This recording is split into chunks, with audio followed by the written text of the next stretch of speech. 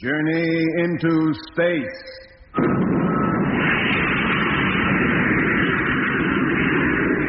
BBC presents Jet Morgan in Operation Luna.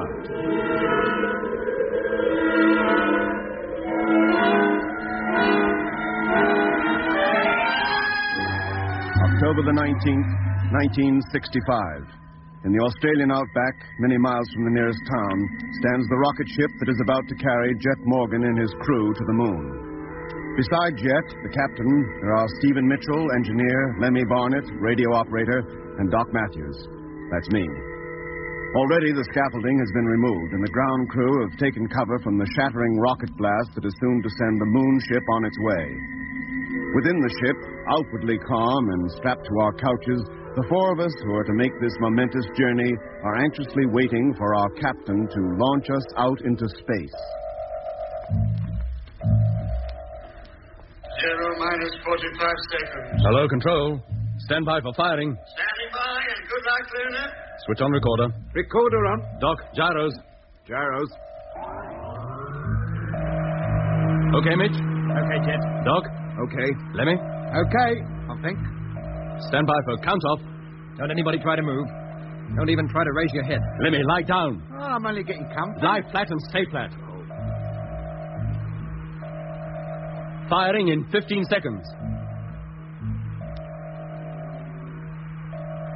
10, 9, 8, 7, 6, 5, 4, 3, 2, 1. Contact!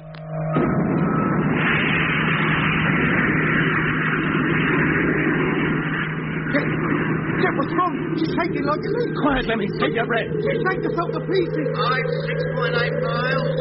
Velocity 3,750. Oh, what's happening? Jet, I can't move. 0 plus 20.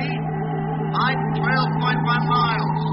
Velocity 4,350. Oh, I can't stand it. Hang on, Lemmy. It won't last long. Oh, why did I ever come? 0 plus 30. Height 27.2. Velocity 6,550. Maximum speed to be reached in 15 seconds. Oh. The booster's paid out. Oh. Stand by the jettison booster. Signal imminent. Oh, I wouldn't go through that again for all the rice in China. We'll be going through it again in just a few moments. Oh. Just as soon as we've jettisoned the booster and cut in the second motor. Oh, no. I'll be pushed right through this couch and out the other side. You all set, Mitch? Yes, Jet. Doc? Ready? Okay, Doc. Booster. Jettison switch. Stand by. Jettison switch. Contact. Now.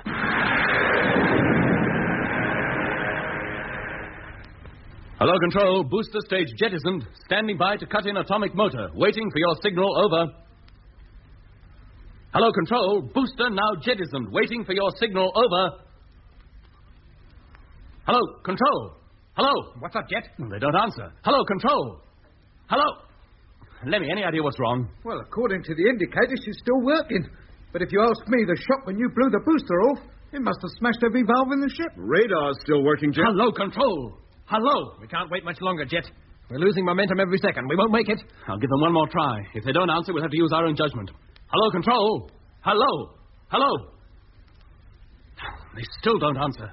Lemmy, switch on the televiewer, stern view. Televiewer, stern view, on. Booster stage is still behind us, but dropping away fast. Stand by to cut in the motor, Mitch. We'll give her full power. Don't overdo it, Jet. We can't afford the fuel. Now, watch the tank gauges. We'll cut out as soon as number one tank is empty. Are you ready? Ready? Then stand by. Everybody batten down. Okay, Jet. Atomic motor. Fire.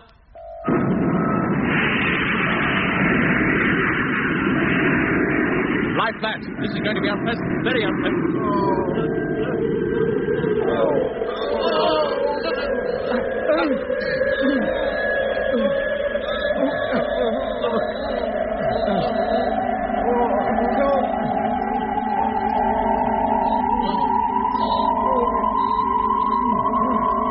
Jet, the tank. She's almost empty. Stand by to switch off. Standing by. Ready? Yes. No. I can't. My arm. Oh. Jet, switch off. Switch her off for Pete's sake. Try.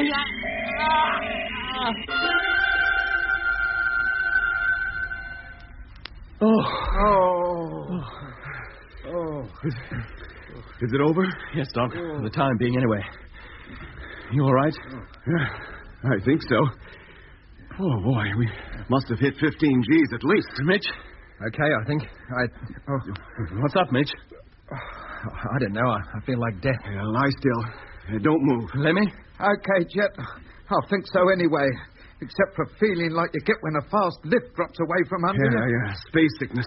Brought on by zero gravity conditions. I feel a little dizzy, but I'm all right otherwise. Look, we'd all better lie still for a few minutes. Well, let's hope we've hit the right speed. We certainly won't be under. You didn't switch off soon enough, and we used up a little of the reserve fuel. You think we might be going too fast, then? Maybe, but there's nothing we can do about it yet. I'm sorry, but the acceleration was so great, I thought I'd never press the switch. We must get through to control. Lemmy, if you feel fit enough, get up and get to work on that radio. Yes, Jet. Oh, as soon as you like. News from home will make me feel a lot better. Well, get going. Oh, here. Lemmy! He's drifting up to the ceiling. Jet, get me down. Help. Don't panic, Lemmy. Serves you right for getting off your bed without your boots on. Surely you know better than that. Well, all I did was bend down to pick them up, and I shot straight up here. You should have held onto your couch when you reached out for them. Well, can't you throw them up to me? Pull yourself down by the rail, Lemmy. That will get you within easy reach of your bunk. Just to move makes me feel worse. I feel just like a feather. Well, you certainly don't weigh anymore. None of us do. Yeah, is it going to be like this all the way to the moon? I'm afraid so, Lemmy. But you'll get used to it. Now, pull yourself down. Slowly. Not too hard, or you'll hit the floor. Like this?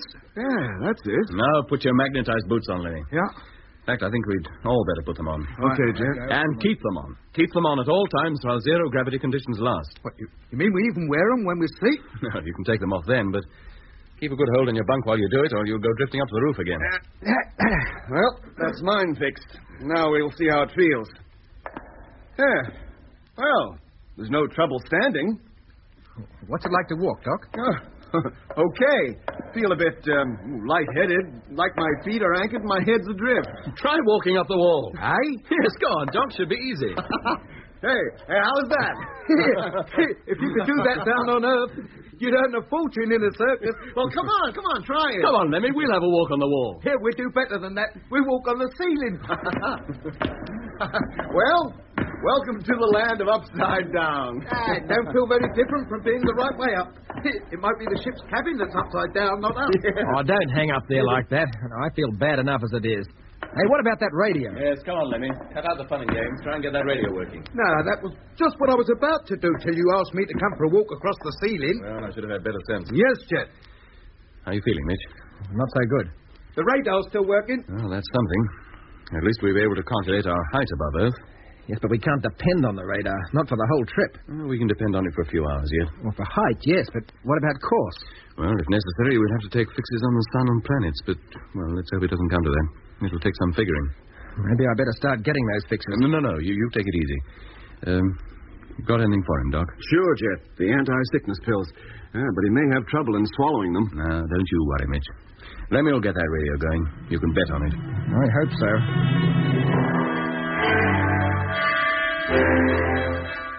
Isn't he ever going to find the trouble? 20 hours he's been at it and not a peep out of the darn radio. Oh, take it easy, Mitch. He's doing his best. He's been working all this time with no sleep. He can't do more than that.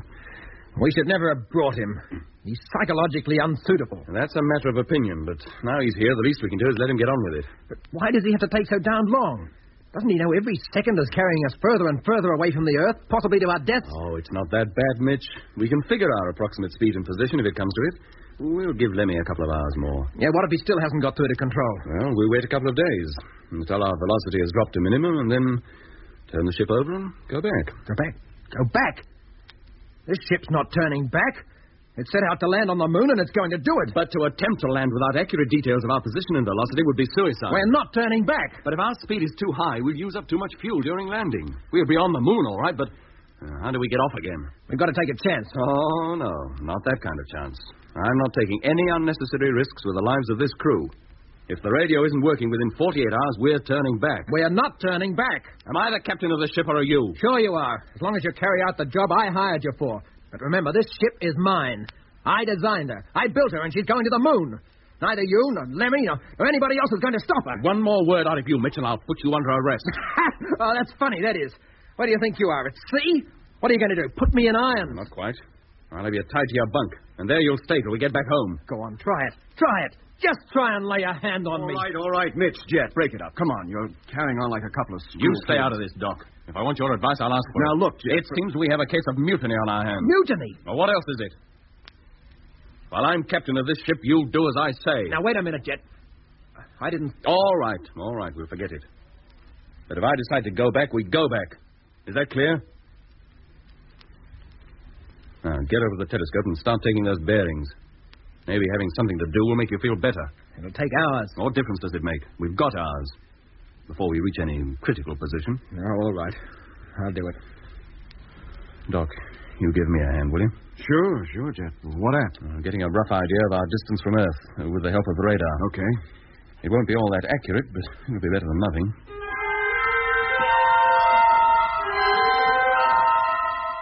How you doing, Lemmy? Well, I'm putting it all together again now and hoping. Can I be of any help? Oh, yes, Doc. You can pass us a few things as I ask for them. But be careful. One touch and they go shooting all over the place. Talk about light and airy like a fairy. Okay, I'll be careful. Then hand us that for a start. Yeah. So. Here, how's the mutiny going? Well, they seem to have forgotten it for the moment. And they've got enough trouble on their hands trying to work out our position. You think they'll do it? I guess so. But it'll take a long time. Our real hope is you, Lemmy. Yeah. You and that radio. What made Mitch flare up like that? I don't know. Maybe the thought that he wouldn't get to the moon at all. Or maybe the cramped conditions and lack of gravity had something to do with it. Who can tell? Nobody has ever been in our circumstances before. And is that screwdriver, will you do? That's it. So. Lemmy? Yes, Doc? Was the recorder switched on during that row? Oh, no, it wasn't. Oh, pity. Eh? Yeah, I'd like to have kept a record of every word spoken during this trip. What for? Well, for when we get back home. You see, all manner of things can be concluded from the way men act and what they say. It would have helped guide us in the future. There must be some reason why two men perfectly stable on Earth should jump at each other's throat less than 24 hours after leaving it. Yeah. There was no need for it, Lemmy. Just doesn't make sense. I'm not jumping at anybody's throat. Neither are you. Not yet, you're not, but watch it. No knowing what might happen if you had nothing to do but sit and wait, just as Jet and Mitch were doing. Do you think we should turn back, Doc? Yes, unless you can get that radio working. However much figuring we do up here, Lemmy, we may overlook something. We can't be sure our deductions are correct. I think so, too. Jet was right. Mitch ought to have known better. Well, maybe. That still doesn't excuse Jet for losing his temper. No. Can they hear what we're saying? If they were listening, they might. Their heads are so full of mathematical formulas, I doubt if at this moment they're even aware of our existence.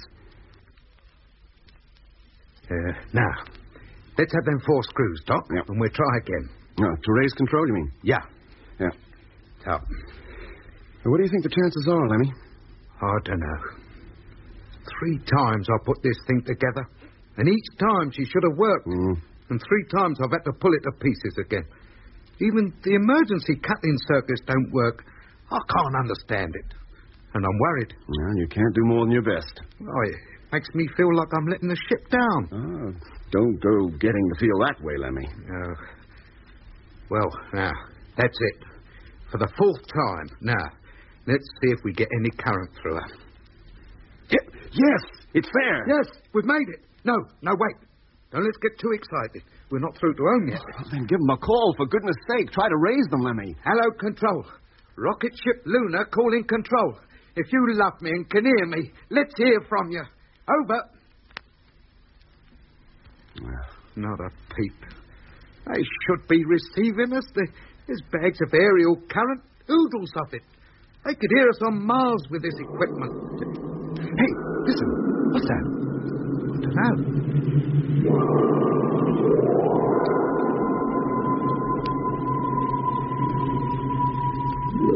it gives you the creeps, doesn't it? Haven't you any idea what it is? It sounds like music, but like music I've never heard before. Hey, can I hear a voice there? I don't know. I can't make it out. Jet, Mitch, come over here. Listen to this. Got the radio working? Well, kind of. You contacted Control? We tried to, but whether this is them or not, I don't know. Well, if it's not Control, then what is it? Search me. Are you sure she's on the right frequency, Levy? Yes, so far as I can tell. There's no reason why she should drift off. Not with them crystal stabilizers in there. Here, it's gone. Packed in again. Try once more, Lemmy. Call them again. Hello, Earth. Hello, Control. Rocket ship Luna calling. Trying to contact you. Can you hear us? Come in, please. Hello, Luna. Can hear you. Strength 4.5. Hey, it's them. It's them. We made it. Hello? Hello, this is Morgan. Can you still hear me? Hearing you loud and clear. Oh, thank goodness. We've been with you ever since the takeoff. The world's largest telescopes have been following you all the way. I should think every amateur radio station on Earth has been listening to you. Aye? You mean you've been hearing us all the time? Except when Lemmy took the radio to pieces. Oh, thank goodness for that. Must be something wrong with your receiving circuit. Well, it beats me. I couldn't find nothing wrong. Nothing. All I did was to take the works to pieces and put them together again. Well, you certainly seem okay now. We can give you all the information you require. Want to take it? Try and stop us. And here it comes. The time is now 3 hours, 11 minutes and 54 seconds universal time. Time from takeoff is 0 plus 27 hours, 11 minutes and 59 seconds.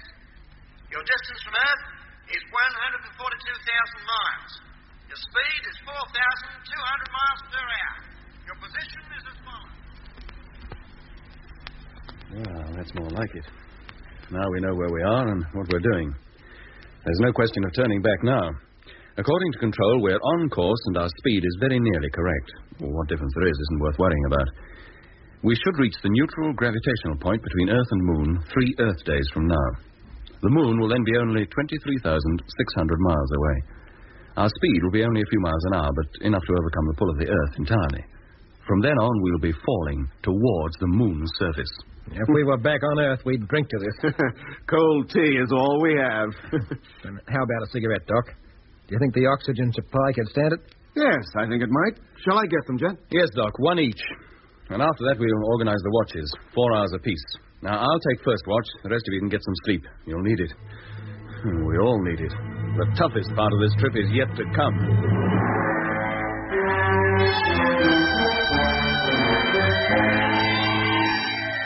Hey, Doc. Yeah, Lemmy? Push us up a banana, will you?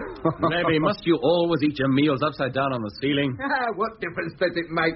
Food goes down, or should I say up, just the same. Well, it looks undignified. It's a great idea to part this. Think of the room it saves. You're not at a party. Anything more to eat, Lemmy? No, thanks, Doc. Okay, then push your empties down. I'll stow them away. Here, how about a little after-dinner music? Oh, no, Lemmy, not that. Well, we've got to do something to pass the time. Why did I ever suggest that each member of the crew should be allowed to bring one small personal object with him? Well, I'm glad you did, Jet. Aren't you? Well, yes, but mouth organs should have been banned. Why couldn't he have brought a book or something? Every man to his taste. What was that? Amicia, get the ship. Emergency station. Blimey, emergency. An animal upside down on the ceiling. Let me get the spacesuit. Don't panic, Jet. I'm on the way. Air pressure constant. We don't seem to be losing any. The meteor bumper must have worked. That we'll find out. Meanwhile, get your spacesuits on, just in case. Here you are. Red for Doc. Yep. Blue for Jet. Yellow for Mitch.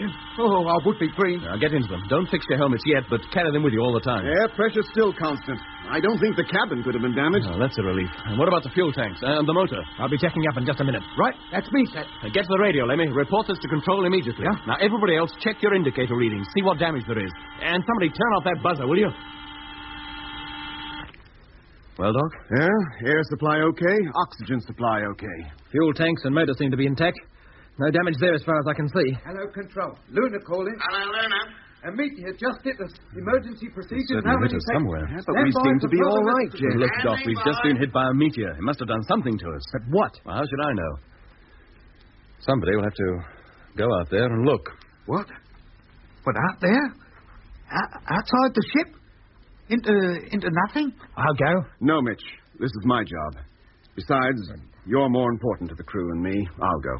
What, you mean there's a chance that... It'll be the first time any man has ever been out there, in space, and I designed the suit he'll wear. Well, you tested it, didn't you? As far as was possible on Earth, yes.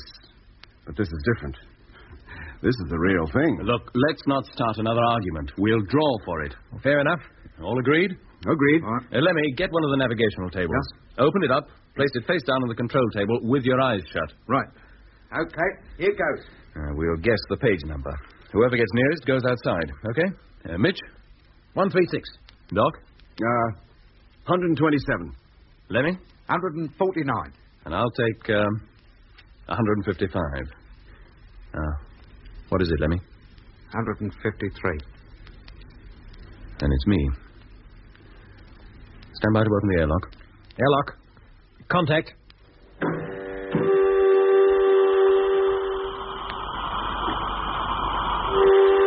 Airlock, full pressure. Open the hatch.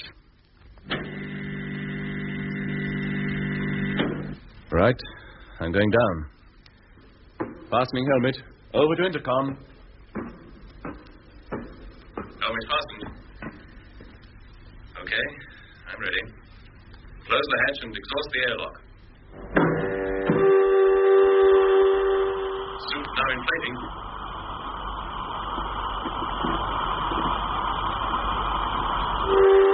Air pressure of 0. Open the main door, Doc. I'm going out.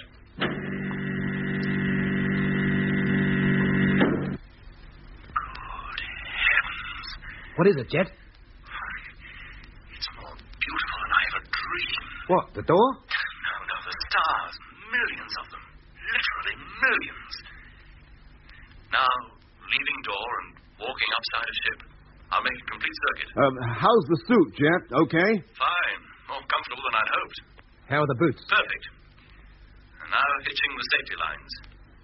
And walking towards nose. Any sign of where the meteor hit us? Not yet. Here. Ask him if he can see the moon. One thing at a time, Lemmy. Finding where that meteor landed is more important. I found it. About 13 feet from the nose. Much damage, Jet? No, nothing to worry about. Must have been minute. Only a small area of the bumper is vaporized. Let's thank our lucky stars it wasn't a larger one. You must come out here, all of you. Come on. This is a sight you've got to see. We can't all go. Somebody must stay. Look, I'll stay, Mitch. You and Lemmy go. You sure, Doc? Yeah. By way of compensation, you can let me be the first to step on the moon. It's a deal, Doc. Now, if you wouldn't mind opening the airlock again, Lemmy and I will get started. What a sight. Did you ever see so many stars? So many different colors. Yeah, and they don't twinkle like they do on Earth. There's no atmosphere to make them twinkle. So small they look and bright. Jet, how fast are we going? About 2,000 miles an hour. But we don't seem to be moving. Look at the moon, Lemmy. Even from here, you can begin to see the mountains and craters on her. How far off is she now? About 100,000 miles. Oh, no distance at all. Company bus ride. Here. Here, Jet. We must be off course. Of course. How do you mean? Well, the moon's not in front of us. It's to one side. She'll be there when we are. She's moving towards our rendezvous all the time. Hey, Jet. Have you taken a look at the Earth yet? Huh? You can make out the African continent quite easily. And the southern ice cap. The reflection is brilliant. Did you ever see anything like it? Oh, Mitch, if we never get to the moon, the trip was worth it. Just for this. Jet, I'm going for a walk down under. See how things look from there. Now, be sure your safety line is secure. We don't want you drifting off. Don't worry, Jet boy. Oh, if only Becky could see me now. She wouldn't know if I was on my head or my heels. No more than I do. Hey, what's that?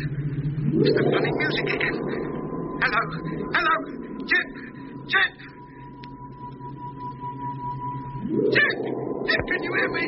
Jet! Hello, Lemmy. Lemmy, what's wrong? Jet, that music. Did you hear it? Music? What music? Oh, you must have heard it. It was like it was right inside me. Lemmy, pull yourself together. I heard no music. All I heard was you screaming. But I was calling you before that. Didn't you hear me? No. Did you, Mitch? No, Jet. Jet, look, let's get back into the ship. I heard it, I'll tell you. I heard it. Calm down, Lemmy. Stay where you are. Now, don't attempt to re-enter the ship until I'm alongside you. I heard it, I'll tell you. The same kind of music we heard when I got the radio working. Only this time, it was much louder. Like it was right inside my helmet. Oh, it was uncanny. It scared the living daylights out of me. It scares me now just to think of it. Lemmy, if there had been any music, it must have been coming through your radio, and we'd have heard it too. But there was, I'll tell you. I was calling you when it first came on, but you didn't hear me till it stopped. Lemmy, lie on your bunk. Get some sleep. But I don't need sleep. Yeah. You don't believe me, do you? None of you believe me. We do believe you, Lemmy. Now come and lie down. You believe me, don't you, Doc? You heard that music coming over the radio, didn't you? I wasn't out there, Lemmy. I was here in the ship. What's happening to him, Mitch? What do you think's happening to him? I told you. He's unstable. A psychological misfit.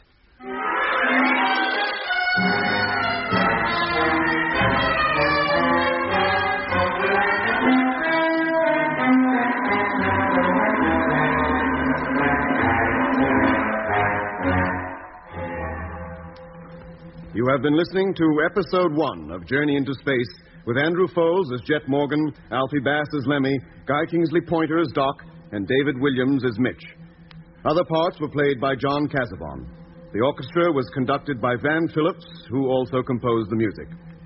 Journey into Space was written and produced for the BBC by Charles Chilton.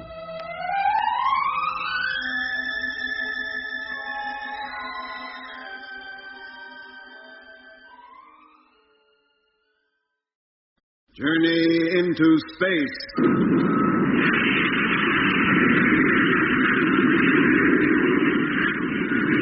The BBC presents Jet Morgan in Operation Luna. Jet Morgan, Steve Mitchell, Doc Matthews, and Lemmy Barnett are on their way to the moon. Shortly after takeoff, they lost contact with Earth and didn't regain it for 27 hours. Then, nearly 2 days later, a small meteor struck the ship, and Jet Morgan, after putting on his spacesuit, went out through the airlock to inspect the damage. Fortunately, it was slight, but Jet was so awed by the sight of the universe around him that he asked Mitch and Lemmy to join him. Lemmy, impressed by the novelty of being able to walk right round the ship's exterior, wandered to the other side and out of sight of his companions. And then, strange sounds were heard over his radio. Immediately, Lemmy began to call to Jet and Mitch, but they didn't hear him. Then, as something like near panic took hold of Lemmy, the sound stopped, and Jet heard him. I heard it, I'll tell you. The same kind of music we heard when I got the radio working, only this time it was much louder, like it was right inside my helmet.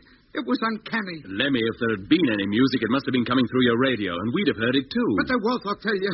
I was calling you when it first came on, but you didn't hear me till it stopped. Lemmy, lie on your bunk. You don't believe me, do you?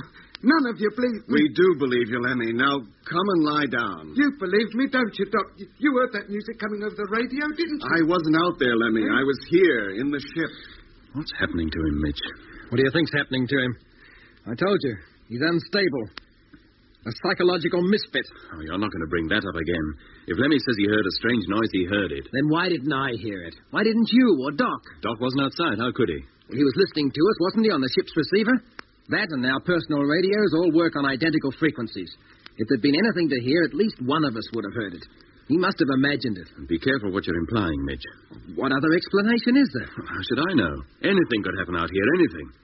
Radios could play tricks. The ship's, Lemmy's, anybody's. Maybe there's some kind of radio wave we know nothing about that can only be heard out here in space. Piffle. Oh, trouble with you, Mitch, is you won't believe in anything that can't be proved. All right, now break it up, you two. Lemmy's upset enough without you discussing him like he was a mental case. Yes, Doc, you're right. Trouble with this ship is room's so limited you can hardly keep your thoughts to yourself. Room or no room, Lemmy has still got to be discussed. What do you think about this, Doc? I don't know what to think, Jet. At first, I was inclined to agree with Mitch. Say, Lemmy's imagining things. And who could blame a man for that out here? But Lemmy's not that type. Besides, he says the sound was the same as we all heard just before we contacted base, remember? Yes, almost like music. Atmospherics. What, on this equipment? It wasn't atmospherics, Mitch. That radio picked up something, no doubt about that. It was too strong, too pure to be atmospherics. You mean it might have been transmitted?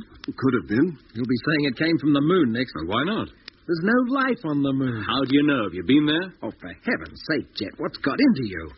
Any elementary textbook on astronomy will prove there's no life on the moon. Will it also tell you what lies on the other side of the moon? Well, of course not. No man has ever seen it. But how can it be any different from this side? It must be much the same. But you can't prove it, Mitch. And you can't explain the behavior of the radio, being out of action for so long, then picking up those weird sounds just before control came through. Are you two trying to say that there's life, civilizations maybe, on other planets, even on the moon? We're not saying there is or there isn't. But you can't rule out the possibility. I can. I'll believe it when and if I see it. Until then, I'll be guided by the known facts. That life on any planet other than Earth is most unlikely. Why should the Earth be singled out? Why should such an infinitesimally small part of the universe be unique? For the same reason that you are unique. You're 5'9" tall, weigh 180 pounds, have grey eyes, and were born on the day you were, at the hour you were. You, everything about you, is a lucky combination of circumstances. No, I can't agree. Whether you agree or not is beside the point. The question in hand at the moment is Lemmy. What are we going to do about him? What can we do? I can hear you. Well, for a start, we'll have to make a rule that he doesn't go outside the ship again. Well, there'll be no need for anyone to go outside again. The chances of another meteor hitting us are 1,000,000 to 1 against. I don't mean while we're still coasting. I mean from now on, even after we've touched down on the moon. What? You mean you'd let him go all that way and then deny him the right even to step outside? Yes. Unless I can be 100% sure we won't get a repeat performance of what happened half an hour ago. I won't do it to him. Neither will I. But I tell you, Lemmy's unstable. I can still hear you. Anything might happen to him.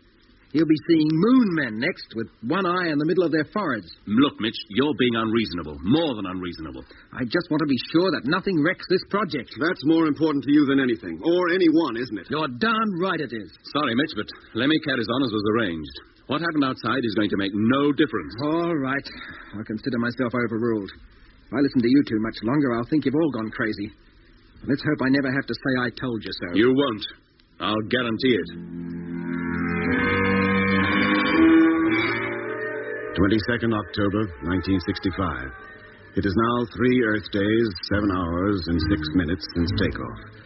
The ship has now settled down to a regular routine. Lemmy seems to have fully recovered from whatever it was that scared him outside the ship, and now nobody even mentions it, though it's obviously preying on the minds of us all. Radio contact with Earth is clear and suffers from no interruption. There isn't much to do now. Every man takes his watch. Lemmy plays his mouth organ. Mitch studies his tables. Jet reads his book. And I keep this diary. Our speed is now very slow, not more than 50 miles an hour, and dropping every second. Soon the most exciting, the most dangerous part of our journey will be on us. Lemmy. Yes, Jet? Stop that racket and listen, will you? Yes, Jet. Everybody listen. We've now passed neutral gravitational point. The Earth no longer affects us. The moon has taken over and is pulling us down towards its surface. It's only 23,000 miles away now, and the time has come to turn the ship over. Switch on the stern televiewer, Lemmy. Let's take a look at the Earth. Televiewer, stern view, on. Hey, is that the Earth? That little thing? Oh, they call it little, Doc. It fills the whole screen. Stand by. Okay, Mitch? Okay, Jet. Doc? Yeah, okay. Lemmy? Okay. Number 1 gyro. Number 1, contact.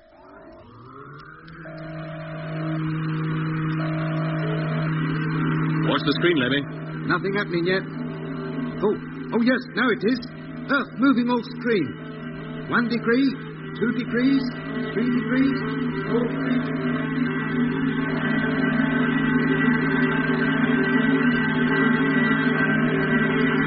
Any sign yet, Lemmy? Not yet. Oh, yes, it comes. Limb of the moon now visible. Getting bigger.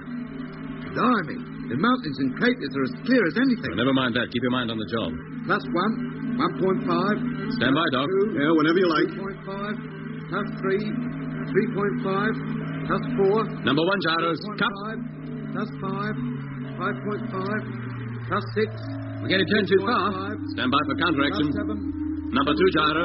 Ready. +8, 8.5, +9, 9.5, +10. Number 2, contact. 10.5, +11. Stabilizer, stand by. 11.5, Standing by. Stabilizer, now. 10.5, 10. Dead on. Number 2 gyro, cut. Steady she goes. Okay, that's it. Now, leave the stabilizer on for a while, let's be sure. Still steady, on course. Cut it. Now, Doc. We're okay. Well, that's that. Easier than I thought. Lemmy, call up base. Tell them the ship has been turned over and that we're now falling towards the moon.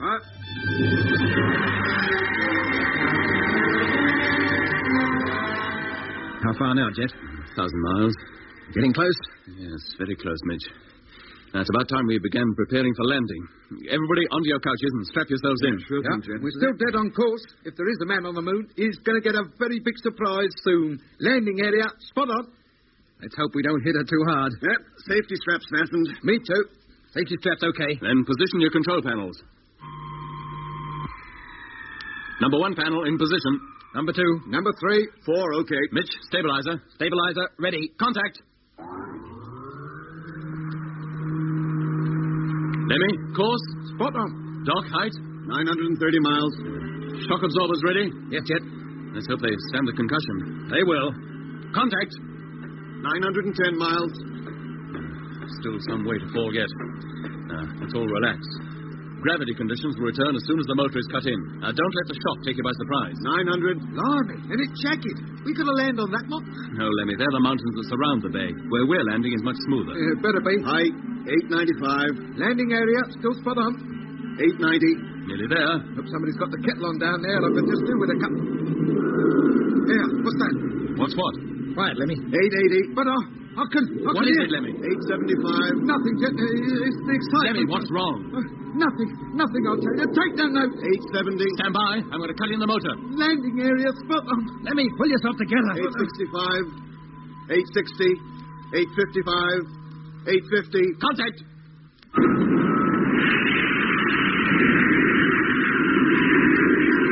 Jet. Lemmy, watch the street, for heaven's sake. 845. Landing area, okay. 840. 835. 830. 835.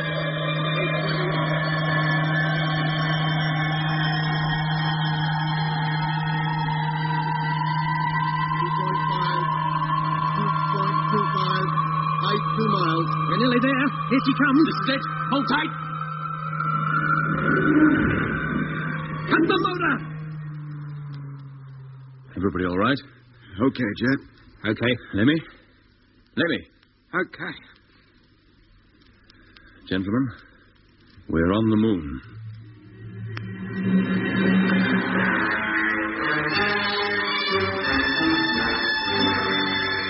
Didn't you hear what Jet said? We just landed on the moon. Doc, Lemmy. I heard him. Yeah, so did I. Doesn't that mean anything to you? Well, the way you're carrying on, he might have just announced your death sentence. Maybe he has. What's up, Doc? And Lemmy, what's worrying you? Nothing. Now out with it, Lemmy. You didn't hear that music again, did you? Leave me alone. Would you keep getting at me all the time? You did hear it, or at least you think you did. Am I right? Am I? Leave him alone, Mitch. In a minute you'll be saying you heard that darn music, too. I'm not so sure that I didn't. What? You, Doc? I can't explain it, but just before the motor was switched on, I began to feel very strange. A sense of foreboding. With landing only a few minutes away, how else would you feel? No, it wasn't that. I didn't exactly hear anything, but... I know. You just felt it. Yes.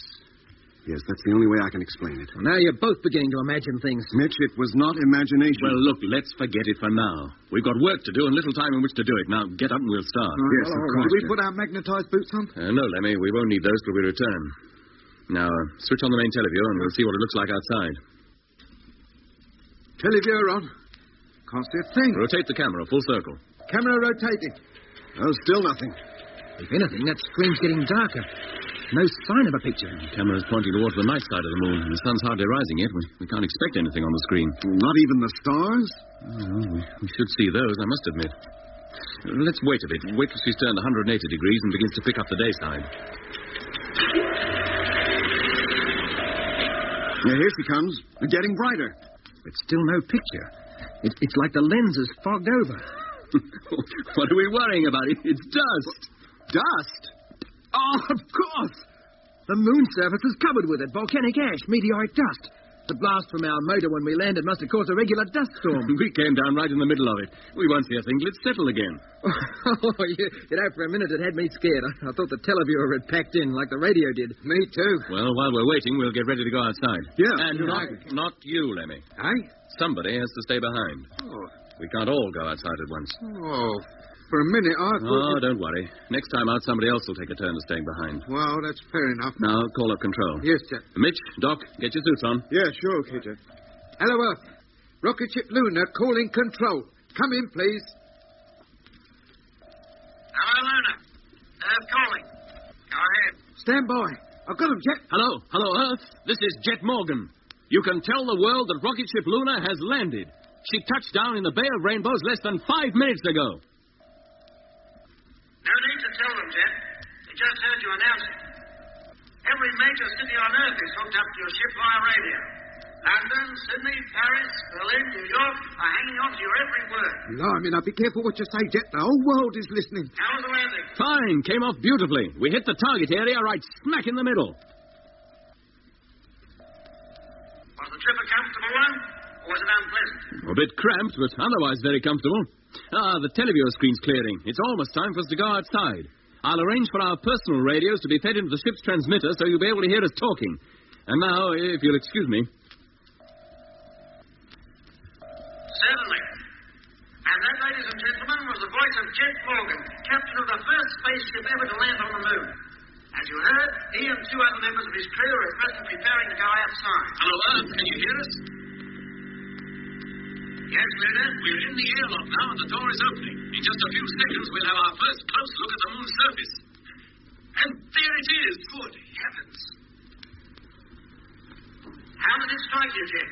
Any different from what you expected? No, not really, but it's so difficult to believe we're actually here. It's so bleak.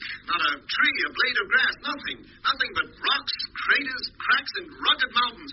More rugged than anything you'd ever see on Earth. And the sky is black, an inky black. And the sun a brilliant glow. The barrenness is hard to believe. Not the slightest sign of life anywhere. Nothing but the rocks and dust glaring in the sun. And deep black shadows which are sharper and harder than any seen on Earth. And there's little variation in color. It's almost a monochromatic world, like an old-fashioned sepia photograph. Except that instead of browns, the colors range from, ash gray to dirty yellow. Can you see the Earth? No, we won't see it until we've left the ship and have climbed down onto the moon's surface. Put out the ladder, Lemmy. We'll go down now. Ladder. Contact. How's that? Fine. All right, Doc. You first. No, Jet. Let Mitch go. Oh, no, Doc, we made a deal, remember? Yeah, I know we did, but I'd like it to be you just the same. But why? Look, without you, there'd be no ship, and none of us would be here. Now, get going before I change my mind again. Thanks, Doc. I won't forget this. Well, here I go. I feel so light and the going's so easy, I want to let go and float down. No, Mitch. Don't take any risks. Take it easy. Well, I made it. How's it feel? Fine, except that I'm ankle deep in dust and, hey, be careful how you walk. The ground's full of cracks and mounds. I don't think there's a really flat spot anywhere. Down you go, Doc. I'll be right behind you. I can see the Earth now, Jet. Come on and look. Give us a chance to get down first. It's so easy to walk. Everything seems so light. I feel like Samson. Hello, Earth. We can see you now. A great ball in the sky. About 4 times the size that the moon looks from the Earth. And like the moon, the Earth is passing through a phase. Less than half of it's illuminated. Can you make out the seas and the continents? Africa and Europe are facing us now. Most of northwest Europe appears to be covered in cloud. But the British Isles seems to be enjoying a spell of good weather. We can just make out the outline. The colors on the Earth are brilliant. Blue seas, green and brown land areas, yellow deserts, and glaring white clouds. The color contrast between the Earth and Moon is amazing. The Earth's a beautiful planet. Beautiful. Well, if you can see the British Isles, they should be able to see you. It's early evening in London. The moon is high in the sky. Would you like to talk to them? Yes, very much. Very well. But before we go over, I'd better explain to our listeners that delay in replies between the moon and the Earth is due to the moon's distance from us. The time taken for radio waves to travel that distance. And now, over to London. Hello, Luna. London calling. Hello, London. Congratulations, Captain Morgan, to you and your crew on your wonderful achievement. Thank you. Hearing you talk to us and seeing the part of the world where you are situated looking so minute gives us a dreadful feeling of isolation, of utter loneliness.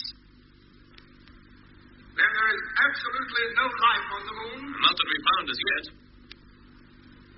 No unicorns, or dragons, or men with antennae sticking out of their foreheads? We haven't noticed any. Supposing you met one, Jet, what would you do? Run for it. How's London?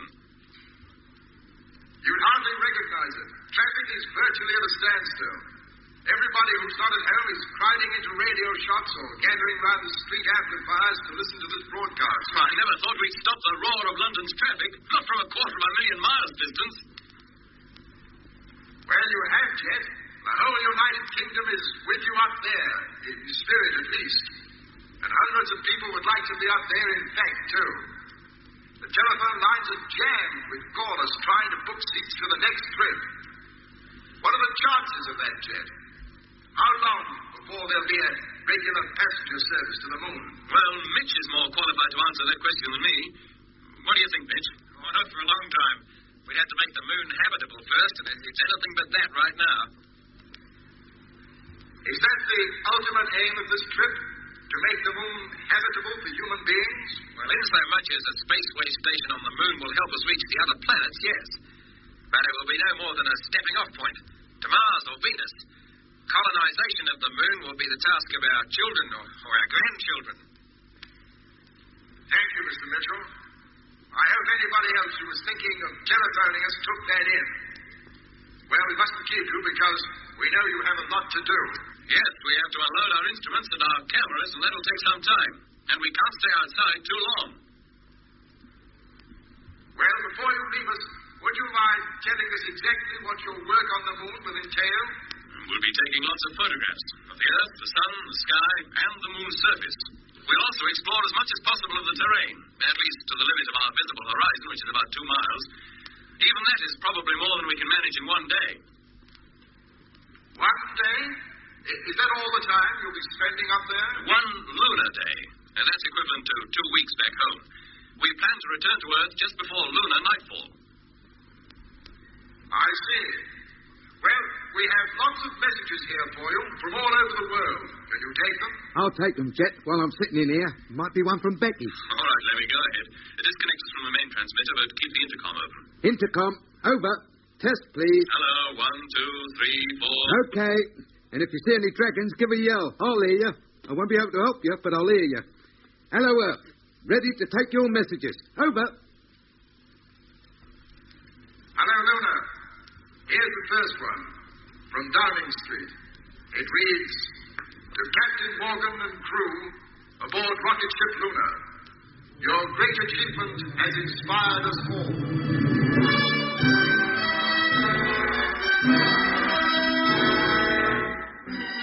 It is now 3 Earth days since we landed on the moon. Everything is going well. At the moment, Jet, Mitch, and Lemmy are taking the photographs and digging out specimens of lunar soil to take back home with us.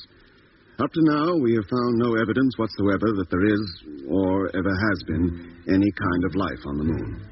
It is a completely dead world. Time you went back, Mitch, and let Doc come out. Okay, Jet. Lemmy and I'll wait here. When he gets out, we'll continue towards the little crater a couple of 100 yards ahead. Right. Periodically, the voices of Mitch, Lemmy, and Jet come over the intercom as they talk to each other through their personal radios. Every word they say is recorded, for the construction of the spacesuits does not permit the wearers to write their observations. Lemmy is in high spirits. A few hours ago, he discovered that the low gravitational pull on this dead world allows him to jump fantastic heights. He cleared a rock formation of at least 20 feet and would have tried higher objects if Jet had not stopped him. The risk of accident is too great for that kind of game. Any damage to his spacesuit, a sudden leak and consequent drop of air pressure could mean almost instantaneous death. Hello, Doc. Mitch calling. Oh, hello, Mitch. Close the door and open up the airlock. I'm coming in. Yeah, hang on a minute. Main door closing.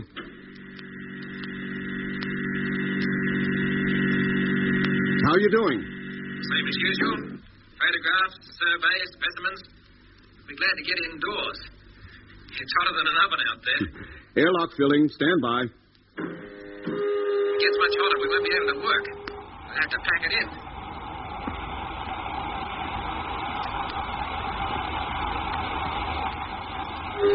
Air pressure maximum. You can remove your helmet now. Thanks, Doc. Hatch opening.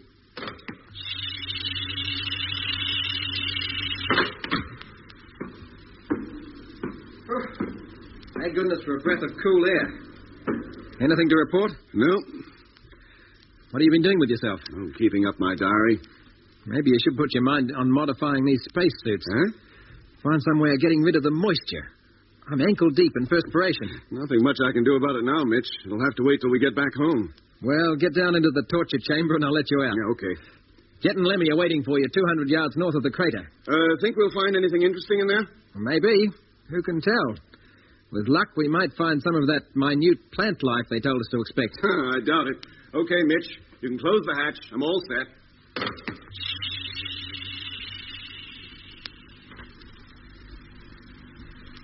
Here comes the doc now, Jet. He took his time, didn't he? Hello, Doc. Ready for another digging session? Oh, is that what it's going to be?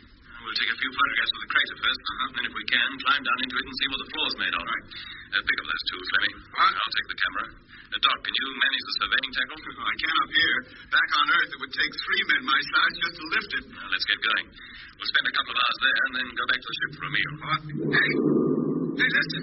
Wait a minute. What is it, Lemmy? The music. It's here again. Steady, Lemmy. Gracious. What is it, Jet? I don't know. Stand still, listen. You can hear it? I'm not sure. I can't exactly hear it. It's like, well, I don't know how to explain it.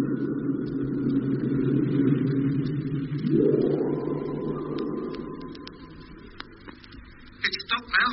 Wasn't exactly like last time. Not so loud. But just as creepy. It sends shivers down my spine. Scares me stiff. Did you hear it, Doc? Yes, Lemmy, I did. And it... Jet, the crater. Oh, quick. What is it, Doc? Didn't you see it? Something moved in there. I swear it did. Something moved? Yes. Impossible. Did you see anything, Lemmy? No, Jet. I wasn't looking. Whatever it was, I only caught a glimpse of it, but it was there, I tell you. Lemmy, Doc, you wait here. I'll go and look. No, Jet. There is nothing on the moon that can move of its own free will. Then why can't we all go? No, Lemmy. You and Doc wait here. If it's all right, I'll tell you, then you can come on. Hello. Hello, Jet. What's the trouble? I wish we knew, Mitch. We heard that noise again. Not just Lemmy this time, all 3 of us. Did you hear it? No, I didn't. Are you sure you did? Of course I'm sure. And on top of that, I saw something move in the crater. Ridiculous. I tell you, I saw it, Mitch. Jet's been going to... Look! What? Where's Jet? What? Not a second ago, he was standing on that crater's rim. Now he's not. He must have fallen in. Hello, Jet. Jet, Doc calling. Can you hear me? Jet. Yeah. He doesn't answer. Let's get over there. He must have hurt himself. Quick. If he's punctured his suit, he's as good as done for. Now, can you see him, Lemmy? He must be lying somewhere on the crater floor. No, Doc. There's no sign of him. The crater's empty.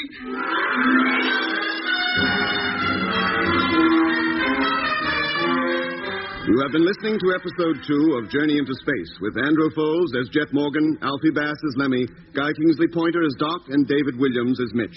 Other parts were played by John Casabon and Alan Keith. The orchestra was conducted by Van Phillips, who also composed the music. Journey into Space was written and produced for the BBC by Charles Chilton. Journey into Space. The BBC presents Jet Morgan in Operation Luna.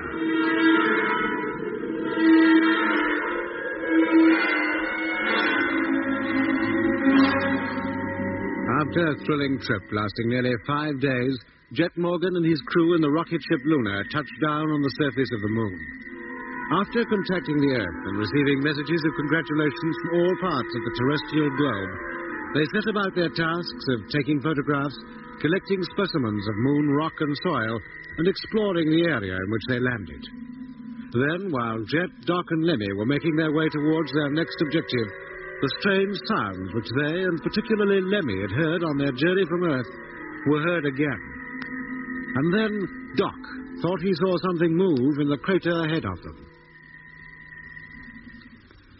Something move? Impossible. Did you see anything, Lemmy? No, Jet. I wasn't looking. Whatever it was, I only caught a glimpse of it. But it was there, I swear it. You two wait here. I'll go and look. No, Jet. There's nothing on the moon that can move of its own free will. Then why can't we all go? No.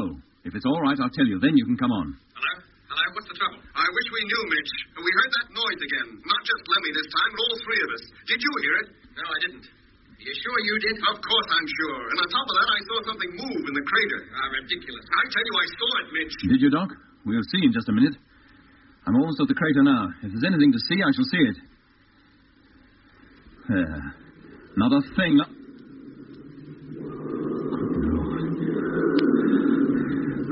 I could swear I've been through all this before. Hey, Doc, huh? Seen this very crater before. Hello, Jet. Jet, hello. He must be in there somewhere. There's no sign of him. The crazy thing. Look for him, Lemmy. Look for him. Look and keep looking. Keep looking. Keep looking. And look hard. Concentrate. Observe the mountains that border the bay. Observe the smooth floor of the bay itself. Well, do you see it? Yes, Uncle Hector. Do you see the promontories, Heraclides and Laplace? Yes, Uncle. Observe them well. Imagine yourself poised above them in an aeroplane or a balloon. And then you'll get a true impression of what the moon really is. A great globe. Another world, a dead world, hanging in nothing. Can you see that, boy? Hey? Hey? Yes, Uncle. The bay is full of craters. Aye, it probably is, but you can't see them. With a big telescope at Blackford Hill, you might make out some. Wee craters. Lots of wee craters. And one is wide and shallow like a dish. What are you talking about, boy? Which one? The one near the ship. What ship? The spaceship. I stood on the crater's rim and made my way down into it, and the floor was covered with silvery grey ash, soft underfoot like walking on a fresh fall of snow. What nonsense is this? I was there, on the moon. Young man, when I sit up half the night with you in this observatory, it's to further your education, not for you to utter such drivel. I know, but... No buts. Your head's full of rubbish. You're reading those stupid books and hearing the radio. There's no room left for sensible things. Spaceship, It's not rubbish, Uncle. Lots of people think it is, but it isn't. It's a scientific possibility. Is it a scientific possibility that you might try paying strict attention to what I'm telling you? Yes, Uncle. Space travel, when you can't even get the earthbound trains to run to time. Now, look again. Make a sketch of what you see, and only what you see. I want no imaginative drawing, just the plain facts. Yes, sir. Then get on with it, boy. Don't stare at me. Look into the eyepiece. Look. Take a good look. Look hard and long, and keep looking. Keep looking. Keep looking, Lemmy. Keep at it. Walk around the rim again. I am looking, Doc. I've been right round the rim 3 times now. There's no sign of him anywhere. Perhaps we'd better go down onto the floor. Hello, Doc. Lemmy. Hello, Mitch. You found him yet? No, not a sign. It's as though he just disappeared into thin air. Thin is right. Lemmy, you better come into the ship. What for? So I can go out and help Doc look for Jet. That's what for. There's 2 of us looking already. Lemmy, come in. If you're so keen to come out. I'm not stopping you. You know darn well I can't get out. Somebody has to be inside to work the airlock. Look, Mitch, why not use the televiewer? From up there in the nose, you'll be able to see further than we can. All right, Doc, but televiewer's a Lemmy's province. He should be in here working it. All you have to do is to switch it on. Nothing complicated about All right, it. calm down, Lemmy. Mitch is just as worried as you are. Oh, I'm sorry, Doc. But something awful must have happened to Jet. Hey, Doc. Yes. Is this a game? There's Jet in the crater, large as life. What? Jet! Hello, Lemmy. Doc, what are you doing here? I told you to wait until I called you to come on. Jet, boy, are you all right? Of course I'm all right. If Doc did see anything in this crater, it's certainly not here now. Hey? But that was nearly 3 hours ago. 3? What are you talking about? Can't be more than 5 minutes since I left you. Jet, what's happening to you? What's happening to me? What's happening to you? Look, come back to the ship, all of you. We'll try and straighten this out. What is happening? Somebody had better tell me. Mitch is right, Jet. We better go back. Something very strange is taking hold of us all. Yes, Jet, you'll be safer in there. Well, if you say so. I don't know what all this is about, but maybe when we do get inside, you'll give me some rational explanation. Well, now we're all here. What's up? What's up, he says. Jet, when you left us and walked towards that crater, Mitch called us up. That's right, I heard him. Well, both Lemmy and I instinctively turned towards the ship when we heard Mitch's voice. And when we turned back, you'd gone. Of course, by then I was making my way down to the crater floor. Yeah, that's what we thought. But you'd gone so quickly, we thought you must have fallen in, so we came running over. But when we got there, all we saw were your footprints in the dust. There was no sign of you. Is this a joke? Jet, what time did Doc come out to you? As far as I can remember, about 1,600 hours. And how much time do you think has passed since then? Not more than 10 minutes, I'd say. The time is now 18 hours, 47 minutes. What? Look at the clock, Jet. Then it must have happened. It wasn't just imagination. What wasn't? When I reached the crater, I had that extraordinary feeling that I'd been through it all before. You know, you must have experienced it. Yes, often. It seemed I knew every detail connected with that crater. I even knew what the floor consisted of and how it felt to walk on it. There's something funny going on. And then I remembered a night many years ago when I was a kid, and my great-uncle, who was also my tutor, was giving me a lesson in selenography. Selenography? Geography of the moon, Lemmy. Oh. We were studying the very area we're on now. He got furious with me because I said I could see craters that weren't even visible in the telescope. But I felt then that I'd already been on the moon. What did your uncle say to that? He said I'd been reading too many paperback books. You mean you really thought you'd been on the moon? At the time, I did. Afterwards, I thought I said it just to infuriate the old man. But just now, in the crater, it seemed so real. As though I'd gone back in time to relive that evening all over again. And then I heard you and Lemmy calling me, and then I saw you. And then the whole business of my uncle seemed to be no more than a memory, a flash through my mind. Well, that flash, as you called it, lasted more than 2 hours. And during that time, you were absolutely invisible to us. And we couldn't raise you on the radio. Any more than we could contact Lemmy when he heard those weird noises outside the ship. Did you hear any strange sounds, Jet? I'm not sure. I thought I did at first, just before the memory of that night in Edinburgh came into my mind, but everything seemed to be over so quickly. What does all this add up to? First, we all hear the weird noises in the radio. Then, only Lemmy hears them outside the ship. And scared the living daylights out of me. Then, Lemmy and I hear it, just before we land. And then 3 of us hear it out there on the moon's surface. I see something move in the crater, and then this. And all this time, Mitch neither hears nor senses a thing. What does it all mean? It means we ought to leave here. And the sooner the better. We won't solve anything by running away from it. But there's something funny going on here, and I don't like it. I want to go home. Doc, what did you see in the crater? I can't be sure. It all happened so suddenly. Like when the shadow of an airplane passes near you. You have an impression, and it's gone. Afterwards, you think you must have imagined it. No, that doesn't give us much to go on. If only there were windows in this ship, we could keep a constant watch on the crater. We might see it again. But in here, we were blind. Anything might be happening outside. Well, there's always the televiewer. It could be left on and rotated. We could take it in turns to watch it. Yes. Now, that would be the job of whoever remains in the ship while the others are working outside. We'd better start now. If there is anything out there, I want to get to the bottom of it. I'll take first watch if you like. Are the rest of us going outside now? No, not yet. Now we're here. We might as well stay and eat. Well, you go ahead. I'll keep an eye on the televiewer. I'll eat when my watch is over. What can you see, Mitch? Picture's clear. Every detail of the surface outside is hard and sharp. Nothing out of the ordinary? Not a thing. No sign of movement anywhere. It's as still as a graveyard.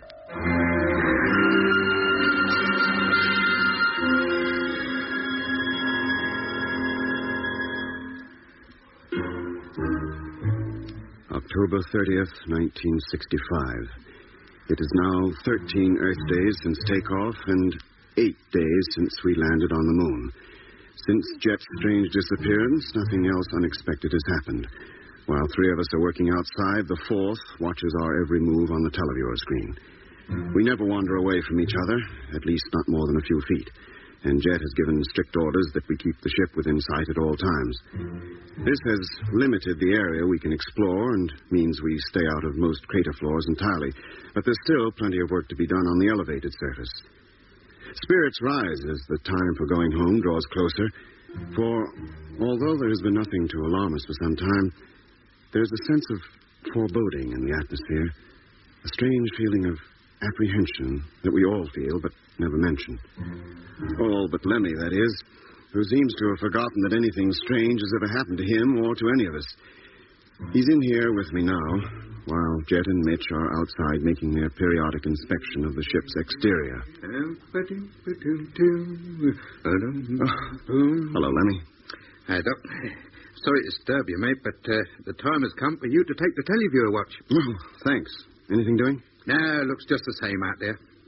Yeah, how many pages of that diary have you filled up to now? Oh, a couple of hundred, I reckon.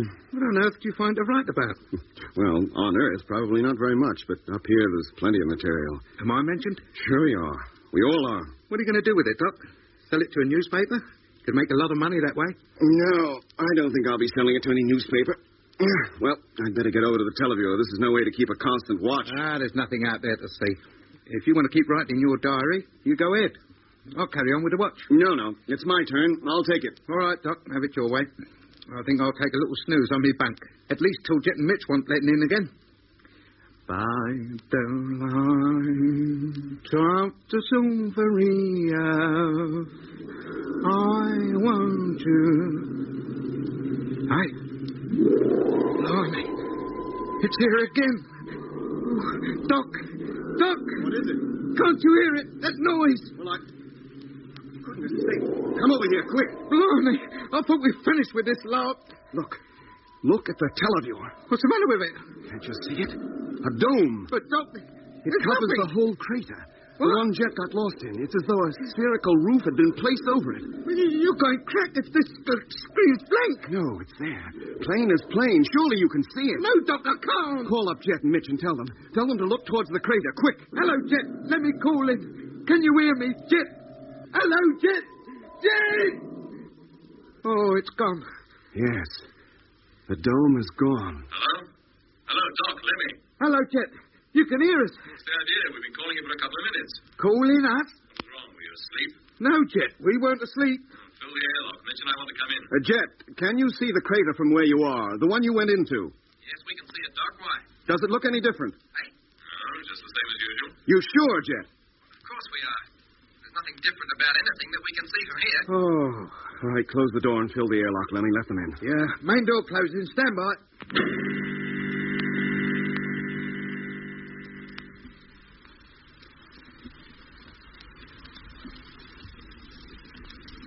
Dome, you say? Large enough to cover the whole crater? Yes. It must have appeared while Lemmy and I were changing over watches. It wasn't there when I left the screen. It was certainly there when I reached it. It must have been visible all the time we were in the airlock and had our backs to the door. Why didn't you tell us about it sooner? If it was there, we might have seen it. We tried to, but it's always the same when that weird music's around. The radio never seems to work. We've got to get to the bottom of this. Find out what it all means. Easier said than done. Well, Doc, you can start by making a drawing of what you saw, with as much detail as you can remember, but only what you remember. Okay. We don't want an imaginative drawing, just the plain facts. Now, while you're doing it, Mitch and I will watch the televiewer screen, see if anything else turns up. Come on, Mitch. Hey, Doc, did you switch the televiewer off? No, I don't think so. I don't remember. Well, it is off. I suppose it was on when you saw this, dome. What do you take me for, a practical joker? Turn it on, Mitch. He probably switched it off unconsciously. Well, there's the picture. Hey, what's this? Huh?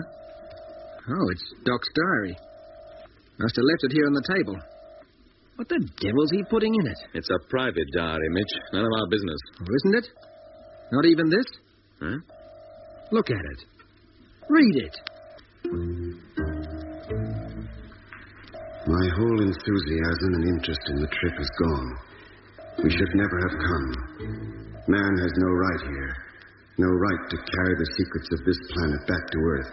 Back to terrestrial beings who can neither understand them nor appreciate them and, in consequence, will only attempt to destroy them. Rip them to pieces. Tear them apart. As they have already begun to destroy their own planet. Far better that we should die and never return. And this is a good place to die. For here, with no air, no bacteria to attack us, our human forms will remain intact, mummified, indestructible, a monument to man's petty accomplishments and stupidity. Did the doc write that? Well, it's his handwriting, isn't it? Yes, but... We'll tackle him with it later. What does he think he's doing? Does he want to demoralize all of us? I don't know, Mitch. I don't know anything anymore.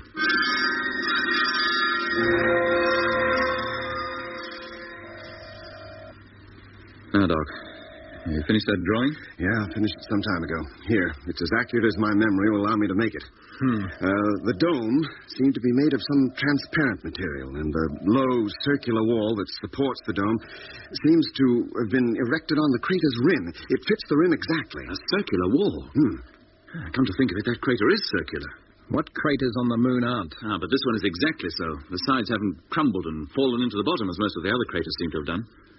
What did the walls seem to be made of, Doc? I don't know. Some kind of metal, maybe. It had a smooth surface. Certainly not made of bricks or anything like that. And there were no doors or seams that I could see. Well, it's a curious object, all right, but it doesn't tell us much.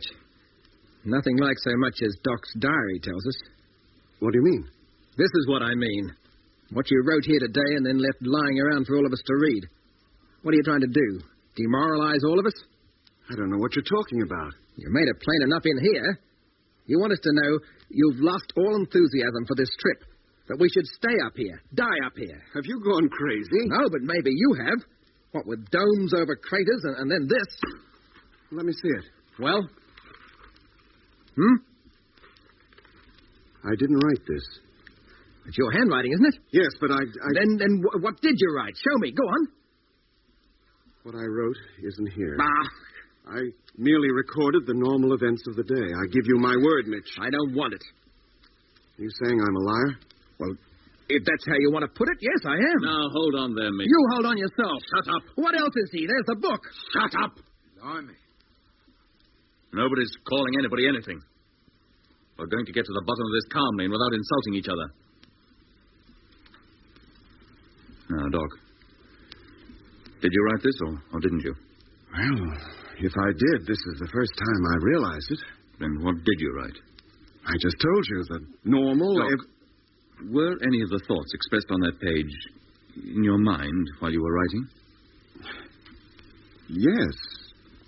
Yes, I suppose they were, but they weren't important. Ideas like that must have passed through the minds of all of us.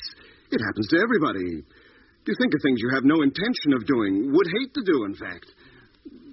Like when you're in a car and the sudden fear of a possible accident strikes you, or when you make an air trip. But you don't have the accident.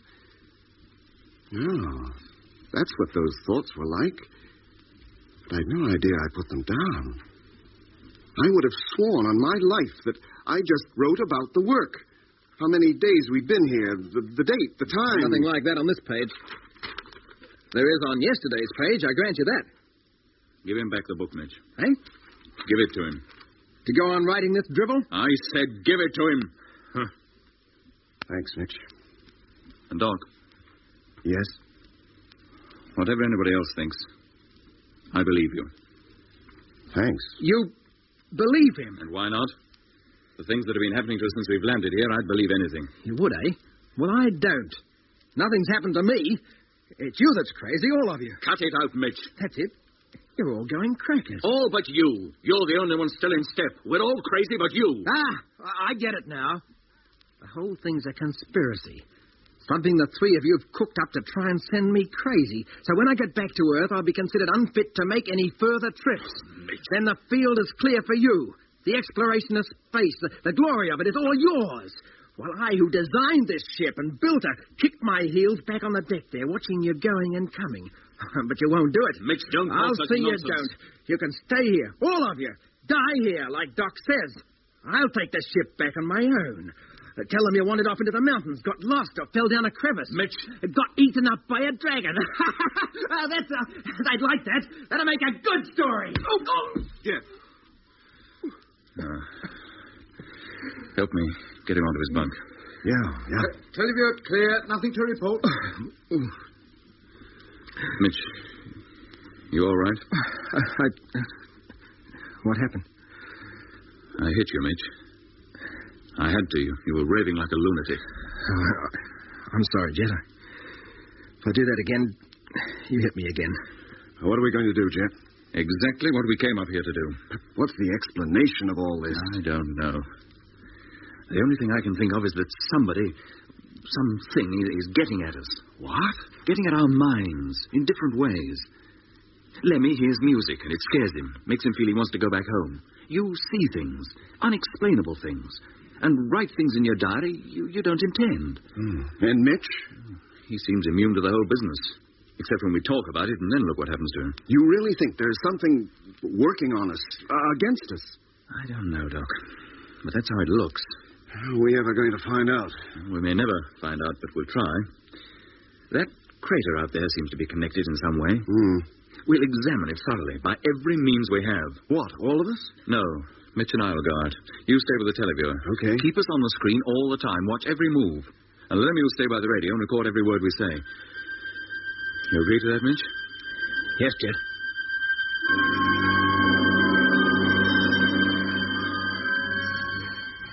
Hello, Doc. Can you still see us? Yes? Mitch and I are going to separate now. We'll make our way down onto the floor and walk towards each other, facing each other all the time. Right. Here I go. Keep talking, Doc. Let's not lose contact. Can see you both walking round rim. Mitch now on eastern side. Jet on western. Now approaching area where crater floor comes into view of camera. Is far enough, Jet? Yes, Mitch, let's go down. Hey, What is it? the crater. The crater's radioactive. Yeah, I can hear it. Quite strong, too. Would it be the dust or the floor underneath? Can't tell. Maybe over to later. Jet and Mitch now on crater floor, approaching each other. Getting stronger. Hey, Mitch, hear anything? Getting stronger still. Mitch, do you hear anything besides the counter? Building up fast. Needles going like mad. Hello, Earth. What was that? Hello, Earth. Spaceship X-4372. Venus to Earth calling. Over. Lemmy, is that you? Hello, spaceship X-47-2, receiving your over. What on earth? Hello? Takeoff satisfactory. Proceeding to velocity as per schedule. Over. Hello? Thank you, Peter. Next call will be at 1:30 hour. Let it all. Hello, Mitch. Lemmy, Doc, can you hear me? Hello, Jet. What's the trouble? Hello, Jet. Hello. Hello, Doc. Oh, watch where you're going. You're walking at right angles to the correct line. You've gone out of camera range. Sorry, Doc. I'll put it right. What's up, Jet? Lost your sense of direction? Yes, Mitch. But not in the way you mean. And then I heard a spaceship that just left Venus call up Earth and give his position. What? Yes, Mitch.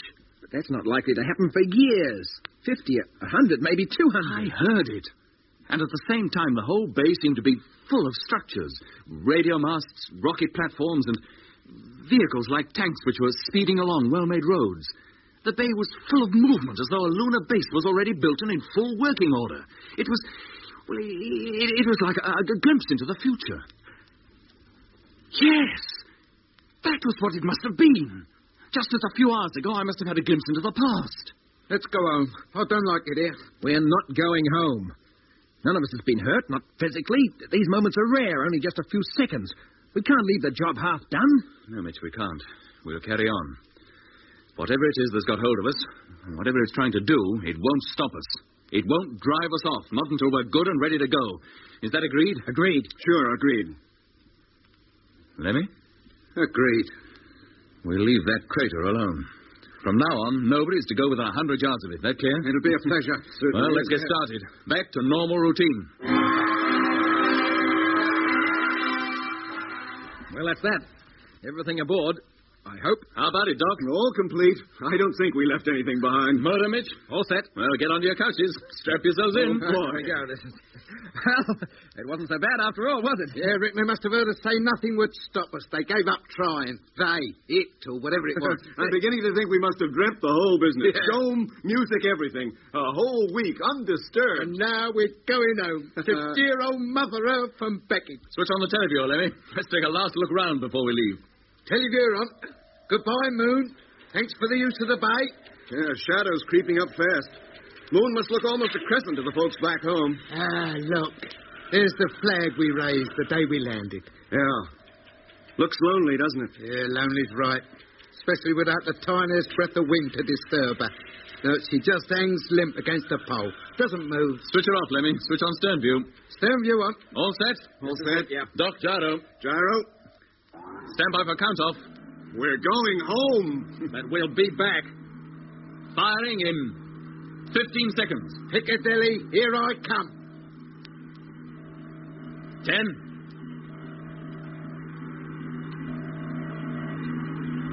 5, 4, 3, 2, 1. Contact! Well, press it. Press the switch. I did. It didn't work. What? Press it again. Still nothing. Not a flicker. But on final check, the motor was okay. There can't be anything wrong. Hey, Jet, the radio's cut. And the radar. Oh, now the televiewer's going. Listen. The gyro.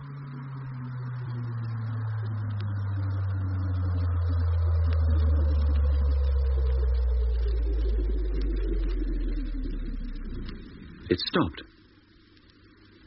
Everything stopped. There's not a thing in the ship that works. You've been listening to Episode 3 of Journey into Space, with Andrew Foulds as Jet Morgan, Alfie Bass as Lemmy, Guy Kingsley Pointer as Doc, and David Williams as Mitch. Other parts were played by David Jacobs and Duncan McIntyre. The orchestra was conducted by Van Phillips, who also composed the music. Journey into Space was written and produced for the BBC by Charles Chilton.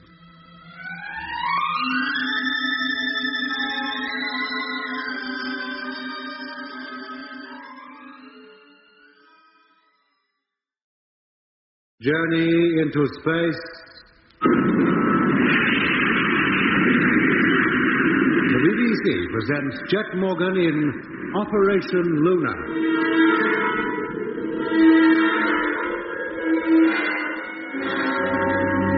Jet Morgan and his crew have been on the moon for 13 days.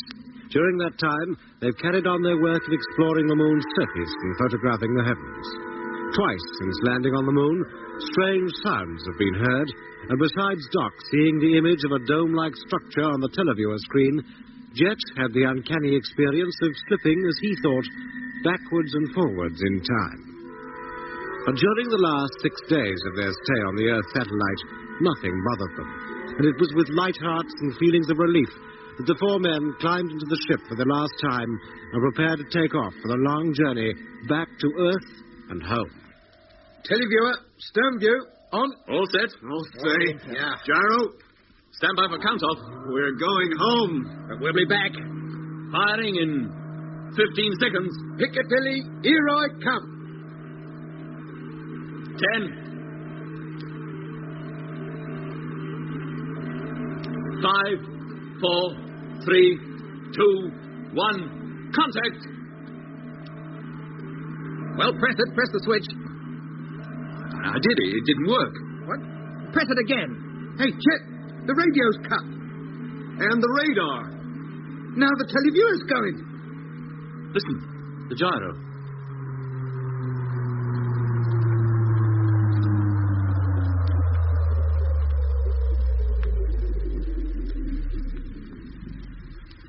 It stopped. Everything stopped. There's not a thing in the ship that works. Oh, the lights are still on.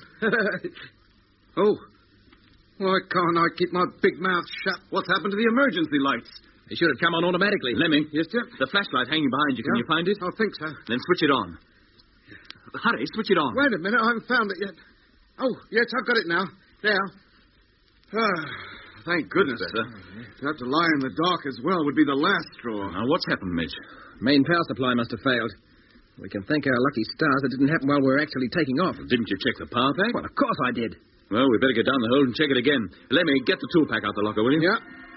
And, Doc, go around to every control and switch it off. Break every circuit and keep it open until we get back. Right? Come on, Mitch. Open up the hatch and let's go down.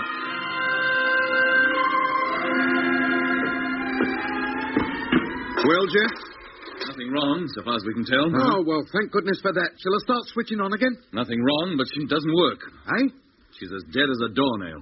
Is that right, Mitch? Yes, Doc. Beats me. I can't understand it at all. The fault must be somewhere else. Up here in the cabin. The main distributor board, maybe. Maybe. We'd better look at that next. Now, while we're about it, you and Lemmy had better start checking the equipment you're responsible for. Okay. See if you can find any trouble there. Sorry, Jet. Just like it was before. As far as I can tell, there's nothing wrong with the radio, radar, or televiewer. The lighting circuit is intact and all. Doc? Same in my department. Air conditioner and automatic oxygen supply are both packed in. Only the pressure indicators are working. They should be. They're not on the circuit. If the oxygen supply doesn't work, how do we breathe? Oh, we can regulate it by hand. Well, at least we won't suffocate. No. You checked the main fuses, didn't you, Lemmy? Yes, Jet, all intact. Well, gentlemen, until we trace the trouble, we're stuck. Stranded. We can't take off. We can't even go outside. The airlock doesn't work either. Blimey. What do we do now? Well, we'll look again. Go over every inch of the ship with a fine tooth comb. Unless we find what's wrong and put it right, we'll be here for good. Look, Jet, for nearly 48 hours we've been at it. We've got to take a rest. How can we rest? But we've taken some of the equipment to pieces a dozen times. At least let two of us sleep. Let's work out a shift system or something. Oh, all right. You and Mitch. Lemmy and I'll carry on. We'll wake you up in 4 hours. Let Lemmy sleep, Jet. I can keep going. Oh, thanks. I can hardly keep my eyes open. No, Mitch. One of us, either you or me, must be awake while the other sleeps. Oh. Well, if you say so. Now, come on, Lemmy. Let's try the distributor board again. Well, if there is any traceable fault, it's eluded us. I don't think there's any point in going all over it again. We'll wear out the equipment just by constantly taking it to pieces. And what do we do? Sit and twiddle our thumbs? For a while, yes. A rest will do us all good. Give us time to think. Coming back fresh to the job might help solve it. Well, in any case, we can't go on sweating our insides out. We've got to watch the oxygen supply. How do you mean? Well, it won't last forever. The more physical energy we use up, the quicker the store of oxygen goes down. How much oxygen have we got? Oh, at a guess, I'd say enough for 15 more days. Is that all? Well, it seemed enough when we left home. We didn't expect to spend extra time here. Well, that means unless we take off within 10 days, we won't have enough left to last the journey back to Earth. And how about food? Well, normal rations would last about as long as the oxygen. But both can be eked out over a slightly longer period, if we're careful. Then we'll be careful. Doc, I'll make it your responsibility to ration both the food and the oxygen. We'll organize periodic checks of the ship's installations. Now, one flashlight will remain on the control table, but it'll be turned on only when necessary for the checks, and for Doc to write his diary. Doc's diary? Is that so important that we have to waste valuable light on it? One flashlight lasts quite a time, Mitch. Besides, now the recorder's out of action, Doc's notes will have to serve as the log. Now, onto your bunks, and let's get the rotor worked out for a start. We were all so pleased, laughing and joking because we was going home. Get onto your bunk, Lemmy, and save your breath. November 12th, 1965. It is now 23 days since takeoff from Earth, 19 days since we landed on the moon's surface, and 5 days since we tried to get off again. By now, everybody, including Mitch, has resigned himself to waiting and hoping. Every few hours, the radio, radar, televiewer, and other installations are switched on in the hope that power is returned to the ship. So far, the result has been negative. The rest of the time, except for whose ever turn it is to regulate the oxygen supply or distribute the rations, we spend lying on our bunks. The only illumination is the one flash lamp which burns over the control table. It doesn't throw much light around the cabin, most of which is in deep shadow. Only the blank, expressionless faces of the dials and gauges staring dimly at us from the darkness that is the wall. The dull gleam of the metal that goes to make up the concave roof reflects what light reaches it, enabling us to make out very faintly the door that leads to the little pilot's cabin in the ship's nose. The cabin which Jet would have entered to pilot the ship through the Earth's atmosphere on the return journey. If we could open that door now and slide back the shutters that cover the airtight window, we could see the surface of the moon, bathed in the pale, reflected Earthlight. Perhaps even see the Earth itself. But, as with the hatch and the airlock, we have no power to open that door, so it remains shut, immovable. The time drags. Talking would make it slip by quickly, but the quicker it passes, the sooner the end, whatever it may be, will be reached. We are all outwardly calm. Occasionally we make jokes, pretty feeble jokes, but the reaction to them is always very good. Every man lives in fear of the others, detecting that he may be, no matter how slightly, afraid. Jet. Yes, Lemmy? How can you read a book at a time like this? What else is there to do? While the light's on, I might as well take advantage of it. It's getting perishing hot, isn't it? With no air conditioner working, what else do you expect? We could open a window and let in some air. Oh, but it's cool outside. Minus 270 degrees centigrade, if you call that cool. You'd freeze solid the moment you put your foot outside the door. Now I know how it feels to be in a submarine. But we have no way of contacting anybody. Can't even give them an indication of where we are. Oh, I wonder what the boys back in Australia are thinking. If things had gone all right, it would be only a few hours before we'd be home. They'll be looking out for us, wondering why we didn't call them again after we said we were about to take off. Oh, shut up, Lemmy. What a way to end up. In a rocket ship that's supposed to reach 29,000 miles an hour and can't even raise itself a foot above the ground. Oh, shut up, do you hear? Lemmy. Yes, Doc. It's your turn to check the oxygen supply and give out the food. Oh, yes, Doc. Here's the light. Take it. You sure you don't want to go on writing for a bit? No, thank you.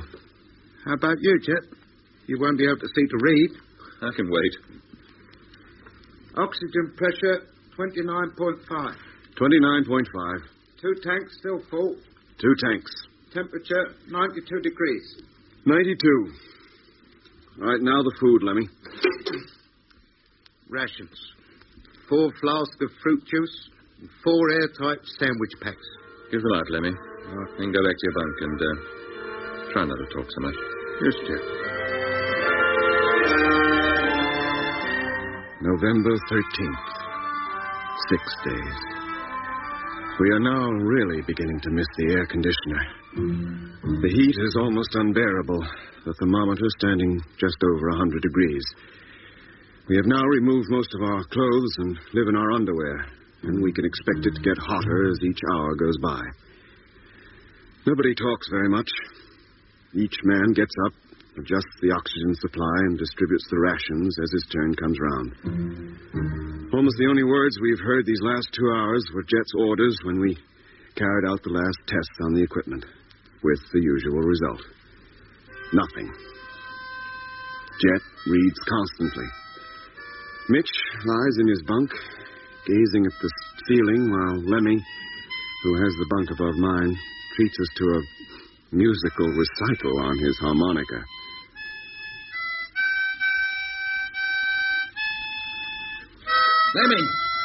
Lemmy, cut out that row, will you?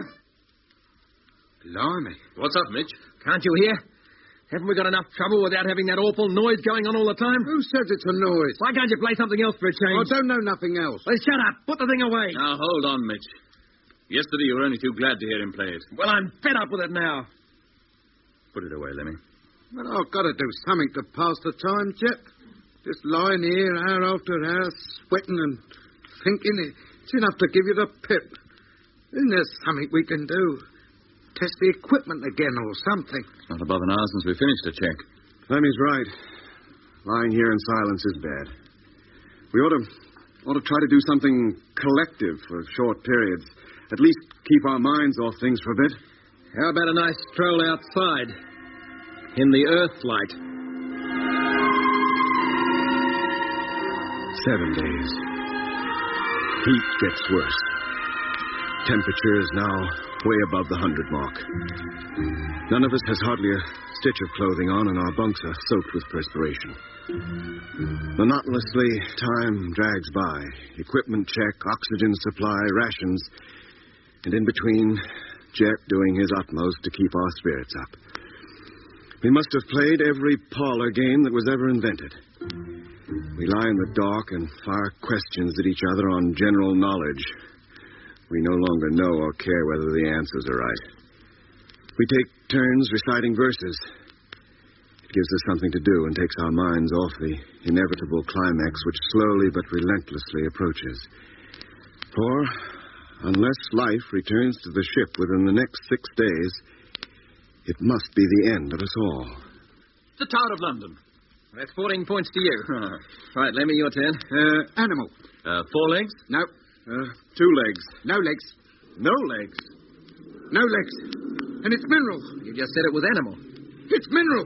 Manufactured? And big, like a huge donut. Is it manufactured? Made of metal, with a dome where the hole should be. And windows, and a blue light flashing on the roof underneath. And it's coming here. Lemmy. It's coming, I'll tell you. It's right on us.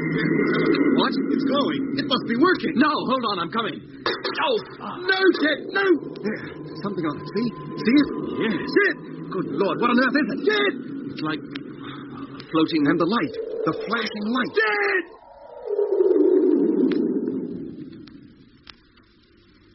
It's gone. Whatever it was, it's gone. But the screen's still alive. You can see the stars. Oh. You could see the stars. It's dead again. Lemmy, you all right? Well, what's happened to him? I don't know. Try to find the flashlight. I knocked it off the table in my hurry to get over here. Yes, I've got it, Jet. Does it work? No. Oh. Lemmy, can you hear me? Well, the main lights, if the power's on, they should come on, too. Lemmy, what's the matter? Answer me. Doc, the light switch just above the control table. Huh? Can you find it? Oh, yeah, I got it. Nothing. Stay where you are. I'll get another lamp out of the locker. Lemmy. Leave me alone. Lemmy, the power was on. Do you hear? It came on again. Oh, Lemmy, what's happened to you? What is it? I heard it. That music, I heard it again. You did? It was going to be a horse. The one that won last year's derby. What was? My object. But when I started to answer the questions, it all got mixed up. And then that music came, and all I could think of was well, I don't know what it is now. A kind of... You don't have to describe it, Lemmy. We saw it. Eh? We all saw it. What? On the televiewer with a flashing blue light under it. It seemed to be flying. And for a moment it filled the whole screen and then moved out of range, almost as though it might have passed right over us. And then we saw nothing but the stars, just for a few seconds before the screen went dead again. Then it wasn't just me. No, Lemmy. It affected all of us this time. That's better. What a difference just a little light makes. The other one out of action, Mitch? Yeah. It hit the floor pretty hard. Oh, sorry. Oh, I expect we can put it right. Well, give it to Lemmy. Let him try. The rest of us will go around the ship, carry out another full inspection, just in case things are about to start working again. It is now 3 days since the televiewer suddenly burst into life, and the picture of the... whatever it was, appeared on it. Since then, the ship has been as dead as it ever was. The heat is now beyond description. We are using up the oxygen supply rapidly. I estimate we have barely enough to last 9 days more. And we need 5 of those days for the return journey back to Earth. So we have now only 4 days left. 4 days. If we haven't taken off by then... Jet. Yes, Lemmy? The light's on. Why don't you read it? I've read this book 4 times now. I practically know it by heart. Is it any good? Oh, yes. I first read it as a child. It's always been a favorite of mine. Well, don't keep it all to yourself. Read us a bit. Yeah. Be better than just lying here staring at the ceiling and thinking. Well, I don't think you'd like it all that much. How do we know? Until we've heard it.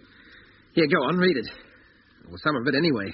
We can have another installment next time the light's on. Go on. Oh, all right. If you really want me to. What's it called? And who's it by? It's by H.G. Wells. Oh, yeah? And it's called The First Men in the Moon. Oh. You still want to hear it? Yes, Jet. Go ahead. What difference can it make? Yeah, it might tell us how to get out of this mess we're in. Go on, Jet. Give it a try. Chapter the 1st. Mr. Bedford meets Mr. Cavor at Lymm. As I sit down to write here amidst the shadows of vine leaves under the blue sky of southern Italy, it comes to me with a certain quality of astonishment that my participation in these amazing adventures of Mr. Cavor was, after all, the outcome of the purest accident. It might have been anyone. I fell into these things at a time when I thought myself removed from the slightest possibility of disturbing experiences. I had gone to Lymm because I had imagined it the most uneventful place in the world. Here, at any rate, said I shall find peace and a chance to work. And this book is the sequel. So utterly at variance is destiny with all the little plans of men.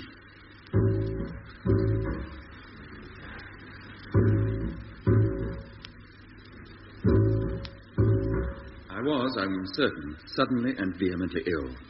I seem to remember a violent struggle and being gripped by metallic clasps. My next clear recollection is that we were prisoners at we knew not what depth beneath the moon's surface. We were in darkness amidst strange, distracting noises. That's as far as we can go for now. It's time for the light to be put out for 1 hour. Turn it off, will you, Doc? Yeah. Blimey, that Bedford fella certainly ran into a lot of trouble, didn't he? Ingenious idea, those Selenites. Yeah, thank goodness we didn't meet up with any. If there's one thing we have proved by coming up here, it's that there's no life on the moon. None of... What in heaven's name is that? Mice.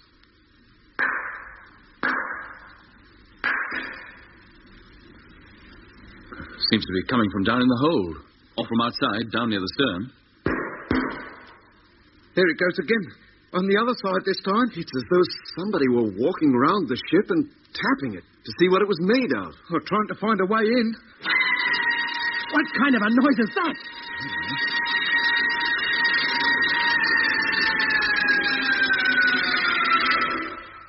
It stopped. Now they're on the tap again. Going all the way round the ship.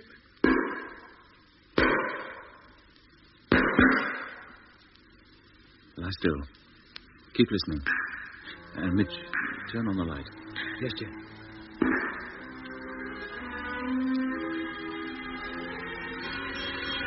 Whatever it was, it must have gone away. Will they be back? How should I know? Keep quiet and listen. 13 days. The strange tapping sounds we heard 3 days ago have not been heard since. We have no idea what they were. Now there is only 1 day left. Unless we take off tomorrow, we cannot hope to reach the Earth alive. Soon, in just an hour or two, the sun will be rising over the bay, and we will have been here 28 Earth days. From the Earth, the moon will be rapidly approaching full. Hundreds of astronomers all over the world will be looking for us. We are too small to be seen, but with luck, while the sun is still low on the lunar horizon, somebody might see our ship's long shadow and recognize it. That will tell them that we are still here. They won't be able to help us, but at least they'll know we haven't wandered off into space, perhaps to spend eternity as a tiny, artificial asteroid in an orbit round the sun. Hey, Jet! The televiewer! What? The televiewer, it's come on! It's working! What's that? The air conditioner. The power must be back. The ship's alive again. The lights. Try the lights. That's just what I am doing. Let me get to the radio, see if that's working. The rest of you, go to your own controls. Yeah, sure. Check everything. Right. Yep. Yes. Automatic oxygen supply is going as well as the air conditioner. We should start cooling off soon. Get back to something like normal temperature. Motor gauges are alive. Tank full. Everything okay? Oh, thank heavens, and not a day too soon. Radio's going. Transmitter registers full aerial current. See if you can contact Earth, Lemmy. What do you think I'm doing? Come on, Mitch. Let's make one thorough check. See if we're fit for takeoff. Don't see why not. All we needed was power, and we got it. We're going home. We're going home.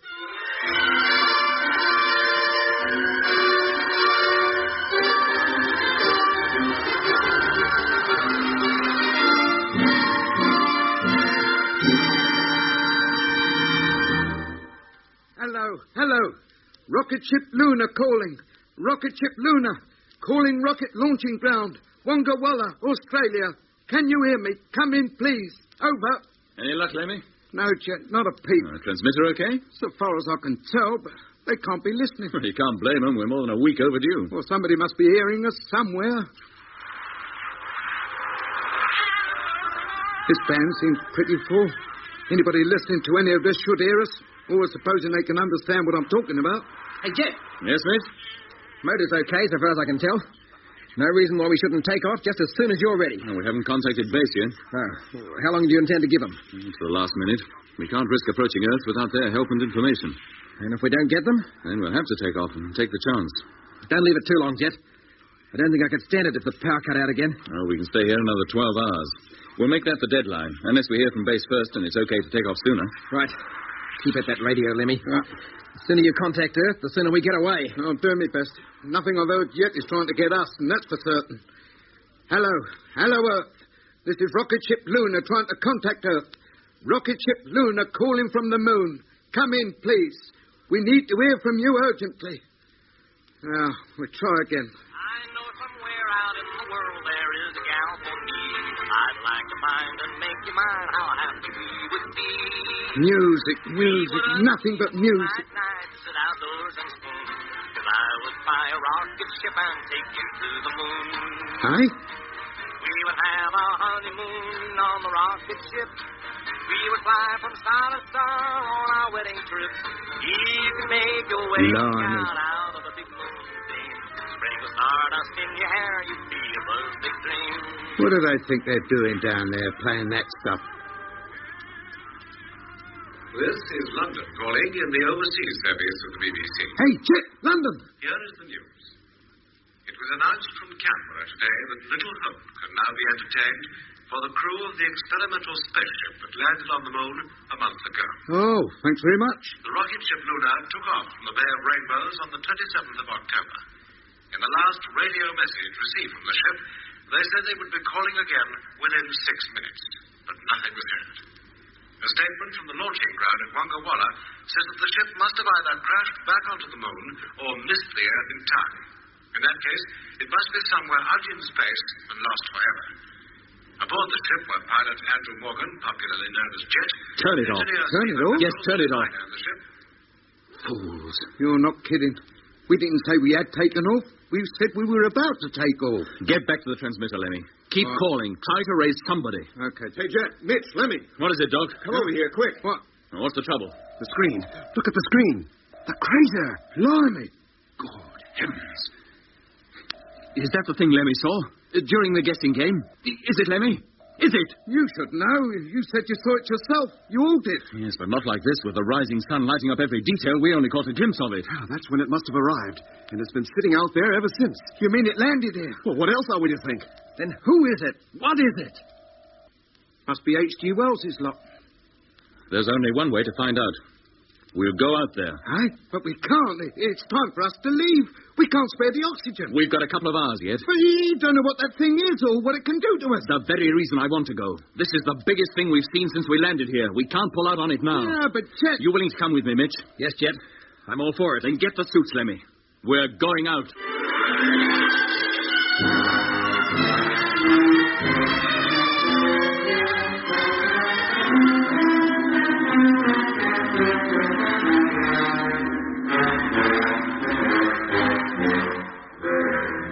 You've been listening to Episode 4 of Journey into Space, with Andrew Foles as Jet Morgan, Alfie Bass as Lemmy, Guy Kingsley Pointer as Doc, and David Williams as Mitch. Other parts were played by David Jacobs. The orchestra was conducted by Van Phillips, who also composed the music. Journey into Space was written and produced for the BBC by Charles Chilton.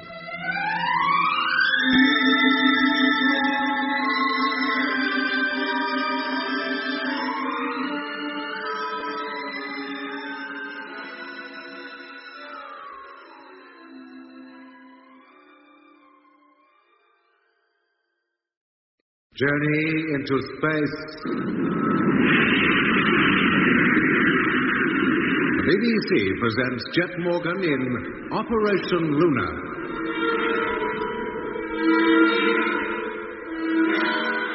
After spending one lunar day on the moon, Jet Morgan and his crew prepared to make their long journey back to Earth. But when the time came to take off, nothing in the ship would function. All efforts to find the reason for the ship's failure were fruitless, and the four men spent the lunar night, equivalent to 14 Earth days, within the ship, waiting and hoping. On the 10th day, strange tapping sounds were heard outside the ship as though somebody or something were inspecting it. Then, just as the sun was rising on the lunar horizon, the power unaccountably returned and the ship sprang to life. Once more, preparations for takeoff were made and radio contact with the Earth was attempted. Then, in the televiewer screen, appeared the image of a strange object. Good heavens. Is that the thing Lemmy saw during the guessing game? Is it, Lemmy? Is it? Oh, you should know. You said you saw it yourself. You all did. Yes, but not like this with the rising sun lighting up every detail. We only caught a glimpse of it. That's when it arrived. It's been sitting out there ever since. You mean it landed here? Well, what else are we to think? Then who is it? What is it? Must be H.G. Wells's lot. There's only one way to find out.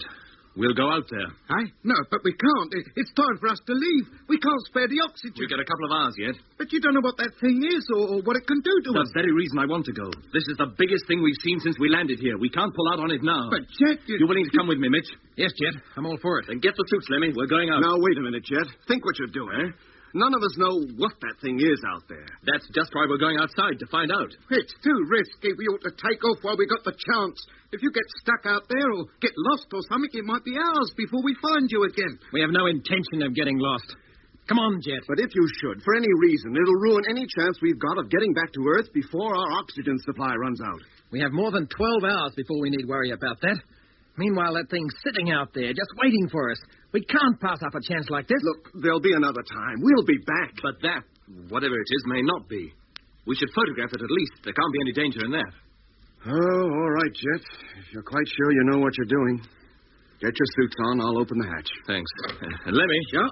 Keep working on that radio. Try to raise Earth if you can. Tell them what we've seen and what we're doing. Right. Now, if you wouldn't mind handing me the camera, Doc, we'll go down. Okay, here you are. Thank you. Okay, Mitch. Right. You first. Now, keep us on the televiewer, Doc, and keep the recorder going. Take down every word we say. Right. And don't worry. We'll keep our distance. We'll just take a good look at it, take a few pictures, and be right back. Hello, Earth. Hello, Earth. Rocket ship Luna calling Earth. Okay, Doc. Close the hatch. Hatch closing. Not a peep. I suppose they still use radios back on Earth. Fastening helmets. Over to intercom. Stand by to exhaust airlock. Exhausting airlock. Hello. Hello, Earth. This is Rocket Ship Luna calling Earth. Suit now inflating. Calling Wongawalla, Australia. Emergency. Matter of life and death. Emergency. Now listening out. Air pressure zero. Come in, please. Hello, Luna. Hello, Luna. Receiving you loud and clear. Hey, Doc, listen. We got something. What? Who are you, please? This is weather station XLG, stationed in Greenland. Picked up your call a few moments ago. Who did you say you were? Rocket Ship Luna, commanded by Jet Morgan. Rocket Ship Luna. Who is it, Lemmy? Is it base? Rocket Ship Luna, a spaceship. And we thought all hope for you had been abandoned. It will be, unless somebody does something about us and quick. Lemmy, who is it? Let's get out there, Jet. Lemmy can handle the radio. Open the door, Doc. Main door opening. Where are you, Luna? Where do you think we are? On the moon, of course. Been stuck up here a fortnight, Earth time, and unable to communicate due to power failure. Can you help us? Anything you say. We're in constant contact with the Met Office in London. We'll relay our messages to them. Good. Tell them we're trying to contact the rocket launching ground at Wongawalla, Australia. Ask London to raise them and tell them to communicate with us. It's urgent.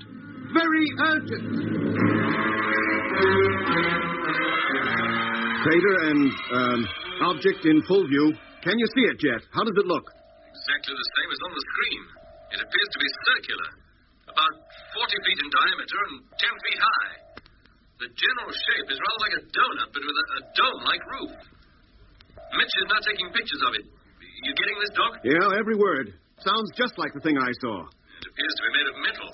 The sides are very smooth, with no visible seams or doors, but something like portholes or windows are at the base of the dome. It lies at the bottom of the crater. There's no sign of movement either near it or within it that we can tell from here. Jack? We're now going out, Doc, for a closer look. Watch your step. We will. Jet, this is the biggest thing that could have happened to us. This must mean that there is life in other parts of the universe. Now, let's go jumping to any hasty conclusion. How else could a thing like that appear from nowhere? Shall I go first? Yes, but wait at the bottom of the ladder. Now, don't attempt to approach the thing alone. Hello, Rocket Ship Luna. Weather Station XLG calling Rocket Ship Luna. Over. Hello, XLG. Luna calling. I've passed your message to London, who are now contacting Wongawalla. Keep listening out. You can expect to hear from them very shortly. Are you all safe? Jet and Mitchell and Doc Matthews? Yes, we are. We haven't all the oxygen left we'd have liked, but we've just about enough to get home. Glad to hear it. I suppose you'll be taking off any minute. Well, yes, except that Jet and Mitch have left the ship. We can't take off till they get back. Left the ship? What for? Oh, there's a thing out there. They've got to look at it and take a picture of it. What sort of a thing? Looks like another spaceship. It landed here during the night. You sure it's not the man in the moon dropping in for a cup of tea? Don't you believe me? Well, at least you're in good spirits up there. Joking at a time like this. Oh, I'm not joking. Well, if you say so. Now, you better listen out for Wonga Walla. They should be calling you soon. And good luck. Hello, Doc. Jet calling. Receiving you. Go ahead. We've touched down on the moon's surface and we're walking towards the crater. Let us know when we're in camera range. Okay. Doc, did you hear that? Them fellas down in Greenland don't believe us. Hardly expected them to. I can hardly believe it myself. Hello, Luna. Hello, rocket ship Luna. Control calling. Calling from Wonga Walla launching ground. Can you hear me? Come in, please. Control.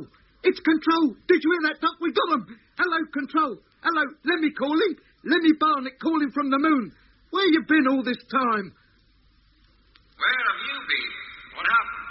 Why didn't you take off? We couldn't. The whole ship packed in. We couldn't get a peep out of her.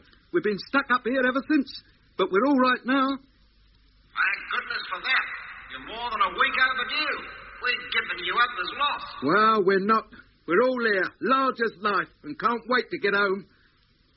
How soon do you expect to take off? Just as soon as Jet and Mitch get back. Get back? Where are they? They're outside. Outside, looking at the, blimey.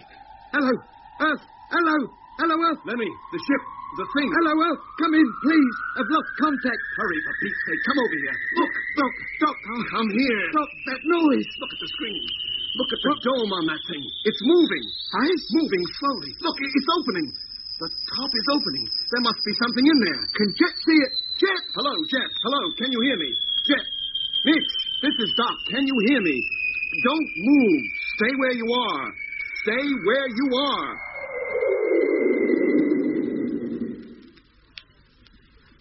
Oh, it's stopped. Jet. Mitch. Hello, Doc. This is Jet. Come in, please. Hello, Jet. Hearing you. We've been calling you. Didn't you hear us? It was that music. Came on again and we couldn't hear anything as usual. I lost contact with home, too. Doc, the dome of the ship or whatever it is has slid back. It's open. Yeah, we know. We saw it. Come back into the ship, Jet. Come back. What do you think, Mitch? You can go back if you want to. I'm not going. Not yet, I'm not. Oh, Mitch, where's your common sense? Jet, bring him back. Come on, Mitch. I'm not going back. But, Mitch, you're not afraid, are you? No, I'm not. But if there is anything in there, something hostile, how do we defend ourselves? We've no weapons, nothing. Oh, even if we had, they probably wouldn't be any good against whatever it is. All the more reason for caution. You're just scared. You have no right to say that, Mitch. I've got every right to say what I darn well please. Mitch, if anything should happen to us, what about Lemmy and Doc? How do they get home? I'm going on. I'm going right up to that thing.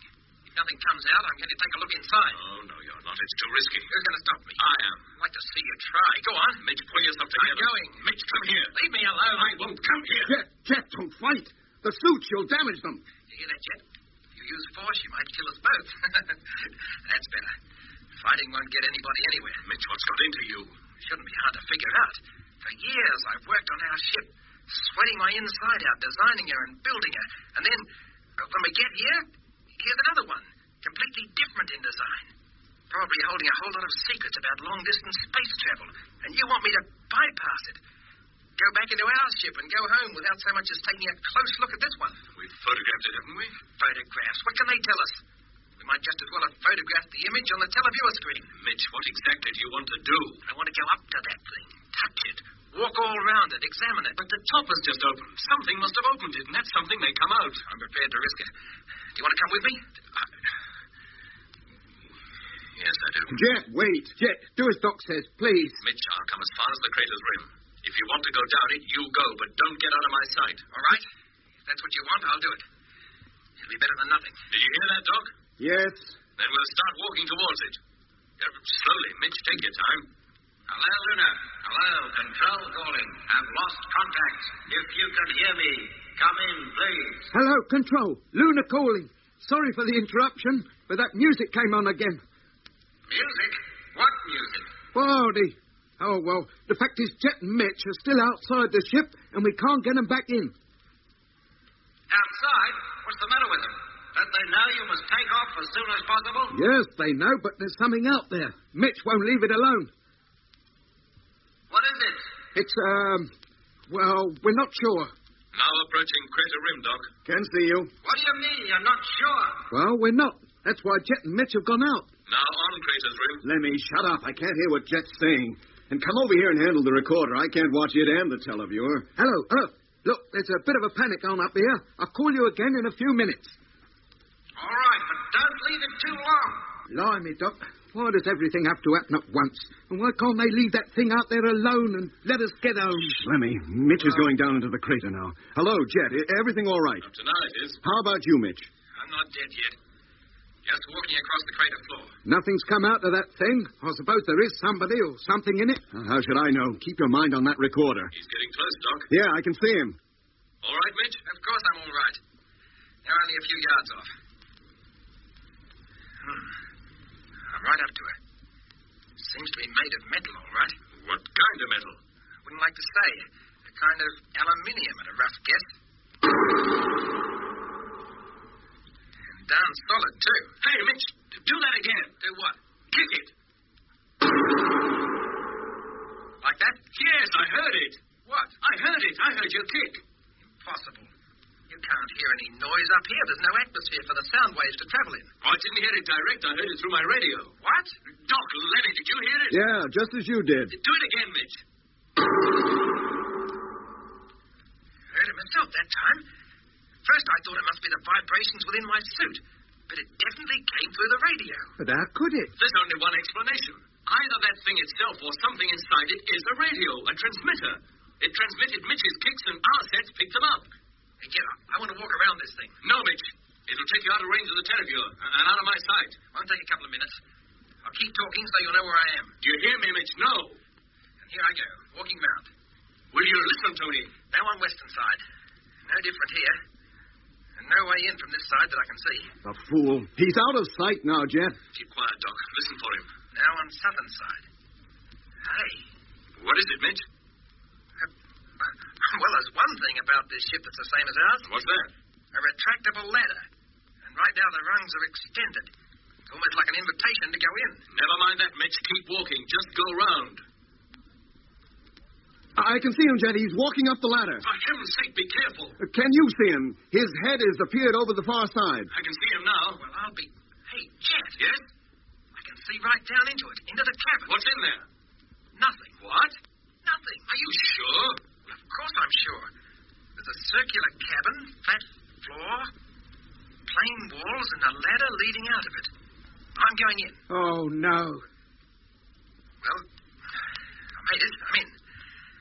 It's not quite so empty as I thought. How do you mean? Well, the walls seem to be made of octagonal-shaped panels, each one a slightly different color from the next. And there are 2 rows of buttons at the top of each panel. Leave them alone. Don't touch them.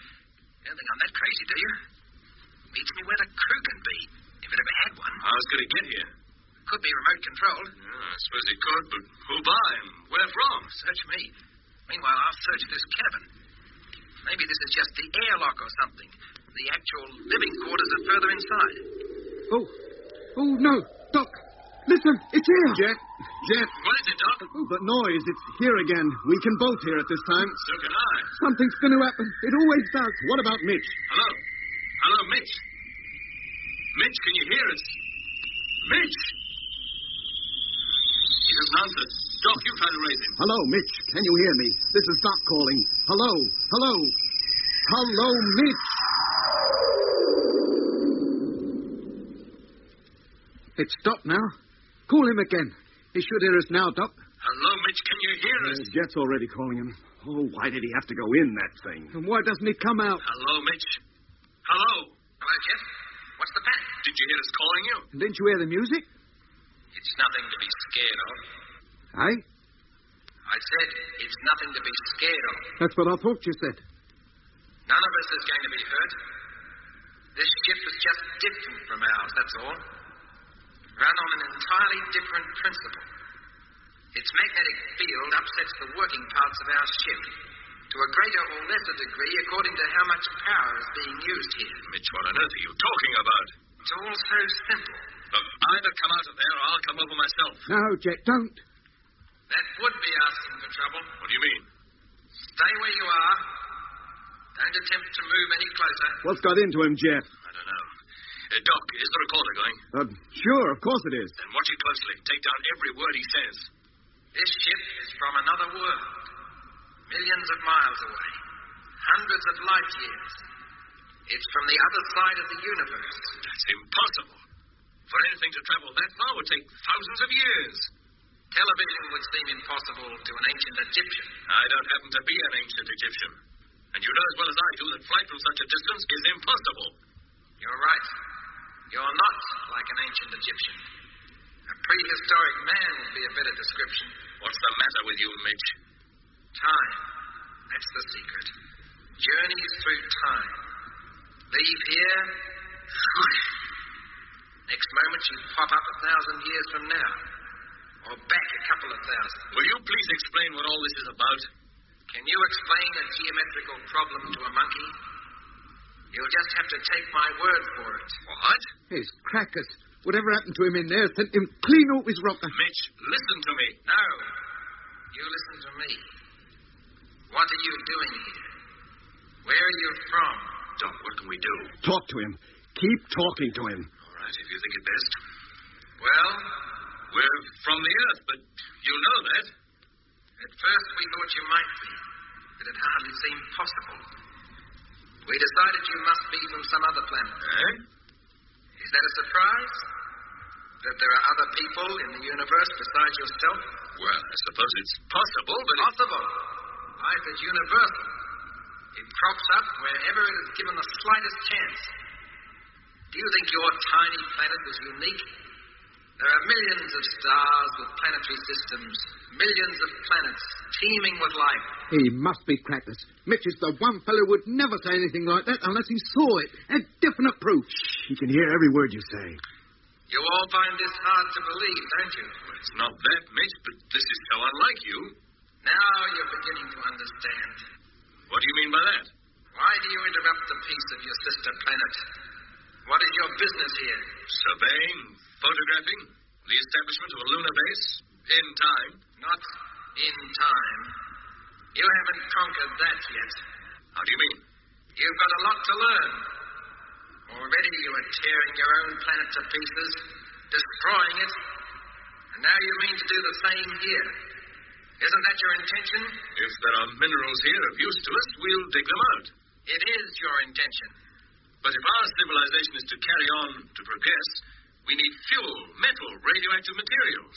The moon appears to have great stores of them. Supplies on Earth can't last forever. One day you will find that they can. What? Watch your step, Earthmen. There are things out here, even on the fringe of space, you don't comprehend. You don't understand. Can't understand. That no beings in a three-dimensional world could ever hope to understand. Three-dimensional? You mean there is another dimension? Hello? Hello, Mitch, can you hear me? Mitch, hello? Hello? I can't understand it. I don't understand it at all. Hello, Mitch? Mitch! Hello, Jet. It's no good. It's beyond me. What is? All these panels and buttons. Don't seem to be any doors, nothing. If there is a way further into this ship, it's absolutely undetectable. Mitch, come out of there. Come out? But I've only just this moment got in. Come out, do you hear? I can't leave it now. Oh. What's the matter? I don't know. I'm getting out and quick. And here he comes. Darn quick. He jumped. Mitch, be careful. Don't run. A lot of notice he's taken of that. Good Lord, Jet. That thing's alive. Alive? How do you mean? Well, I don't know. It began to vibrate. Is that all?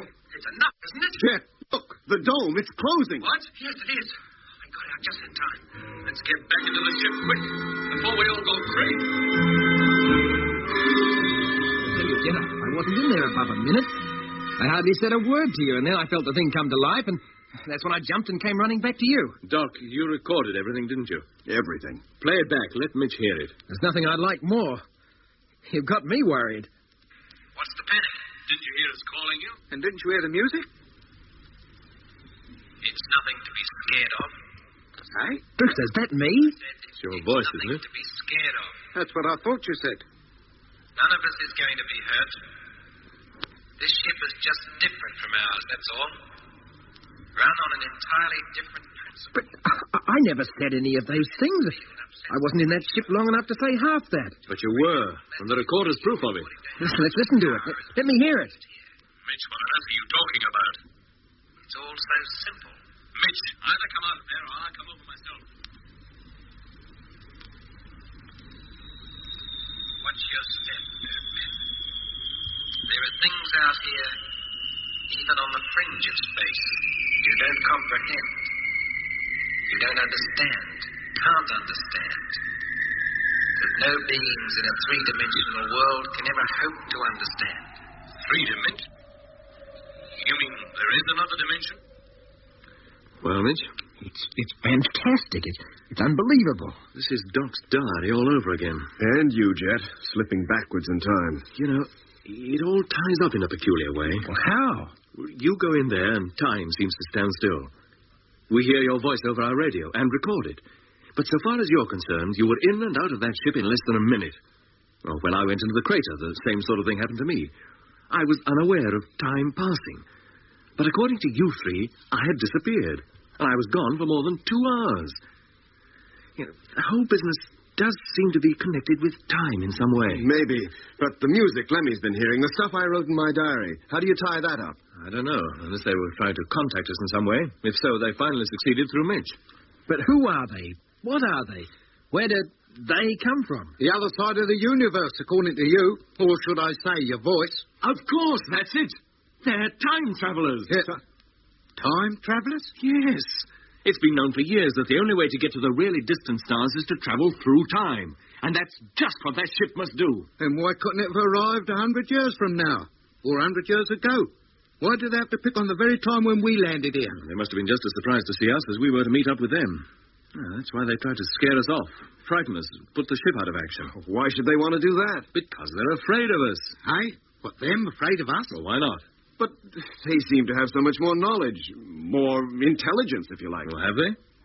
Or is it just a different kind of knowledge? But if they can travel through time, or whatever that means, they must be vastly superior to us in every way. Lemmy, can you fly and find your way instinctively like a homing pigeon? Do I look as though I can? Do you consider the homing pigeon superior to you, then? More intelligent? Just because he can do something you can't do? No, I don't. Well, that's how it might be. Whoever made that ship out there can travel in time. Not because they're necessarily superior to us, but because that's the most natural way for them to carry on. They probably couldn't travel through space if they tried. Oh, well, yes, I see what you mean. I think. If only we had their secret. Think of the things we could do. If only we had the oxygen. Think of the time we could stay here. Are we ever going back? No, he's right, Jet. Maybe we've bumped into something that's going to rock modern thought to its foundations, but unless we get word of it back to Earth, and quick, it's going to be lost forever. Yes. Lemmy, open up that radio. Call Earth. Tell them we'll be leaving in a few minutes. Tell them we're going back. That's the best bit of news I've heard up to now. Doc, Mitch, start getting ready. Take off in 30 minutes. Well, Doc, I've rotated the camera 3 times. There's no sign of it. It must have taken off. Or done whatever it does to get from one place to another. Well, we're not going out to look for it, that's certain. Stand by to take off. All set? Okay. Okay. Yeah, ready. Gyro. Gyro. We'll keep the motor going until we reach 3,700 miles an hour. Then we'll cut her. Cut her? But escape velocity is 5,300. We don't need escape velocity. Not to go into an orbit round the moon. Hey, who said anything about an orbit round the moon? I thought we were going straight back. When we started out on this trip, it was definitely arranged we should circle the moon at least once to see what the other side looked like.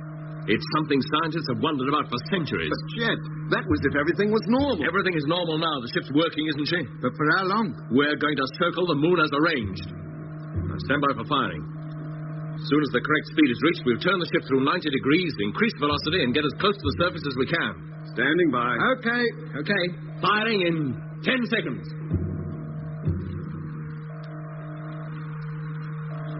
5, 4, 3, 2, 1, contact!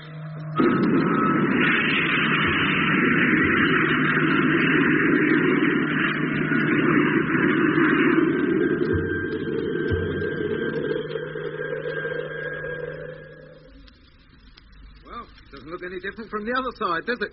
Craters, mountains, plains, just the same. I didn't expect it to be all that different. Hey, Chet, come over here. Look at this. What?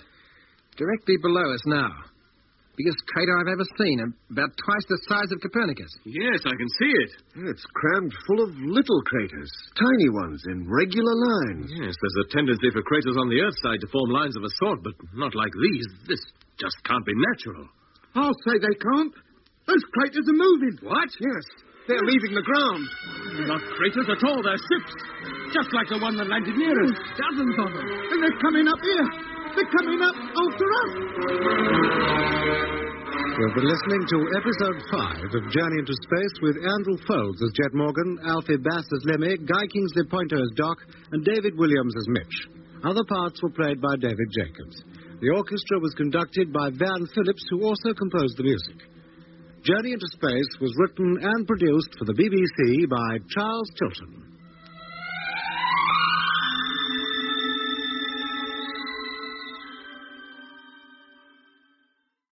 Journey into Space.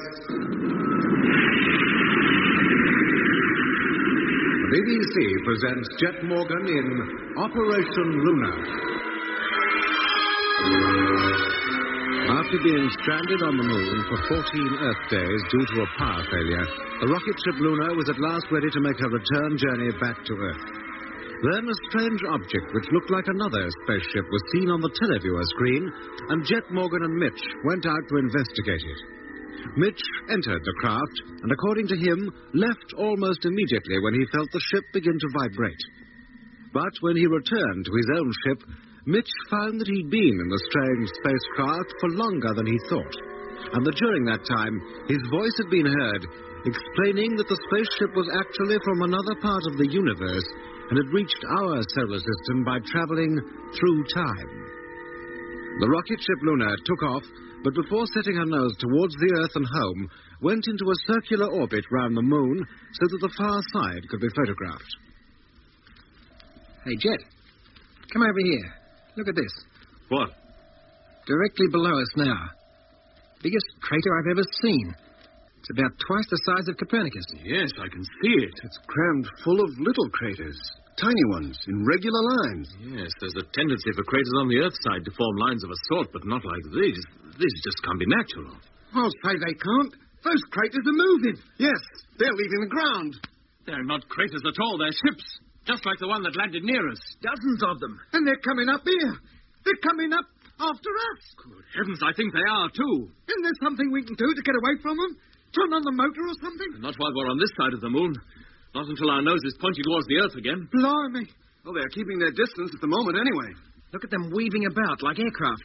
Yeah, except there's no air for them to fly in. How can they do it? Well, search me. And I'd give 5 years of my life to know. Keep working that camera, Doc. Get as many pictures as you can. You bet. They're going to get the surprise of their lives back home. A whole fleet of spaceships based on the other side of the moon. Hey, they're getting into some kind of formation. Yeah, now why should they do that? Maybe they're going to attack us. If they are, there's nothing we can do about it. We've no weapons, nothing. We can't even take evasive action. We better call up control and tell them about this. You shall loaf, Mitch. It'd be a waste of time. We can't be heard with the moon between the Earth and us. No, still directly below us. Same height, same speed. And in a circular formation, like a ring of toadstools. How long have they been following us now? About 50 minutes, and we've nearly completed the circuit. Stand by to cut in the motor. With luck, we'll get away from them. Okay. Now get onto your bunks and strap yourselves in. Okay. Wonder how our friends below will react when they see us make a beeline for Earth. We'll soon find out. Let me know when you're all set. All set. Okay. Okay. Then cut in the stern televiewer, Lemmy, and switch in forward view. Televiewer, forward view, on. There it is. There's the Earth. Almost directly ahead. And very welcome she looks, too. Position, Lemmy. Coming into center, 5 degrees. Dock stabilizer. Stabilizer.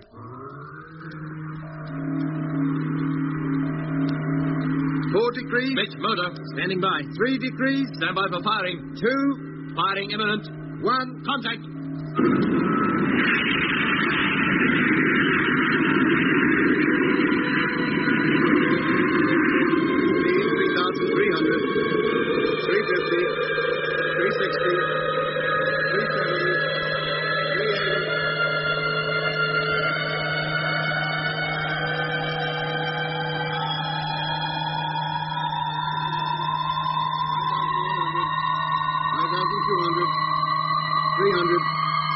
400, 500, 600, 700, 800, 900, 1000, 9,200, 350, 360, 370, 380. 600. Cut the motor.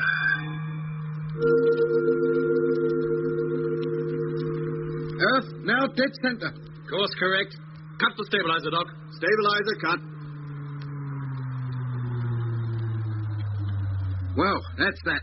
On course, correct velocity, and we're heading for home. Unfasten your safety straps. Get back to your station. And we'll see just what our escort made of that little maneuver. Stern televiewer on.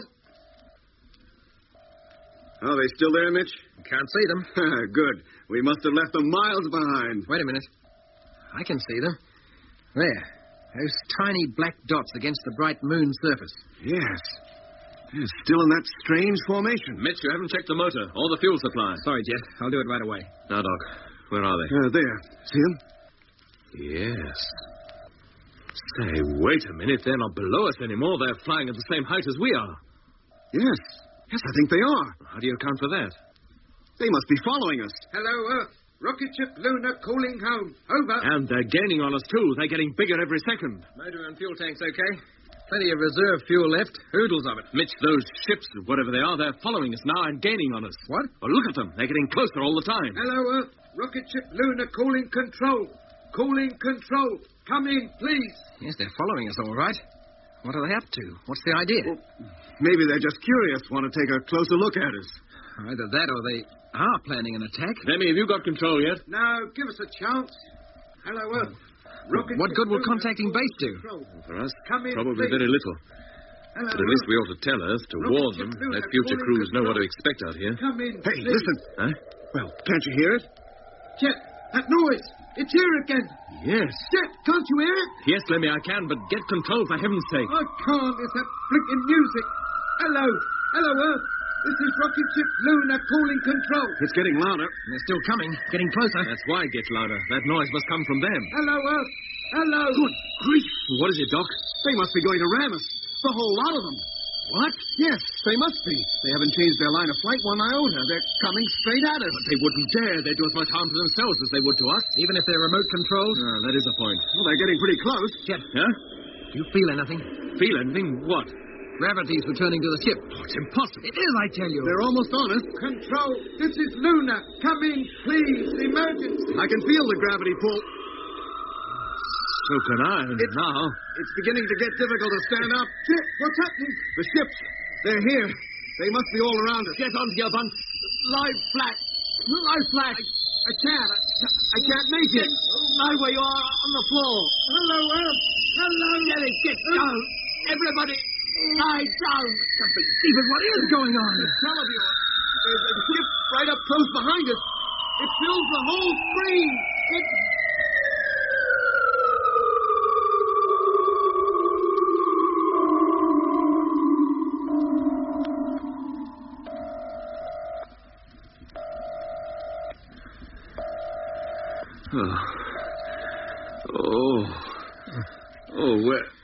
What happened?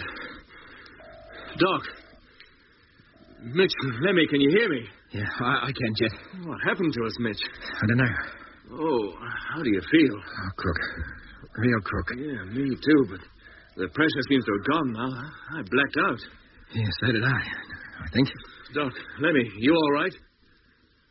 Lemmy, can you hear me? They're out, Jet. Flat out. Unconscious. Hey, can you get up? I think so. Oh, there. Oh. Lemmy's waking up. Lemmy, Oh. are you all right? Are you hurt? Oh, Jet, leave me alone. Oh, I feel shocking. We all do. The ship must have accelerated. I don't know how, but that's all I can think of. Jet, Doc's coming round. How you feeling, Doc? Doc, you all right? Look, we better get him onto his bunk. Help me lift him. Oh, I feel like I don't care if I die. Get onto your bunk too, Lemmy. Don't lie there on the floor. Yes, Jet. If you're feeling up to it, Lemmy, you might give us a hand with Doc. Yes, Mitch. Hold on. I'm coming. Just stay put until you feel better. Thanks. You feeling better, Lemmy? Yes, a bit. Then stay with him. As soon as you can, try to raise control. Right. Come on, Mitch. See if we can find out what happened to us. We'll take a look at the televiewer first. See if those things are still out there. It's true. What's the matter with it? It's gone crazy. The tube must have gone. No, Mitch, I don't think it's that. Then what is it? Why don't we get a clear picture? Why doesn't it keep still? It is a clear picture. Huh? Those points of light traveling from the top of the frame to the bottom are stars. Stars? Yes, Mitch. The ship is spinning, turning head over heels.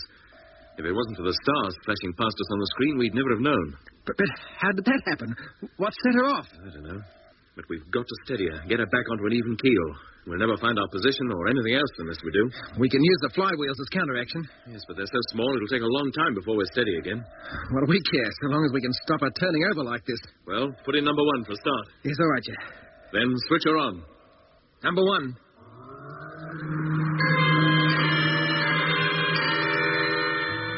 We're still turning, but she should settle down soon. I think we might start taking a look at things now. Rotate the teleview camera, Mitch, and see if those ships are still following us. Certainly not on the port side or directly behind us. Try the starboard side. I'm turning. No. Well, either they've gone or they must be directly in front of us. I'll switch on the forward view. No, we better take a fix on the moon. Check our course. Yeah. No, wait a minute. Eh? Did you see the moon just now? No, I didn't, but we've been turning over, Mitch. Heaven knows which way the ship is pointing now. The moon might be forward, too. In that case, the Earth must be behind us, and we should see that. Rotate the camera, Mitch. Let's look again. You're darn right. There's no sign of it. Either the Earth or the moon. Hello. Hello, Earth. Rocket ship Luna calling. Luna calling control. Come in, please. Stars. Nothing but stars. Keep her turning, Mitch. They must be there. The Earth and moon can't both disappear. Just like that. Hello. Hello. Luna calling Earth. Rocket ship Luna calling Wongawalla. Come in, please. Come in. It's no good, Jet. They're not there. Oh, there must be an explanation. I know. Somehow or other, we must have got back to the far side of the moon, with our stern pointing away from it. If we switch on the forward view, we'll see the moon, all right, and the Earth behind it. Hello. Hello. Are you receiving us? Wongawalla, come in, please. We need your help. Well, there's the forward view. Not a sign. Rotate the thing, Mitch. They can't be in line with the camera. Hey, Jet. What is it, Lemmy? I can't raise a sausage. Absolutely nothing. Not on any band. You sure the set's working all right? As far as I can tell, but I can't pick up a thing. Not on any frequency. It's like every transmitter back on Earth is packed in. Oh, don't be ridiculous. You must be able to get something. Keep trying. Well, if you say so. Any sign yet, Mitch? No, and I've gone almost right round. There you are. A full turn. Nothing. Oh, but this is fantastic. We couldn't possibly miss objects the size of the Earth and the moon. The moon's image alone should more than fill the whole screen. We can't be that far away from it. We've got to face it, Jet. If they're there, we can't pick them up. If they're there. Something must be wrong with the televiewer. Then why do we see the stars? It's no good, Jet. I can't raise a thing. Not a single living soul. Jet? Yes, Doc? What's the trouble? No, we don't know. Lemmy says the radio's working, but he can't pick up anybody. To all appearances, the televiewer's working, but we can't pick up the moon or the Earth. And we've searched every possible direction. We see nothing but stars. No sign of the ships? No, not a sign. Well, that's something.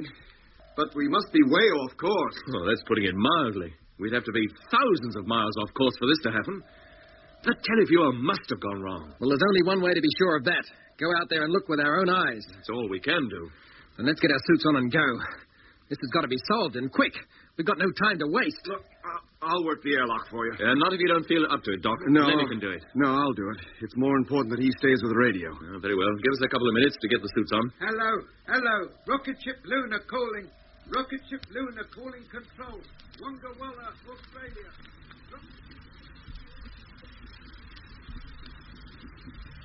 Okay, Doc. Close the hatch. Hatch closing. Now fastening helmet. Over to intercom. Helmet fastened. Right to you. Somebody please come in, wherever you are. All right, exhaust the airlock. Exhausting airlock. I don't care if you don't speak English. Suit inflating. Suit inflating.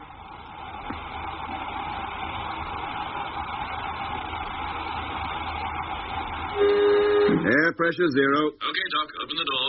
Main door, contact.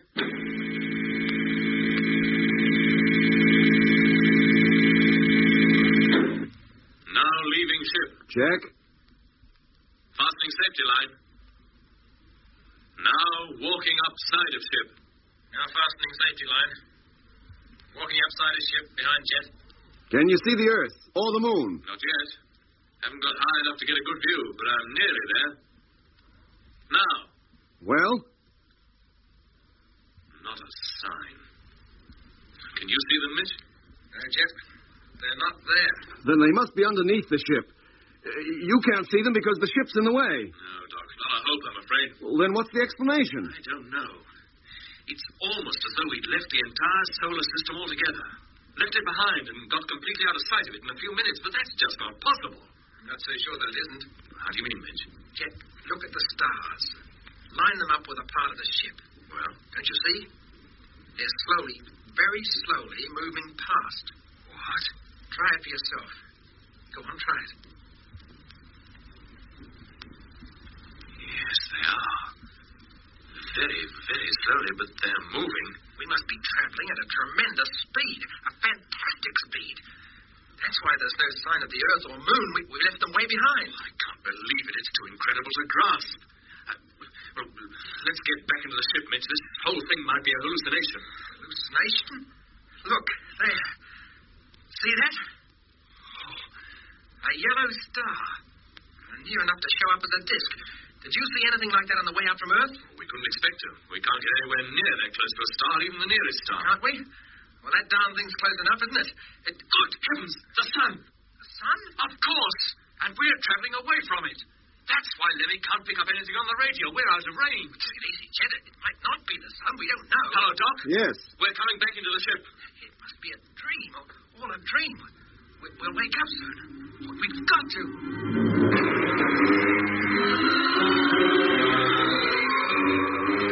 And that's the position. There's no sign of the moon, the Earth, the sun, Mars, no sign of the solar system at all. But unless we find it and get back to it, we're done for.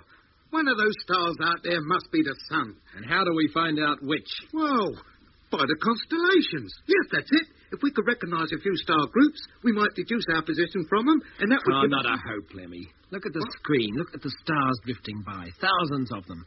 Can you pick any given constellation out of that lot? Well, I can't, no, but I'm only the radio operator.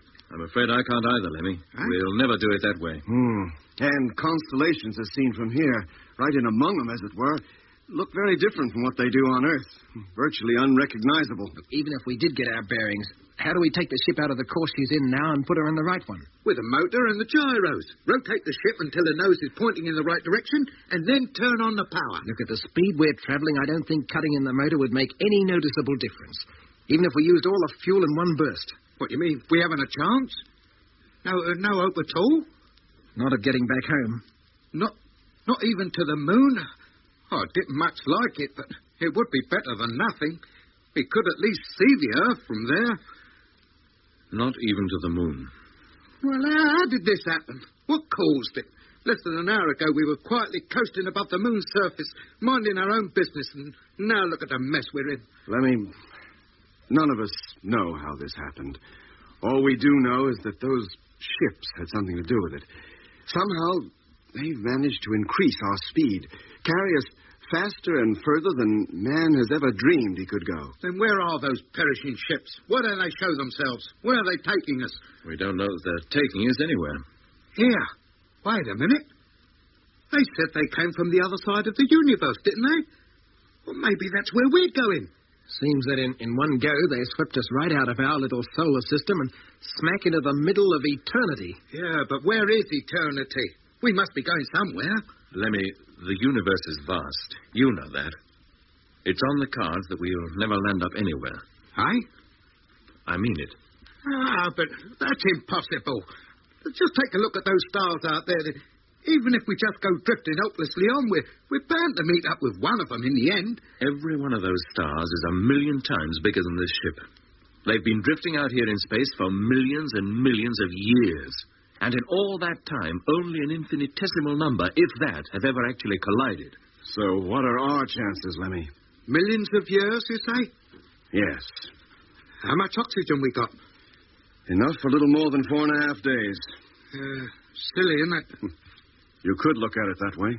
But them things, them ships or whatever they were, they told us through Mitch that there was thousands of planetary systems in the universe, all teeming with life. There probably are.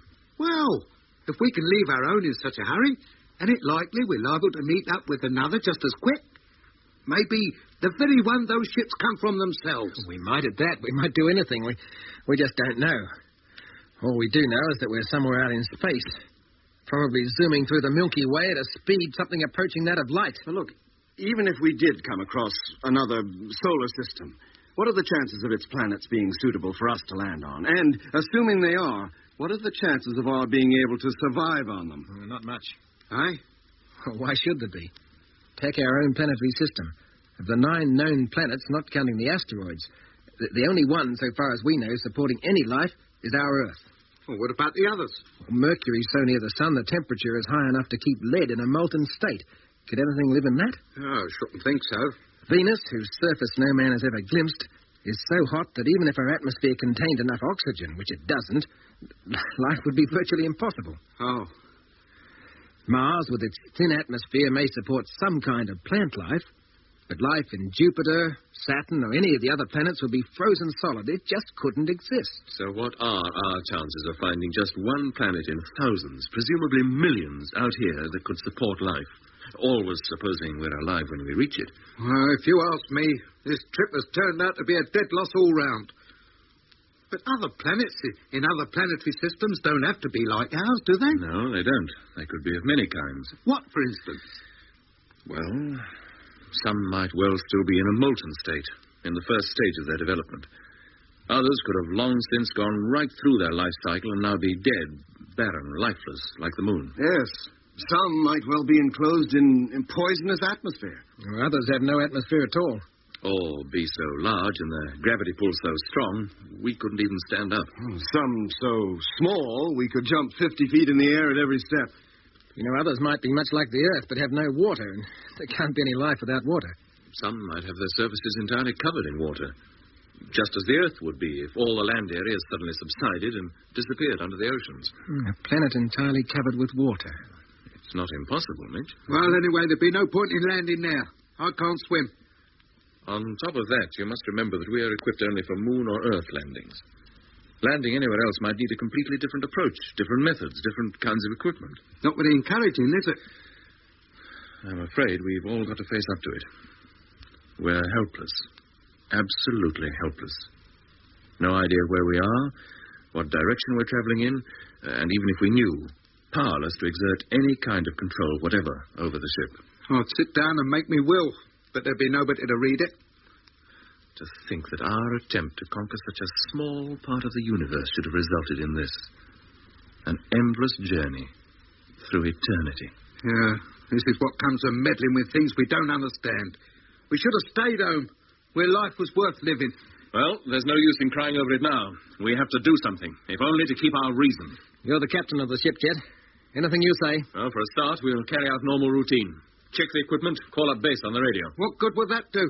According to you, there's no radio wave could leave Earth fast enough to catch us up. There's no sense in sitting back and brooding over the position. The only things we can do are those we've been doing in connection with the ship's routine, and we'll carry on that way until we...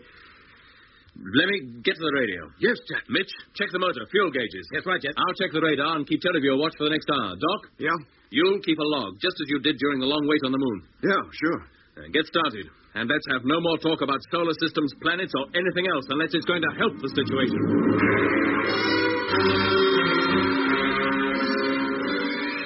November the 21st, 1965, Earth time. It is now more than 2 hours since we found ourselves in these new and frightening circumstances. How we got here, what really caused it, we shall probably never know. We are like a ship at sea, drifting. Only our chance of ever making land must be negligible. For we are adrift in space, maybe destined to wander around the universe forever, helplessly, hopelessly. A tiny speck of humanity, lost in a vast nothingness. Everybody goes about his normal duties as though we were coasting back to Earth from the moon.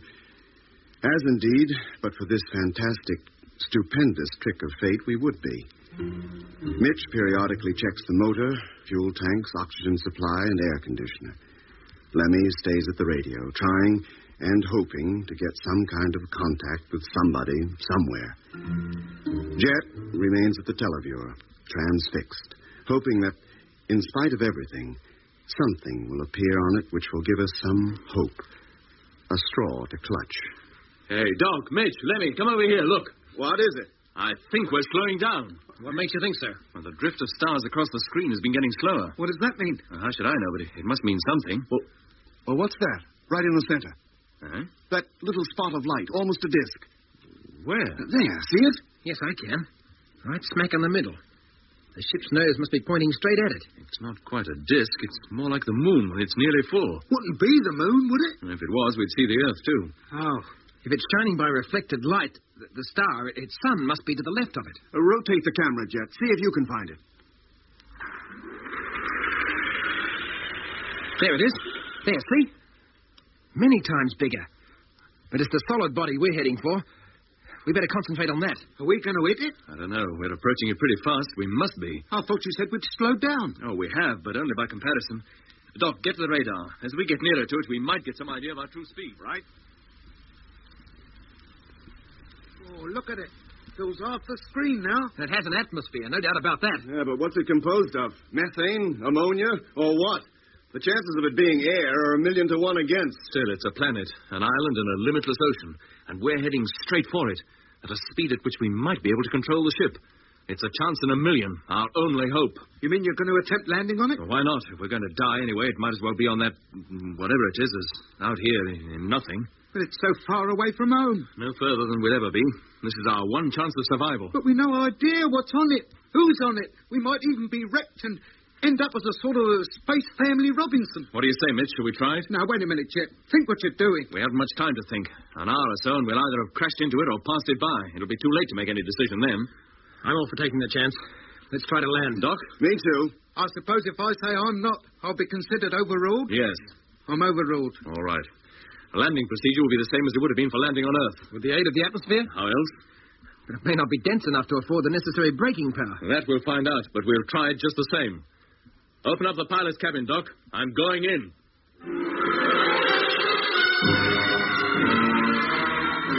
You've been listening to Episode 6 of Journey into Space with Andrew Foulds as Jet Morgan, Alfie Bass as Lemmy, Guy Kingsley Pointer as Doc, and David Williams as Mitch.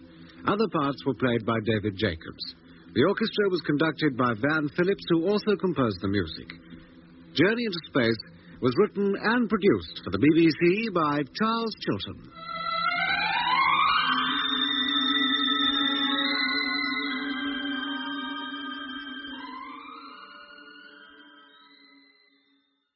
Journey into Space.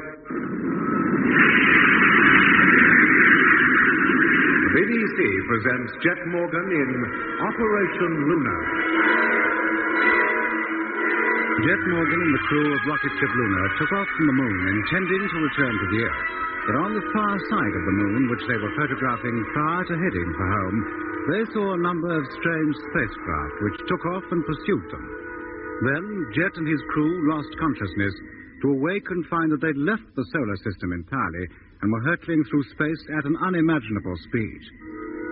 After a little while, they noticed that the ship had slowed down, and then there appeared on the televiewer screen an image of a planet which they were rapidly approaching. It has an atmosphere, no doubt about that. Yes, but what's it composed of? Methane, ammonia, or what? Well, the chances of its being air are 1,000,000 to 1 against. But it's a planet, an island in a limitless ocean, and we're heading straight for it at a speed at which we might be able to control the ship. It's a chance in 1,000,000, our only hope. You mean you're going to attempt a landing on it? Why not? If we're going to die anyway, it might as well be on that, whatever it is out here in nothing. But it's so far away from home. No further than we'll ever be. This is our one chance of survival. Yeah, but we've no idea what's on it, who's on it. We might even be wrecked and end up as a sort of space family Robinson. What do you say, Mitch? Shall we try it? I'm all for taking the chance. Let's try to land. Doc? Me too. Well, I suppose if I say I'm not, I'll be considered overruled? Yes. I'm overruled. All right. Landing procedure will be the same as it would have been for landing on Earth. With the aid of the atmosphere? How else? But it may not be dense enough to afford the necessary braking power. That we'll find out, but we'll try it just the same. Open up the pilot's cabin, Doc. I'm going in. Okay. Mitch, get to the radar. See if you can calculate our speed and height from the planet. Yeah. Lemmy, stay with the televiewer. If you notice anything odd about that planet as we get closer to it, give a yell. What else? Pilot cabin door. Contact. Hey, Jet. Yes, Lemmy? Look at this. What? Oh, see it? Sort of brilliant reflection at the top, like custard over a Christmas pudding. Ice. Eh? An ice cap. Like the North and South poles on the Earth, but bigger, much bigger. What does that mean? Well, it means that the overall temperature is much cooler on the whole. And in that particular region, way below freezing point. Well, we can't land there then, can we? No, but nearer the equator, it'll be warmer. Our safest bet would be to land somewhere between the equator and the pole. Seem to be a lot of cloud areas. Thick, too. Yes, all to the good. At least that indicates that there's moisture down there. Water? I hope so. If it isn't... All right, Doc. I'll get into the pilot's seat. As soon as I'm settled, I'll go over to intercom. Right. Well, that's peculiar. But most fortunate. Well, what is, Mitch? Well, so far as I can calculate, we're about 17,000 miles above the surface of that planet. Uh-huh. And our speed is approaching 10,000 miles per hour. And that's exactly what our height and speed would have been now if we were approaching the Earth after taking off from the Moon. Except that it would have taken us more than 4 days to get this far instead of just an hour or so. Hello, Doc. Now settled in. Can you hear me? Yes. Can you hear me, Mitch? Yes. Estimated distance of surface is 17,000 miles. Speed, 10,000 miles per hour. What? But that's just what it would be if we were approaching Earth. I know. I just explained that to Doc. Yeah. I suppose this couldn't be the Earth, could it? How could it? Well, it seems to have land and water and clouds and ice caps. I wish we could think it was, Lemmy. But the ice caps on Earth are nothing like the size of that one. It isn't the Earth, that's certain. But from here, it looks as though our best bet for landing will be to treat it as though it were. Get to your posts and stand by for landing procedure. Yeah, okay, Jet. Right. I'll try to estimate our acceleration rate. Hey, listen. Huh? Oh, it's here again. That music. Those ships must be around somewhere. Yeah, I can hear it, too. Yes, so can I. Jet, do you hear it? Yes, Doc. Can you see them? Are they out there? No, I can't, but my view's limited. I can't see behind. Stern view. Switch on the stern view. Stern view. On. There they are. And still in that circular formation. Oh, now what are they up to? Are they going to try and turn us away from here, too? Ruin our only chance? Can you see them? Yes, Jet. They're directly behind us. Why don't they leave us alone? Jet, you better come out of that cabin, quick. If we're going to accelerate again, and you're sitting in there, the pressure could break your neck. Don't worry, Mitch. I'm on my way out. Doc, let me get to your bunks. Lie down. Yeah, they ain't catching me this time. Are they still there, Mitch? Yeah, look. Well, get onto your bunk, Mitch. We'll leave the televiewer on. Trained on those ships. Yeah. If nothing has happened by the time we're close enough to that planet to go into orbit, we'll go. Ships or no ships. Yeah, well, I'll keep checking our speed. Let you know when we have to take action. Well, they're still there. They don't seem to be getting any closer. Hey, what the... What's up, Mitch? Our speed, it's just the same. It isn't increasing at all. It must do. The gravity pull of that planet must be drawing us down towards it. The speed must increase. I tell you, it's not, Jet. It's still 10,000. It hasn't changed since the last check. What is going on?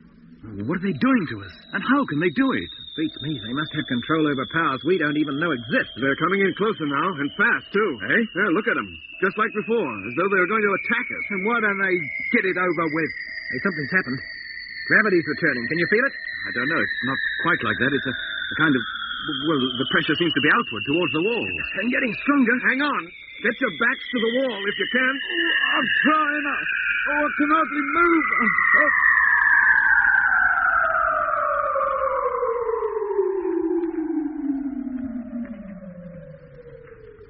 Everybody all right? Yeah. Okay. Anybody black out? Not me. Not me. Hey, they've gone again. There's no sign of them. What? Yeah. Look for yourself, Jet. I can't see. Yeah, wait a minute. What's that? At the bottom of the screen. It's a light. Some kind of light. Look, it's rising higher. Good Lord, it's the planet. We've already broken through its atmosphere, and we're traveling parallel to its surface. But if we're that close, we must be falling towards it as well. We're likely to crash. Get to the radar, Mitch. See if you can estimate our height. And, Doc, open up the cabin again. Right. Well, that solves the problem of how we land. We'll probably hit the ground so hard it'll take a month to dig us out. As soon as Mitch has got the facts and figures, let me have them over the intercom. You bet. Heavens. What is it, Jet? The wings, they're red hot. The whole ship must be glowing. Well, how red? Just enough to notice that they're glowing, all right. We must have entered the atmosphere at about 15,000 miles an hour. And we can't be doing much less than that now. Hello, Jet. Yes, Mitch? Estimated height 50 miles. Speed 14,500. Right, I'll hold it at 50 miles high. The atmosphere's resistance will keep slowing us down, and with luck, we'll make a safe landing. At least we're the right way up and on a steady course. Where are we now? Just over the ice cap, heading for the pole. Let's hope we don't have to land on the ice. We're going too fast for that. We'll be well on our way towards the equator before we're anywhere near slow enough to land. I think we'll make it. Safely, I mean. We can only hope. Meanwhile, you'd better convert the couches to sitting position. As soon as you've done that, train the televiewer on the surface directly below us. Between us, we can select a good landing place, if there is one. Estimated height, 15 miles. Speed, 750. Check. Your indicators say the same? Yes, Mitch.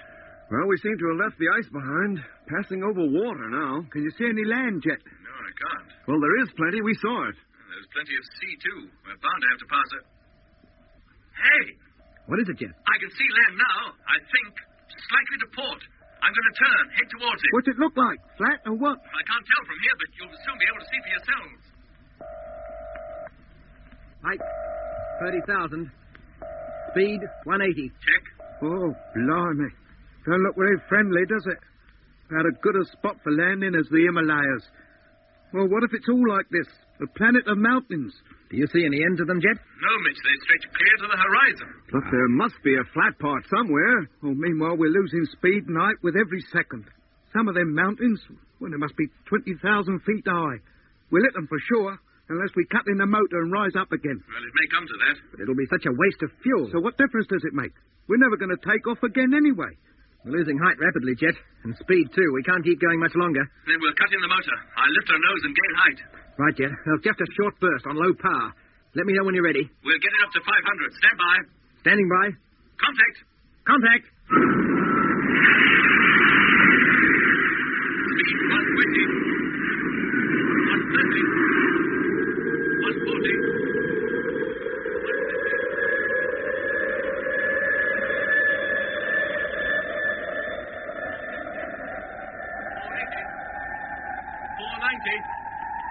500. Cut.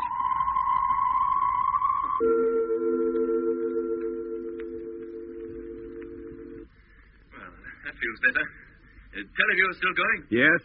Then take a look at the country below us. Tell me what you think. There certainly seems to be some kind of green substance on the valley floor. Is it grass? I wouldn't like to say from this height. Could be a kind of moss or lichen. Is that good? Well, it shows that there's some kind of life can exist down there. Oh, it does. Yeah, but it may be the only kind of life. Oh?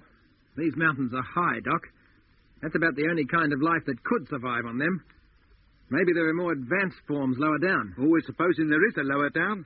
If you ask me, this planet is nothing but mountains and sea. Hey, Mitch, Doc, Levy, there's a great stretch of flat country ahead. You sure, Jet? Of course I'm sure. Well, what does it look like? Is there anything growing on it? Well, I can only see it in little patches. There's lots of clouds, stacks of it. If there's anywhere we can land, I think it's there. What?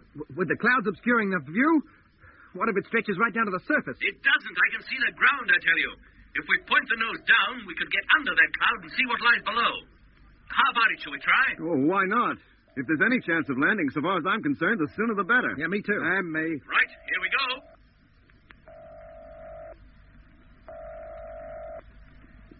Oh, it's flat, all right. Well, fairly flat. We could make a landing here, couldn't we? Sure we could, if it weren't for that forest. We can't land on treetops. No sign of any clearing. Not even way ahead? No, but visibility isn't all that good. The cloud's thicker and lower than I thought.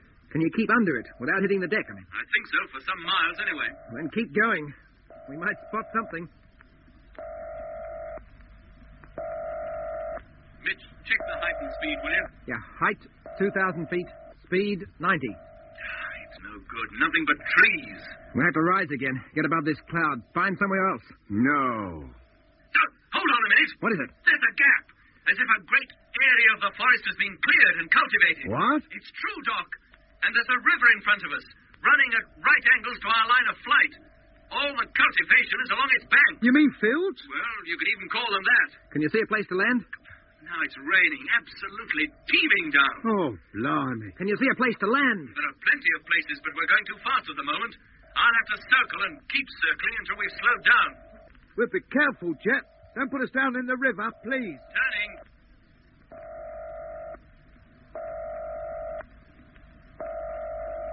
Speed is now 70. I'm going to straighten up for the run-in. Is it still raining? Oh, raining buckets full.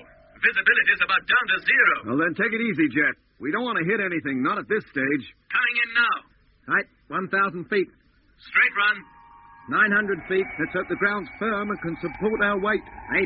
You better brace yourselves. Get into your chairs. 700. Come on, Lemmy. It might be quite a shock. Don't you think I know it? Strap yourself in. 500. Doing it. 400. 300. Nearly there. 200. Stand by. 100. Here it comes. Oh, blimey, Jet! Sorry, Shipper. Here we go again. Touching down. Now. What's happening? We're going to crash, I know it. Shut up, Mr. Hold on.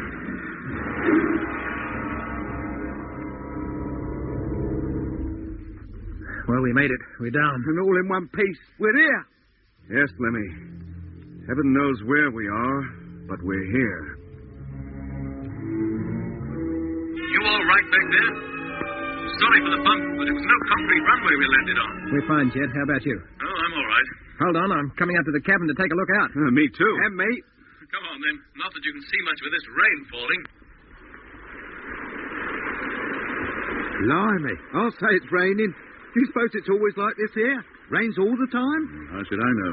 I'm a stranger here. Well, it just goes to prove that life on other planets must be fundamentally much the same as on Earth. Green vegetation, a river, clouds, rain. Just like home, innit? Only much wetter. I wonder if there's any kind of animal life. There must be. Eh? How else could those plots of vegetation grow like that? They're too regular, too uniform to have grown that way naturally. What, you mean some kind of animal planted them? Why not? Who ever heard of such a thing? No animal would know how to begin. Wouldn't have a clue. Well, what's your theory? Humans. Only human beings would know how to cultivate. The only type of human beings we can imagine are like ourselves, and we came from the Earth. Ah, yes, But according to your theory, there must be human beings here. Well, If there are, or animals for that matter, with a similar type of intelligence, surely they must live somewhere. Where are their houses? Their cities, even. There's no sign of them. But these fields along the river bank, the systematic way in which the forest has been cleared, it can't be natural. It just can't. Then what's the answer? well, maybe their homes are miles from here, and they travel by boat along the river. A good guess, but wide of the mark, I'm sure. Well, only trying to help. Do you think that stuff down there is good to eat? Huh? Well, our food isn't going to last forever, Jet. Now we're here, we have to eat, if we hope to survive. And drink. Can we drink that water? Or will it poison us? Can we breathe the air? Is it air? It may not even be safe to step outside the ship. Gentlemen, I don't know where we are, what planet this is we've landed on, or in what part of the universe it's located. But the fact remains, it looks as though we're going to be here till the end of our days. And if we remain in the ship, our days are numbered to less than 5. And if we step outside, we may not live 5 minutes. But if there is air out there, and food and water... We'll have to put it to the test. How? Somebody will have to go out there and try it. Go out? Isn't there some other way? What? Oh, whoever goes, No, there's no other way that I can think of. We'll draw lots for it. How will we get out? Through the airlock. Yeah, but the moment we open the main door, whatever atmosphere is out there will rush in and fill up the vacuum. And next time we use the airlock, it'll enter the ship, and if it's poisonous... If it is poisonous, we won't be using the airlock again anyway. Whoever's left in won't be wanting to get out. I'm not so sure about that. I think I'd rather be poisoned out there and get it over with than die of suffocation in here in 5 days' time. Let's get back to the main cabin. We'll draw lots, and then one of us will go out and make the test. Hatch closing. Let us know when your helmet is fixed and we'll exhaust the airlock. Helmet fastened. Over to intercom. All right, Doc.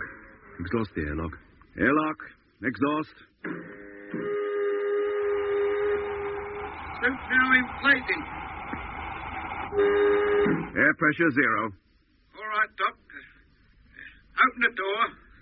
Let's get out there. Look, Lemmy, wait a minute. Why not let me go out? No fear. I won the draw, didn't I? Open her up. I'm going out. Better do as he says, Doc. But take it easy. Just ease the door enough to break the vacuum. Yeah. Let that air, or whatever it is out there, come in as slowly as possible. Right. Main door. Stand by. How's that, Lemmy? Yeah, the suit, it's gone all flappy. Oh, it will.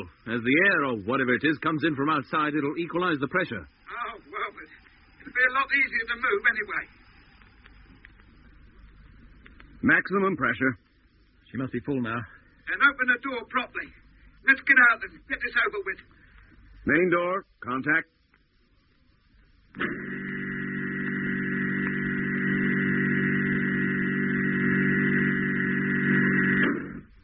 Put out the ladder, Doc. Let's see how it feels down on terra firma. Ladder, contact. Well, here I go. I'll go round to the ship's nose so you can all see me through the pilot's window. How is it to walk, Lenny? It's not walking that worries me. It's how long I'm going to be able to. I'm now going round. All right, Lemmy. We'll be watching for you. And good luck. Thanks, Jeff.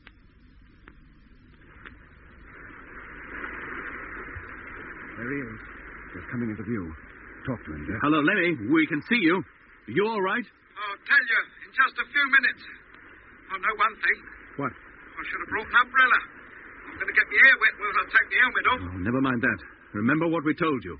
Loosen your helmet first. If you feel no ill effects, lift it slightly. Take a shallow breath, and if that's okay, take a bigger one. And if it isn't? And fasten up your helmet, increase your oxygen supply, and breathe deeply. Right. Now, here I go. Unfastening helmet. Helmet loose. Well, Lemmy, can you breathe all right? Oh, sorry, Jet. I wasn't trying. I was holding my breath, but I'll do it this time. Removing helmet slightly. Now. Now, lower your helmet, quick. Too late. It's lowered. How do you feel? Well, it's all right. Up to now, anyway. You sure? No, I ain't. It's air. It must be air. The effects might be delayed. I'll have another go now. Take a deeper breath this time. Removing helmet.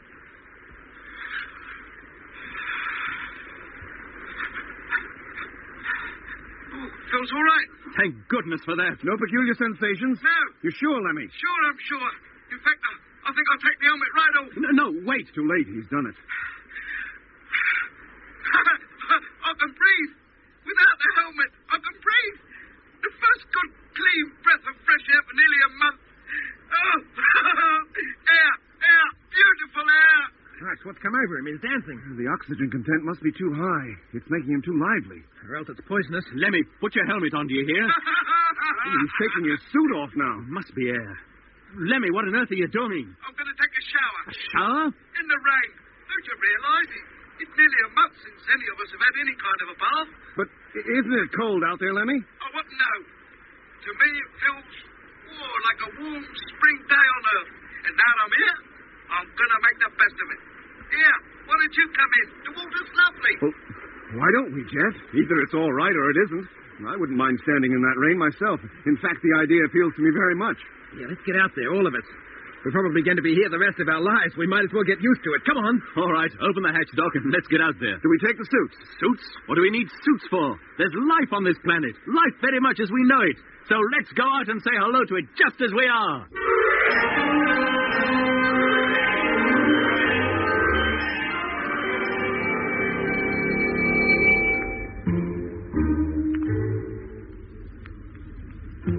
It is now nearly a week since we landed on this planet, and Lemmy left the ship and found the atmosphere breathable. Since then, we have discovered many other things. That the water is drinkable, the temperature is mild, and the rain unceasing. In many respects, the planet is very much like Earth, and the days are very nearly the same length, almost to the second.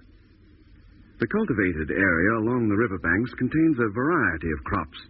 So far as we can tell, principally a kind of wheat or barley. But whatever it is, it's in the early stages of its growth, which leads us to believe we've arrived during the late spring or early summer. Who or what it is that has cultivated the soil, we have no idea, for with the exception of flights of birds across the dark, cloudy sky, we've seen no living creature since we arrived here. The rations we brought with us from Earth have now almost gone, and Jet, Mitch, and Lemmy, armed with homemade nets and fish hooks, have gone down to the river, hoping to catch some edible fish. Perhaps there is further food to be had in the forest, but until we can be sure what kind of animals live there, we daren't risk entering it. At night, the forest resounds with the weird cries of some creatures or other, Their voices come echoing across the clearing and, carried by the wind, sound as though they are just outside the ship.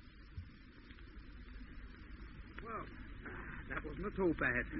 Would have been better with some potatoes and peas, but at least we needn't starve. Well, not while the weather remains as mild as this. What, do you think it's going to change then? Who knows? This might be just the warm season. If it is, what's the cold season like? How severe and how long? We've got to explore a wider area, find out much more about this place. Yeah, what happens if we meet up with whoever planted those fields outside? I hate to think. I'd feel a lot easier if we had at least one gun between us, or some kind of weapon. Look, can't we make some spears or bows and arrows? At least they'd be better than nothing. Have you ever used a spear, Doc? Or a bow and arrow? Well, no, I haven't. Me neither. I wouldn't know how to begin. Oh, it's marvelous, isn't it? Here we are in a rocket ship, the wonder of our age, stranded on some unknown planet in the depths of the universe. And when it comes to making a couple of simple weapons to enable us to keep alive, not one of us knows how. Hey, weren't you ever a Boy Scout, Lemmy? No, Jewish Lads Brigade, me. Didn't teach us nothing about bows and arrows. Well, I think it's a problem we're going to be able to solve. We've got good tools. We could use odd bits of the ship to manufacture a few knives, arrowheads, or spearheads. We'll soon learn how to use them, and we'll have to. Yeah, meanwhile, we can live on fish. At least it's a change from airtight sandwich packs. It's getting dark, Jeff. Maybe we better close the hatch. Yeah. I'll do it. That's another thing. What is? We're using what power we have left to keep the lights going at night. What do we do when the juice gives out? Go out and buy some candles? There are a great many problems we'll have to solve before long. A great many. And one of them is some kind of shelter outside. What for? For cooking, that's what. Having the fire under the ship is all very well, but I'll keep getting soaked just the same. Well, maybe the rain won't last much longer. Well, I don't see why not. Hasn't stopped since we got there. Well, it's time for me to go into the pilot's cabin and take the watch. Who follows me? I do, Jet. Well, I'll give you a yell in a couple of hours. Oh, thanks. I think I'll turn in. Don't suppose I'll sleep, but there's nothing else to do. How about you, Mitch? Yeah, sure, might as well. Me too. At least until I have to turn out again. Hey, Mitch. Mitch, wake up, huh? Oh, it's you, Jeff. I was just dozing off. What is it, Jack? What's wrong? Is there a red princess knocking at the door? Listen, are you all awake? What's the trouble, Jeff? The rain, it's stopped. Oh, blimey, didn't wake us up just to tell us that, did you? Listen, the sky's clear, and I can see the stars. Well, what did you expect? But the constellations...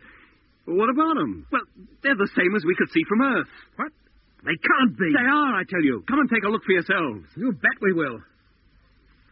Well? Yes, you're right. I can recognize them. Lyra, Cygnus, and the dolphin. There, see? Just the same. In fact, we might as well be on Earth. Not quite the same. Well, how do you mean? Well, look at Vega. Well? I've been watching it for more than an hour, and she hasn't moved from that position. Well, hardly, but the other stars have. Moved quite a distance. They're circling round her. So? But isn't it Polaris, the pole star, that virtually stands still? Yes, it should be. And when we left Earth, Polaris marked the celestial pole. Now, wait a minute. I don't understand. I do. At least, I think I do. What does it mean? Just this. Vega has been the pole star before, and will be again. Every 26,000 years or so, it occupies the place we normally see occupied by Polaris. Yes, but apart from Vega, the constellations are the same as seen from Earth. Yes, and don't you see, only from the Earth, or maybe from some other part of the solar system, would they assume the shapes they do. Yes, I'm beginning to understand what you're driving at. Well, I'm not. It means that we must be somewhere within the solar system. Well, that's a comfort. And that's not all. We know that within the solar system there's only one planet with air, trees, water, rain, and clouds, and the Earth. This can only be the Earth. It is the Earth. What? Oh, blimey. And I went through all that performance, testing the air. But if that's true, Jet, how do you account for the constellations being out of position as they are? Why is Vega now the pole star? There's only one possible explanation. We must have traveled here through time. We've landed on the Earth, all right, but at a different time from when we left it. How different? Heaven knows. But my guess is at least 13,000 years. Oh, which way? Forward or back? I don't know, Lemmy. I just don't know.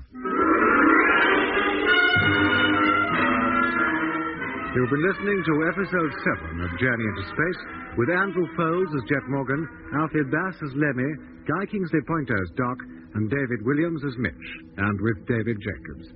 The orchestra was conducted by Van Phillips, who also composed the music. Journey into Space was written and produced for the BBC by Charles Chilton.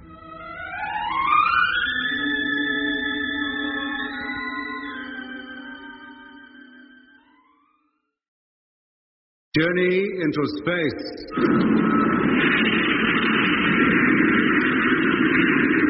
The BBC presents Jet Morgan in Operation Luna.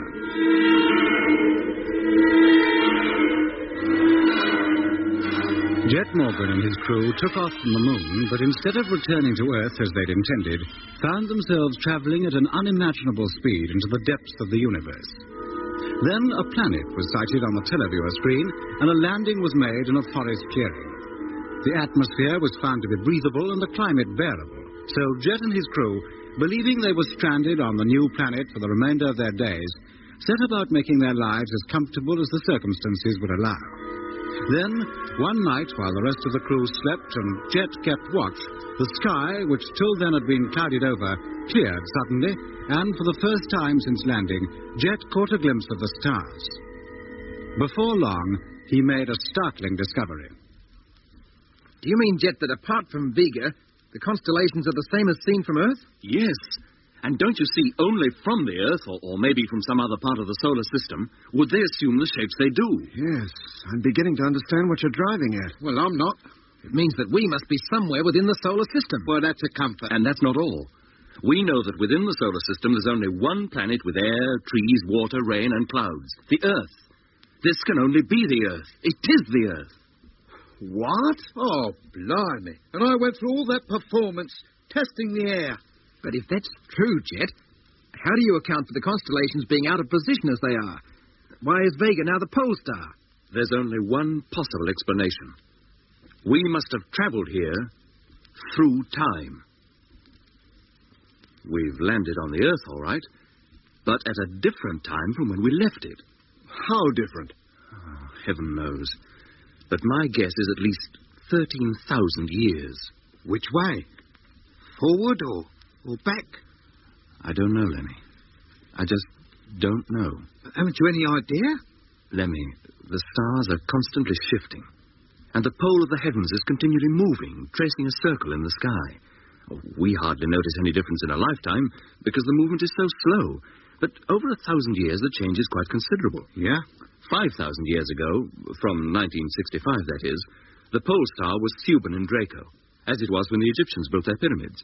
Well, 5,000 years on, the pole star will be a star in the constellation Cepheus. Well, how many thousand years from 1965 before it would be Vega? I've already told you, about 13,000. Well, that's it then. We've landed back here on Earth either 13,000 years before or after we left it. Well, not necessarily. Eh? It takes 26,000 years for the star that marks the pole to make its complete circuit. 26,000 years between the time it is the pole star and the time it returns to that position. I don't see what you're driving at. Just this, Lemmy. How do we know how many times Vega has been the pole star since we left Earth? Blimey, you mean we might have to add 26,000 years to the 13,000 we already got? Yes, perhaps even more. Cool. It depends on how many times the cycle has been completed. Oh, don't, Jet. It sends me dizzy just thinking about it. All this is assuming that we are on the Earth. Where else could we be? I don't know. But if this is the Earth, it should have a moon, and a very large one revolving round it. Yes, of course. Then where is it? Probably it hasn't risen yet. Or else it's already set. Maybe. Perhaps there isn't one. Yeah, maybe we've gone so far back in time, we've arrived here before the moon existed. Or so far forward that it's disappeared, blown up, shot off into space. Gone. If this is the Earth, it's 1,000,000 to 1 that the moon is still circling round it. We haven't seen it because of the cloud, but we haven't seen the sun either for the same reason. Since we've been here, the moon must have southed 6 times. We just haven't seen it, that's all. Well, if we did, it would make all the difference. It'd be the final proof that we are back on Earth. No, we'll keep watch for it. It may yet rise before dawn. If it doesn't, then we're bound to see it one evening soon, just after sunset. If the sky remains clear and we don't see it within a week or so, then we'll know there is no moon and that this is almost certainly not the Earth. How many hours to go till daylight? 4. Well, if you three like to go back to sleep, I'll keep lookout. I still have nearly an hour of my watch left. Not me. I'm not going back to sleep. If that moon's going to rise, I want to see it. Yeah, me too. And me. All right. Doc, Yeah? are there any cigarettes left? A few. Hand them out, will you? I think this is one occasion which justifies it. Yes, that's it, all right. Now, there's no mistaking it. The moon, in almost its final phase, a slim crescent rising just before the sun. Yeah. I suppose there's no way the moon can help us find out just what period of time we're in? No, Lemmy. I doubt if the features of the moon have changed in 10,000 years. There's certainly not enough for us to notice any difference. So there must be something we can do to find out. Or do we just sit here, for all our scientific knowledge, worse off than them animals or whatever they are out there? At least they don't know that they don't know what age they're in. Well, we have one clue. Yeah, what? Well, the ice cap. It's large. We must have arrived here either at the end or the beginning of a glacial epoch. Ah, you mean the Ice Age? Not the Ice Age, Lemmy. There were more than one of them. How many? Well, there were supposed to have been 4. How long ago did they happen? First one is estimated to have reached its peak 500,000 years ago. Seems like only yesterday. The second was 400,000 years ago. The third, 150,000 years. And the fourth? Assumed to have reached its maximum 50,000 years ago. So we could be somewhere in that period. My guess is that we're somewhere between the 4th and 5th Ice Ages, always assuming there was to have been a 5th. I'd say 39,000 years or so before or after our own time. Only it isn't our time anymore. Well, I know one thing. What, Lemmy? It must be back. If we'd gone forward in time, the world wouldn't look like this. Well, why not? Because over thousands of years, man would have progressed. This would be a scientific world with great cities, controlled weather, roads, aeroplanes, spaceships. But there's not a sign of anything. Not even a sign of any living creature. Except for the row we hear coming from the forest at nights. We must be in the past. I wish I could be as sure of man's future on the earth as you are, Lemmy. But the way he was carrying on when we left, he could easily have destroyed himself by now. Or, again, the climatic conditions could have changed so much that his species died out altogether and another took its place. What, you mean we might be the only creatures of our kind on the world? Just the 4 of us? Look, all this talking and arguing only takes us round in circles. Yes, whatever age it is and wherever we are, we have to live. Of course we do. We must make definite plans for finding out the things we need to know. Well, fortunately, we're fairly well equipped for that. We have the ship's instruments, the telescope, navigational books, a clock, and we can read, write, and figure. First thing in the morning, we'll hold a council and work something out. Agreed? Yeah, agreed. Okay, Then, Jack. Mitch, continue the watch, will you? The rest of us will get some sleep. We have now been on this planet, which can only be the Earth, for 2 weeks. By now, we've gotten used to the idea. Our life is the peculiar mixture of the primitive and the scientific. Mitch spends most of his time within the ship, observing the heavens with the aid of the telescope and the navigational tables. He hopes before long to at least deduce our position. Hey, Jet. Yes, Mitch? Look, I've arrived at something, only I can't believe we can be where my calculations say we are. Well, where, Mitch? In the Mediterranean, right smack in the middle of it. You quite sure, Mitch? Well, I'll go through it all again if you like. It doesn't follow that what was or will be water in 1965 is water now. Well, was the Mediterranean ever known to be dry land? Oh, yes, Lemmy. Well, parts of it anyway. How long ago? 50,000 years, maybe less, 30 or even 25,000. Oh. Well, however you add it up for me, the answer's always near enough the same. And that would line up with the ice, too. The 4th Ice Age was receding then. What kind of animals were there? All kinds. Many of the animals that we knew in our age were in existence then, and some, like the mammoth and the saber-toothed tiger, were rapidly dying out. Were there any men? Like us, I mean? Well, it's been estimated that men, not very different from us, have inhabited some parts of the Earth for something like 200,000 years. Or could they have planted those crops? I doubt it very much. Man didn't become an agricultural animal until the dawn of history. Then who did plant them? And where are they? And when they do turn up, what will they do to us? Oh, that's something we'll only find out when it happens. Hey, listen. That noise again. Yeah. It must be those ships. They must be about somewhere. Let's get to the pilots, Captain, quick. Yes, See if we can see them. Yeah. There they are. Look, up there, miles up, caught in the sunlight. Where? I can't see them. Where? There, look, in a circular formation, about 50 of them. What speed do you reckon they're doing? Well, not easy to tell unless we know their height. I'm going to the telescope, see if I can get a closer view. You'll have to hurry. They're nearly overhead. They'll be gone any minute. I got them now. Some of them. They've stopped. They're hovering above us. Yes, but these are bell-shaped. The others were more like donuts, remember? They must be observing us. Well, let them take a good look, and then maybe they'll do something about us. Oh, what? How should I know? But they've never been short of ideas before, have they? There, I know. They're waiting for us. They're inviting us to join them. What on earth do you mean? Well, when we took off from the moon, they followed. They knocked us right out of 1965 into heaven knows where, didn't they? Well, now maybe they're sorry. Realise they've put us down in quite the wrong place, and they're now willing to take us back again. But how can they? Why, by the same methods they got us here, I suppose. We take off, and they surround us.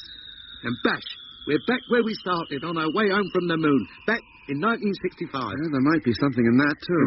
What are we waiting for? Come on, let's get the ship ready. Now, wait a minute, Lemmy. It's not as easy as that. Why not? She can take off, can't she? She might, but I wouldn't like to risk it. Eh?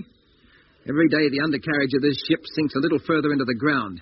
If we tried to take off under these conditions, we'd just tip up on our nose, that's all. Well, couldn't we dig the wheels out, make some kind of runway for her? What, just the four of us?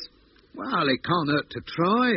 Anything's better than staying here for the rest of our lives with all the people and friends we ever knew, not even born yet. Look, Lemmy, if we got this ship off the ground, what then? Well, we go into free orbit and wait for them other ships to do something about us. Look, Lemmy, this ship isn't big enough to take off and reach free orbit. Not from the Earth, she's not. She needs a booster stage full of fuel, and we haven't got one. And no hope of ever getting one. Oh. Yeah, but with the power them ships have got, perhaps we don't even need to go that high. Maybe all we need to do is take off. They'll do the rest. Nah, it's not worth the risk.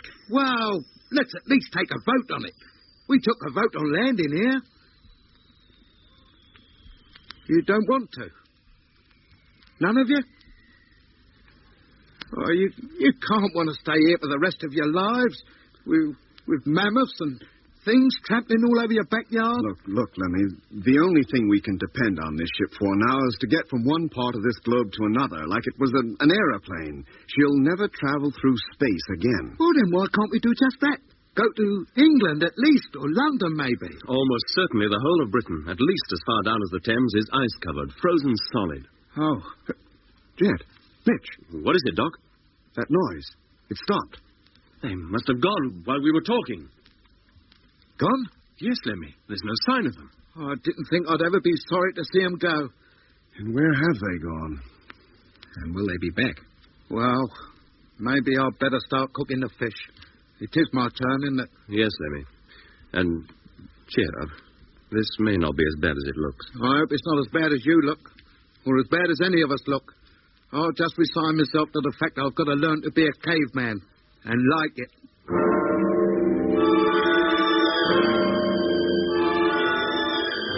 Yeah, you know, all things considered, I don't think this need be such a bad life. You think so, Lemmy? Well, it could be one long holiday. We're not responsible to anybody but ourselves. We can lead our own lives in our own way, do what we like when we like, and nobody to tell us not to. We might even start off an entirely new kind of civilization. We might, but there'll be nobody to carry it on. Eh?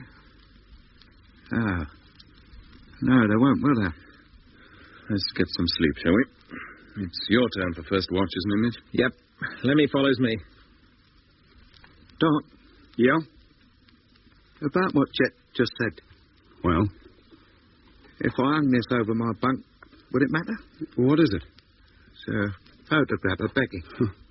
Well, why should it matter? Well, I usually keep it in my wallet, but it might make the place look more homely if I hang it up. I'm sure it would, Lemmy. I wonder what she's doing now. You know, Doc, I never did tell her where I was going, but she soon found out once we landed. My picture was in all the papers. Me, Lemmy Barnett, one of the first men on the moon. Yeah, now look at her mess with him. There's her picture, and as far as I know, she ain't even born yet. No? Then how can I have her picture, then? Doc, do you think that she is alive? I mean, at the same time as we are. You know, everything going on at once, like the pages in a book. I don't quite see what you mean, Lemmy. Well, suppose you've got a book and you're just sitting down to read it. Yeah. And you begin in chapter 1 and start ploughing your way through, don't you? Uh-huh. Well, you can't reach chapter 7 until you've read the first 6 chapters. But that doesn't mean chapter 7 doesn't exist. You just haven't reached it yet. Sure. Well, couldn't time be like that? The normal thing is to start at the beginning and go on. But I suppose it is possible to skip a few pages or even turn back a few. Yes, I see what you mean. Well, maybe that's what's happened to us. Somebody's taken us right out of the page where we belong and planted us on an earlier one. But the other pages are still there. Like Henry VIII is marrying his sixth wife on the proper page. And Becky is there. And so are we, taking off for the moon, or just preparing to. It all depends on what page you are and what part of it you happen to have reached. You mean there's really no such thing as time? Everything happens at once? Yes, that's it in a way. Then we must be careful if we ever get back to our correct page, as you call it, that we don't run into ourselves. Yeah. Aye? I think we'd better get some sleep, Lemmy. We've got enough problems without worrying about the true nature of time. Yes, Doc. Wait, listen. What's that? If you say it's mice, Lemmy, I'll sock you one. This is no time for joking. Is the main door open, Lemmy? Yes, sir. Then close it, quick. Main door, contact.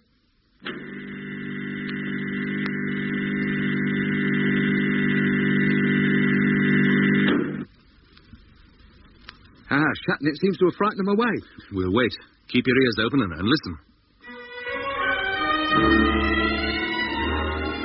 How long is it since that knocking stopped?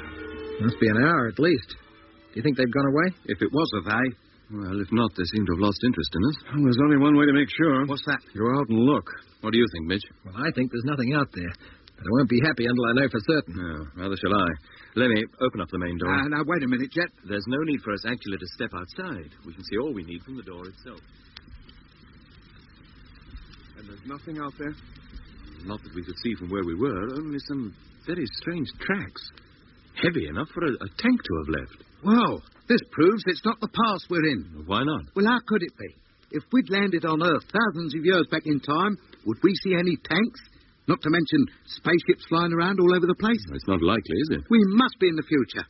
That tank was probably driven by one of our descendants. Our descendants? Well, he might be a relative anyway. I must say the future has been in my mind all along. Those crops out there, healthy and flourishing, with no one to attend them. The ships appearing. And now this. If we were in the past, these things couldn't be. Why not? Our ship's here, isn't it? Ah, yes, but that's... Oh, now I'm getting all confused. Look, if you're absolutely sure there's nothing out there, let's go to bed. We'll have plenty of time to chew over all this in the morning. Yeah, it's a good idea. Who's watching them? I was to follow Lemmy. Get to bed, all of you. I'll wake you as soon as dawn breaks. Yeah, how about the door? Don't we close it again? I don't think there's any need, Lemmy. The hatch will be sufficient. We must conserve the power. Right.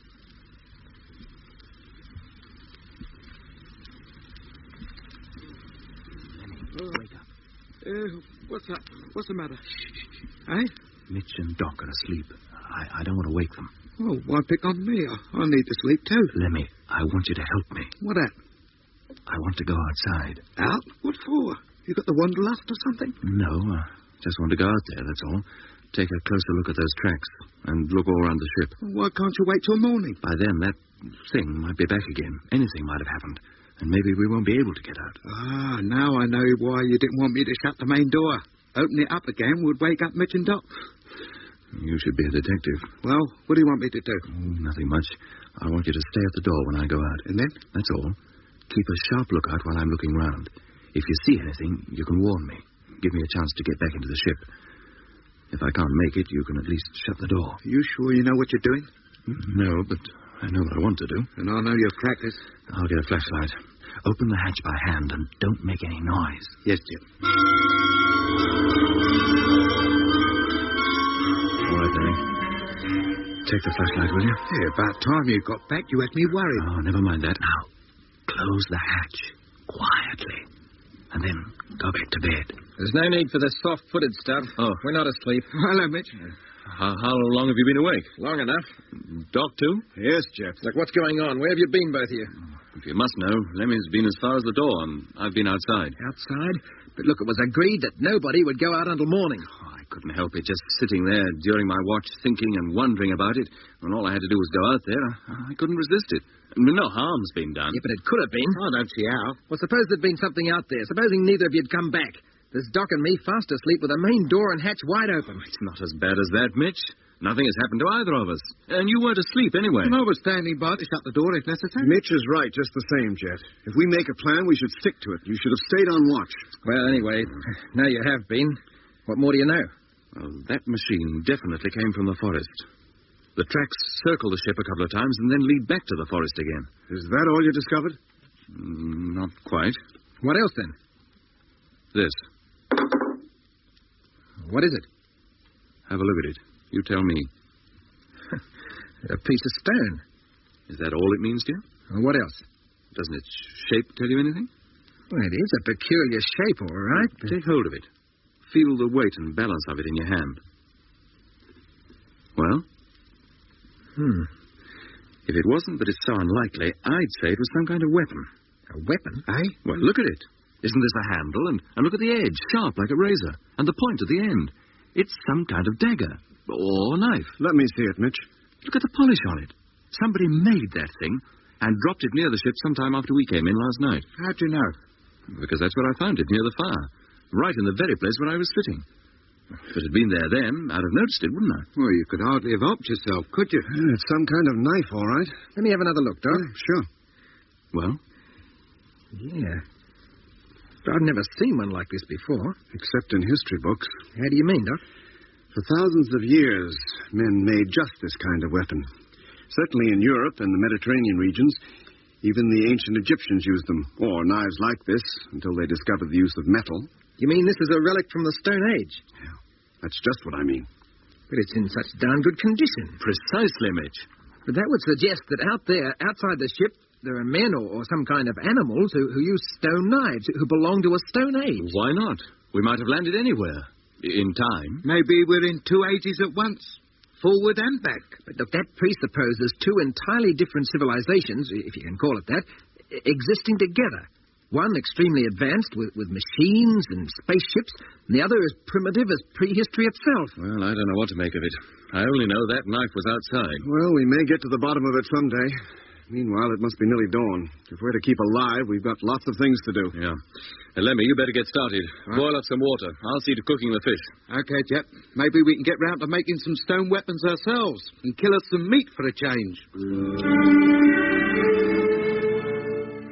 How'd you like your coffee, Doc? Just as it is, Lemmy, thanks. Sorry there's no sugar in it. That's okay. And I'm sorry there's no milk. Don't let it worry you. And I'm even sorrier there's no coffee in it. Water never did anybody any harm. Hurry up and get it done, Doc. We'll be going outside in just a minute. Hey, you're not going into the forest, are you? No, not yet, Lemmy. We'll go along the river bank and round the bend. Round the bend is right. What happens if you run into trouble? How do we know? We've got all that figured out. We'll take the personal radios with us and keep in constant contact with you. Well, I only hope the batteries stand up to it. There can't be much juice left in them now. We'll take 2 radios, but only use one, and keep the other in reserve. And what if that machine comes back? We can't stay locked up in here forever. We've got to know what lies beyond the horizon. 8 men or no, machines or no, spaceships or no. I think you'll have to stay here a bit longer. What do you mean, Lemmy? Well, listen. Can't you hear it? Eh? They're here again. Probably got the 8 men with them this time. Quiet, listen. Yeah, that's it, all right. The same old noise. Let's get over to the cabin, see if we can see them. Well, that's put paid to a nice quiet morning's fishing. It's getting louder. Very loud. They must be directly over there. Mitch, open up the cabin for heaven's sake. I'm trying to, Jet. It doesn't work. Lemmy, the televiewer. Yeah. See if that does. Televiewer, on. Yes, it's working. But there's no picture. It's gone haywire. Give it a chance to warm up. It's truth. They must be right outside.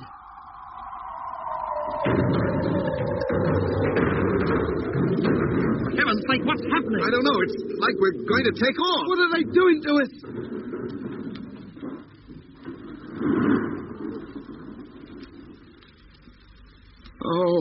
Oh, that's better.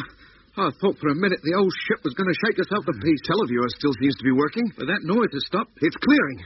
And the picture's getting sharper. Is there anything out there? Can you see anything, Doc? No. No, I can't. Rotate the camera. Go on, Lemmy. Yes, Jet. Always supposing she will. Yes, she does. Even after that shaking Now, up. Doc, let's look. Let's all look. Hey, hold it. Stop. What is it, Mitch? There. Can't you see? Another of those donut-shaped ships we saw on the moon. Like the one I went into. Good heavens, yes, it's exactly the same. Keep her rotating, Lemmy. See if we can see any more. Yes, Jet. Rotating. No, that's all there seemed to be. Just one of them. One ain't enough yet? Well, turn the camera on it, Lemmy. Let's take a look at it. Right. Oh, there she is. What do you make of her? I don't know. We all know what happened before. Yes, and it's not happening again. I'm not going out there and getting into that ship. Last time I did it, you all accused me of saying things I'd never even dreamed of. And then the thing was about to take off with me in it. Oh, no. If you want to go, you go, but leave me out of it this time. I don't think anybody should go out there. Hey, wait a minute. Huh? Look at the dome of that ship. It's opening, just as it did before. What in heaven's name are they up to now? And now that ladder's coming out. Yeah, just like it is an invitation for us to go in there. If it is, we're not accepting. Maybe this time somebody will be coming out. Hey? Well, why not? And whatever it is, it must have 2 legs. Oh, don't see why. Who else would use a ladder but somebody with 2 legs? A cat can climb a ladder. Yeah. Yes, it can.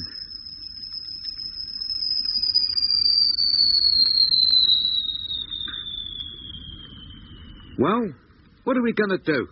Sit here all day staring at it and biting our fingernails? We're supposed to be out fishing. Supposing that thing stays out there, how do we eat? I know. The radio. The radio? Yes, don't you remember? When Mitch went up to that ship before, he kicked it, and we all heard it over the radio. And then when he went inside, we heard his voice. Now, obviously, if that ship can communicate with us in any way, it must be via the radio. Lemmy, get the intercom sets. Right. But the last time I had to be in there before you heard anything at all. Yeah, who knows what'll happen this time? At least it's worth a try. Yes, I suppose it is. Here you are, Jet. Here's the omelets. Do we put them on now? Yes, put them on and turn them on, all of you. And then listen, see if you hear anything. Yeah, mine's on. Yes, so's mine. Hey, Jet. I can hear something. Yes.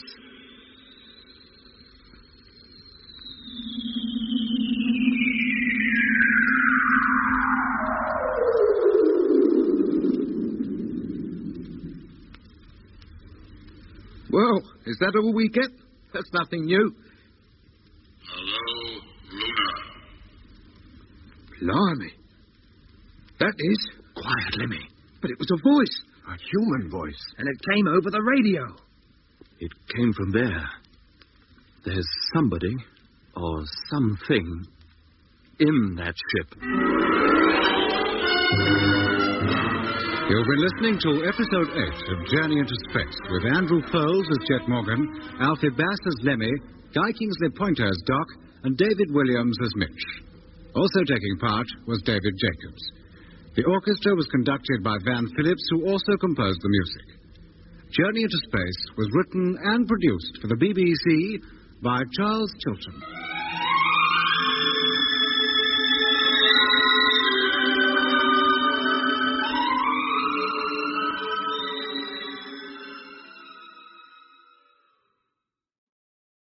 Journey into Space. BBC presents Jet Morgan in Operation Luna.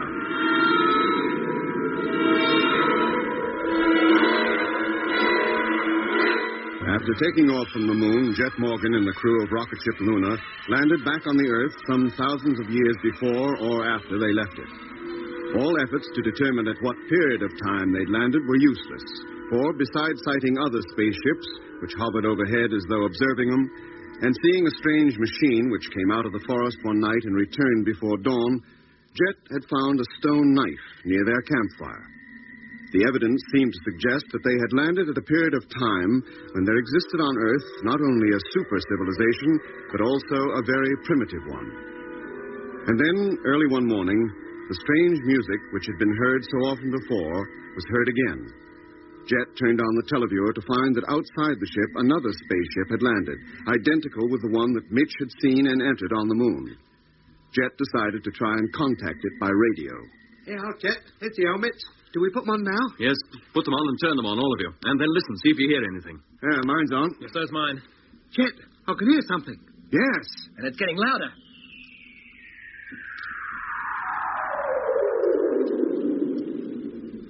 Hello, Luna. Blimey. That is... Quiet, Lemmy. But it was a voice. A human voice. And it came over the radio. It came from there. There's somebody or something in that ship. And whatever it is, it speaks English.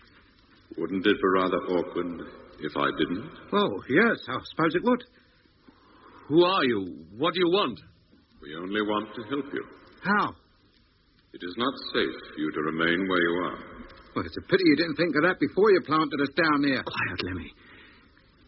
We don't know who you are or what you want of us. All we ask of you is to leave your own ship and enter ours. Enter yours? No harm will come to you. You needn't be afraid. We're not afraid, just cautious. You speak for yourself, mate. We can help you if you want us to, but you must do as I say. Are you anything to do with that ship we saw on the moon? Yes, we are. Then who are you? Leave your own ship and come in here. You come in here. Why don't you show yourself? We cannot show ourselves. Why not? Here, are you invisible? No, but I am not in this ship. What? What are we going to do about this? Stay where we are, of course. It'd be balmy to go out there. Not necessarily. What? Well, no harm came to you, Mitch, in that ship on the moon. Well, I wasn't conscious of anything strange going on, but if all of us go into that ship, who knows what might happen, without any of us being aware of it. I think we should find out more about this before we even set foot outside. I quite agree, a lot more. I'll talk to him. Hello, whoever you are. I can hear you. Then you must know how we feel.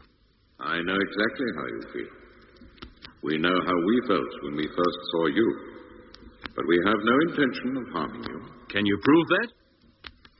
Have we harmed you up to now? Oh, no. Apart from knocking us right out of our own time into heaven knows where, you haven't harmed us at all. We'd like to ask you a few questions.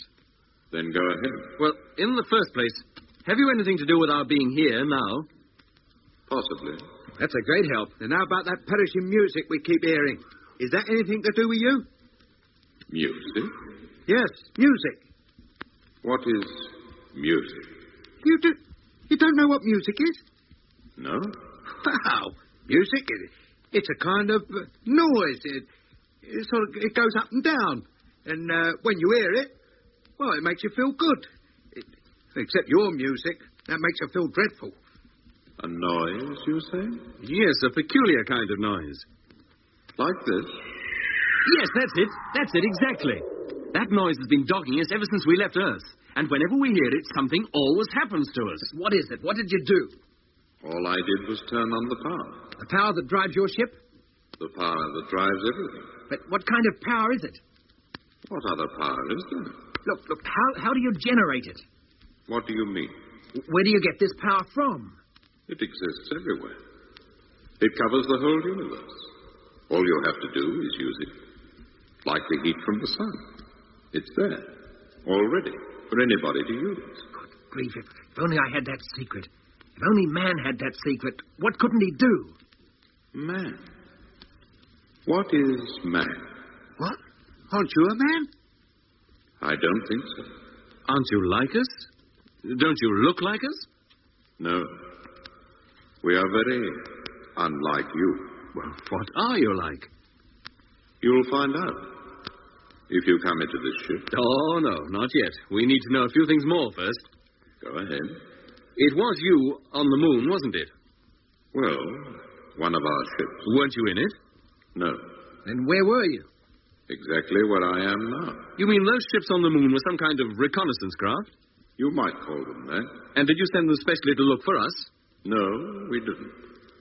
We were very surprised to find you there. Not half so surprised as we were to find you. Then where are you from? From the other side of the universe. That's what Mitch told us, remember? Leave your own ship and come into ours. Look, will you give us a few minutes to talk this thing over? Certainly. Can we call you back? There is really no need.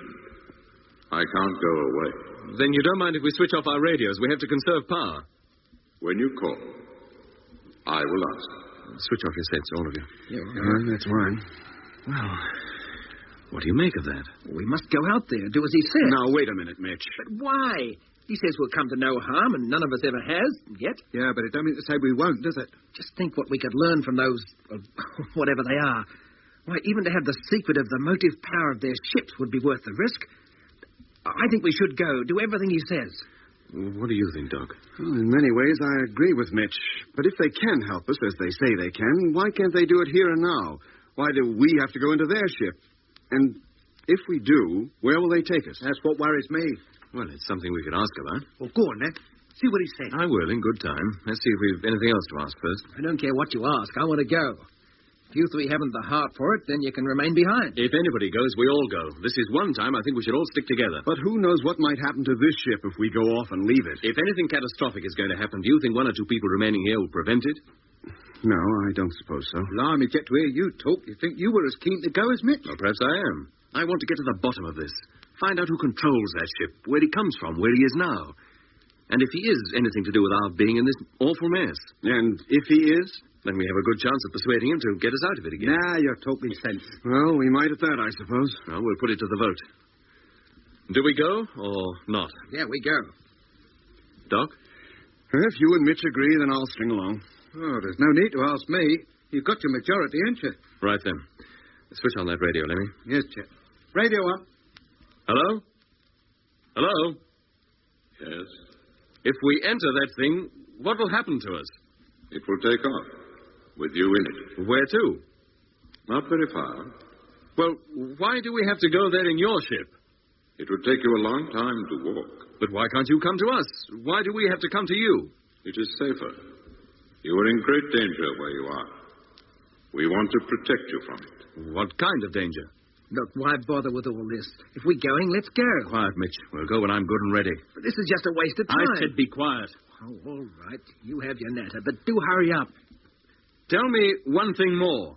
Yes? This danger you talk of, is it a threat to us personally or to our ship? I don't think your ship is likely to come to any harm. But you probably will. And very soon. Now, come on, Jet. He couldn't say much more, could he?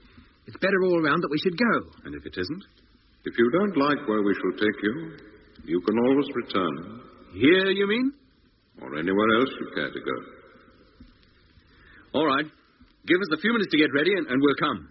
And bring your radios with you. What for? So that we can talk to each other.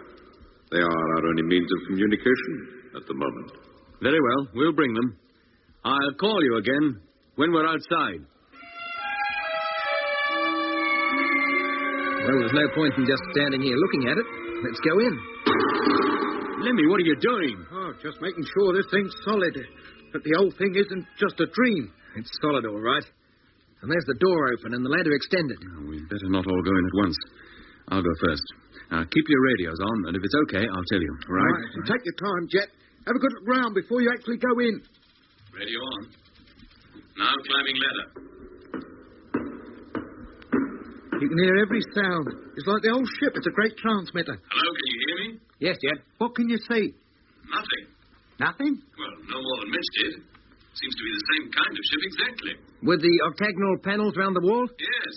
And the row of buttons above each one. Certainly seems nothing to worry about here. I'm going inside. Now.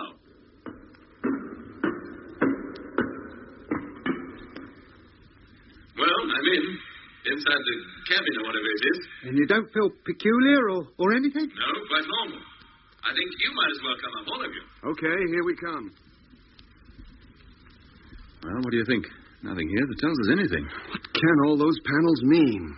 Why are they all different colors? What are all them buttons? What happens if we press them? No, don't touch a thing. Now, leave this to me. Hello? Yes? Well, we're all inside. Now what do we do?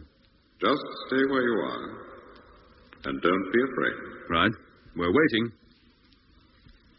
Oh, blimey. What's happening? It's the dome. It's closing. We're being shut in. Here, let me get out of here. No, wait. Don't, Lemmy. Hey? Well, whether we like it or not, the door's shut. We couldn't get out now, even if we wanted to. Well, what next? Well, why don't you call up the Wizard of Oz and ask him? He said we were going to take off. Sounds like we are, too. Let me stand back. Stand back. Hey? The floor. Near you. It's opening up. Oh, blimey. Get back to the wall, all of you. Flat against the wall. Oh, it's a good thing you warned me, Mitch. I might have fallen into that thing. Did any of you notice any crack in the floor to show there was a panel just there? Not me, Jet. Well, if they all fit as well as that one, we're not likely to. Here, for all we know, the floor is full of sliding panels, all circular like that one. Well, if it is, none of them seems to be opening. Here. Do you think, whatever it is down there? We said he wasn't in this ship, didn't he? Yeah, maybe he ain't, but a couple of his mates might be. Why do you stand there? Why don't you go down?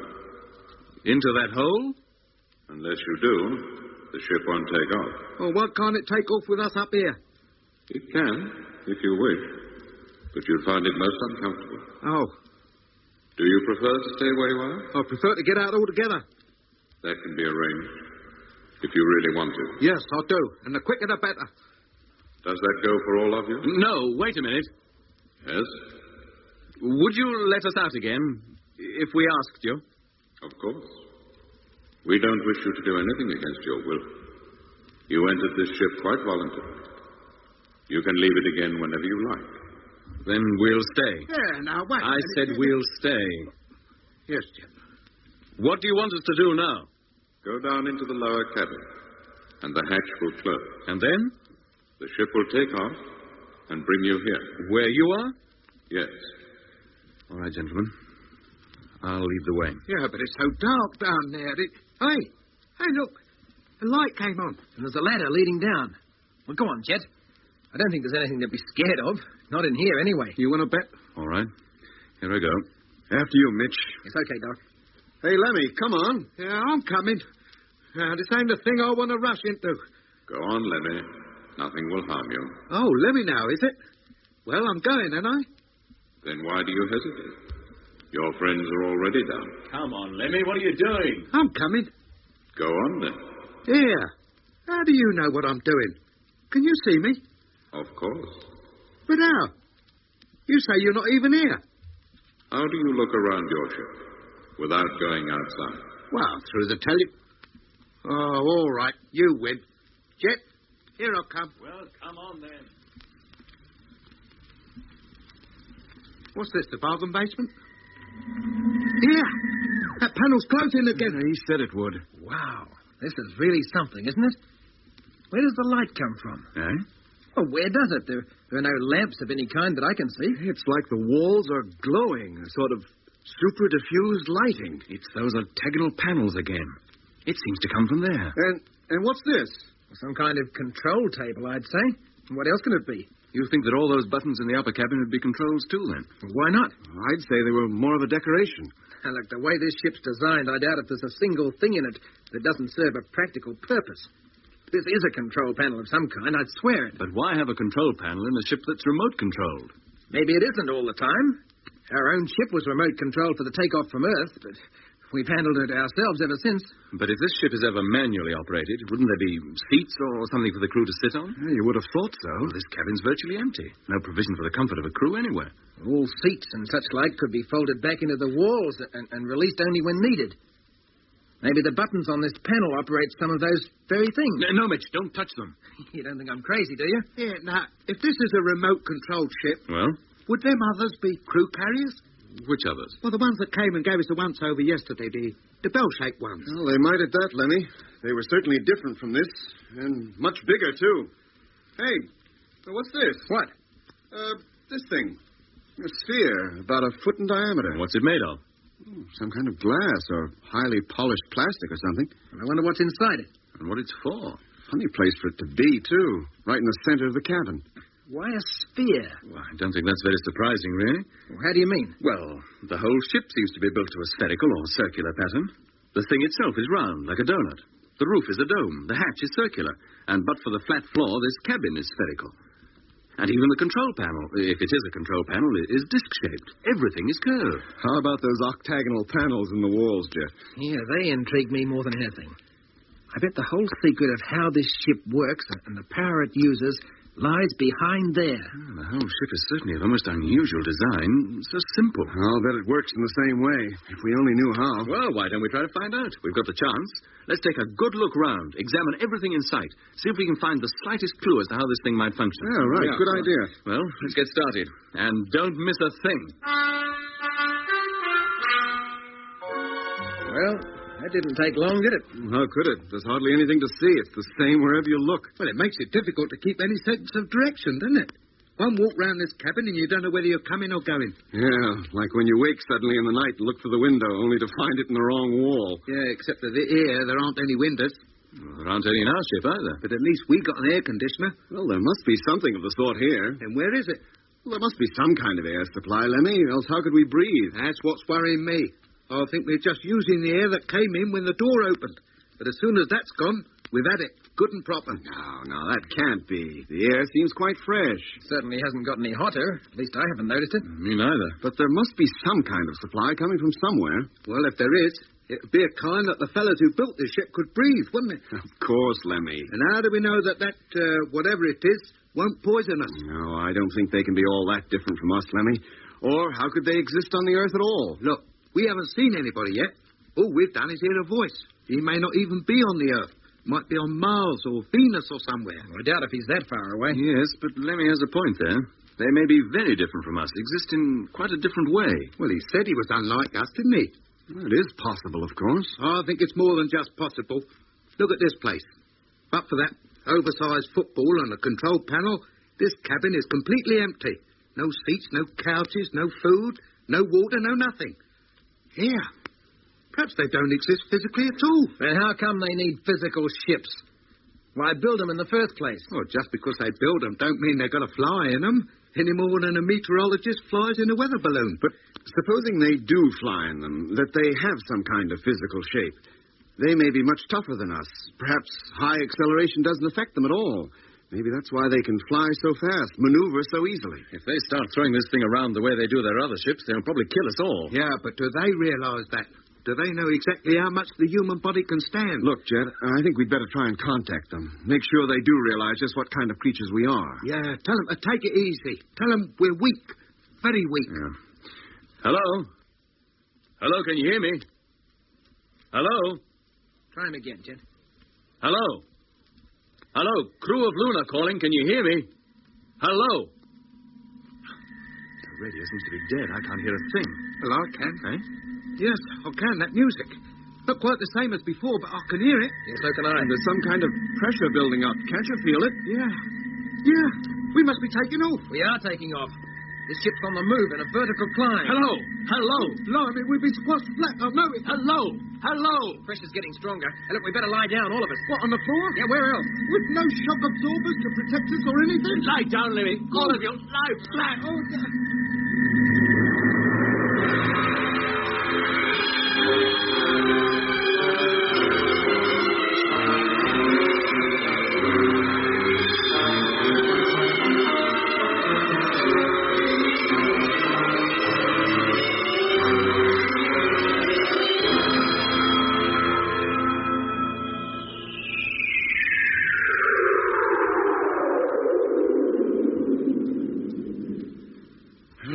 Pressure seems to be less now.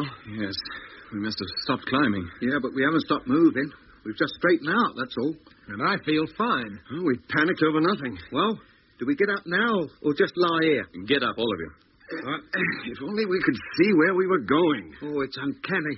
Hurtling through the air like this and we don't even know which way up we are. I'll call him again. Hello? Hello, can you hear me? Hello? No go? Not a peep. You better all listen. Maybe my battery's given out or something. Well, in that case, there's no point in you calling him, because he won't be hearing you anyway. Look, I'll try. Maybe I'll have better luck. Hello? Hello? Come in, please. Hello?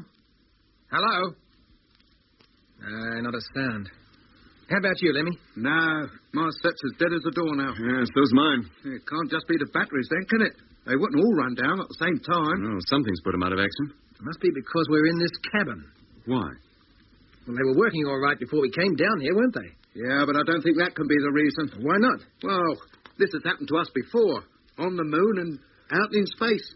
The electrical equipment, the radio especially, is packed in time and again. And always when we've heard that music. Here. Didn't that Mr. Mystery say that music happens when he turns on the power that drives his ship? Yes, of course. Whatever force that is, it must set up a powerful magnetic field. One strong enough to neutralize all the equipment in our ship. The radio in particular.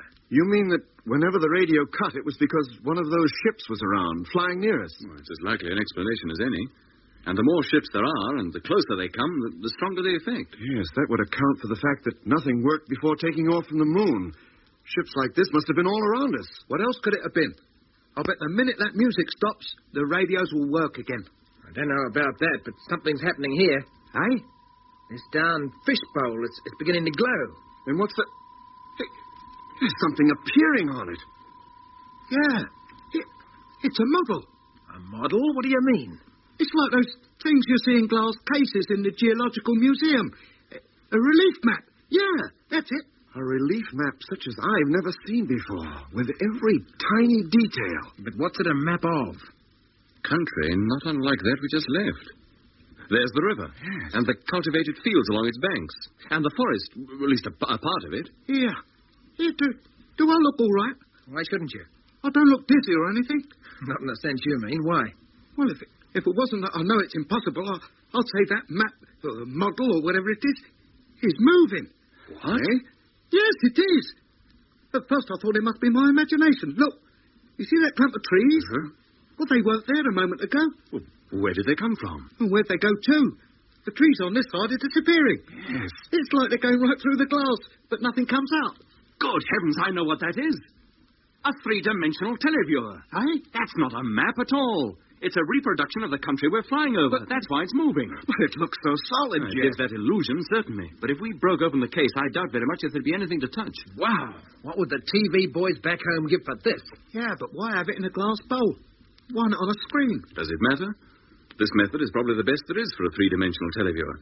Maybe this is how all three-dimensional receivers should be made. Maybe every telecinema should be constructed this way. What, you mean have the audience sit round the screen instead of in front of it? Well, why not? Could you have anything better than this? It's as though there were an observing hatch in the floor. It's so real. Well, I don't know what kind of people they are that built this ship, but they're way ahead of our time. Streets ahead. Blimey, you're right, too. You couldn't be right. What do you mean? Well, look, see? Just coming into view. Streets, a city or town or something, down there by the river. Oh, yeah. Is that where the voice is? Is that where we're going? How high do you think we are, Jet? Always supposing that this picture is a true representation of what lies below us. Well, I don't know how much this gadget reduces things, but I'd say about 5 miles. It must be a fairly big town. There's still a lot of it coming into the picture. And the houses seem to be built on a spherical principle, too. Yeah, there must be Eskimos. Either that or they're not houses at all. What else could they be? Spaceships, just like those bell-shaped ones that flew over us. Could be. It's not easy to tell from this height. And we're almost directly overhead now. It looks as though we're going to pass them by. Perhaps we're not stopping here at all. Hey, look, down there, see? To one side of the town or whatever it is. More spheres, but much smaller. Yeah, from up here they look just like toadstools. They must be the ships. That must be a landing or a parking field. Oh, the larger spheres must be houses. Or larger ships. It could be at that. Or whatever they are, it doesn't look as though we're going to land there. We're leaving them behind rapidly. Well, then where are we going? Well, how should I know? I'm not the guide on this trip, Lemmy. We might keep going for days, weeks maybe. What do we do for food and drink? Oh, if we'd had any sense, we'd have brought some with us. How were we to know we'd need it? That voice, whatever he was, he said he wasn't taking us very far. And in any case, he was taking us away from a danger of some kind. If that's true, is it likely that he'd keep us penned up in here long enough for us to starve to death? Well, there's nothing we can do about it now. We can't even call him up, not with the radios out of action. Then what do we do? Wait and hope. At least with this televiewer contraption, we've got something to look at. We can see the kind of country we're traveling over. That's better than traveling in the dark.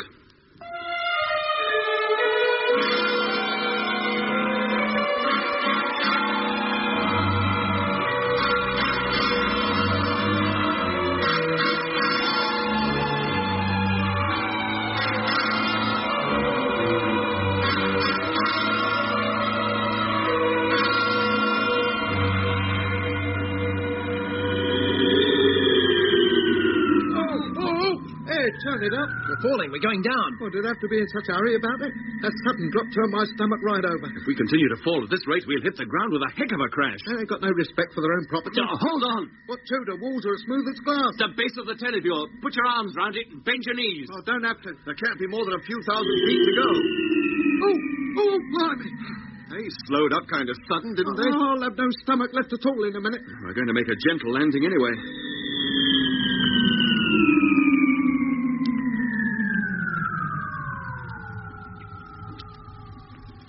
Oh, we've made it. We're down. This must be where we change. Change is right. But for what? You have been listening to Episode 9 of Journey into Space with Andrew Foles as Jet Morgan, Alfie Bass as Lemmy, Guy Kingsley Pointer as Doc, and David Williams as Mitch. And with Derek Guyler. The orchestra was conducted by Van Phillips, who also composed the music. Journey into Space was written and produced for the BBC by Charles Chilton.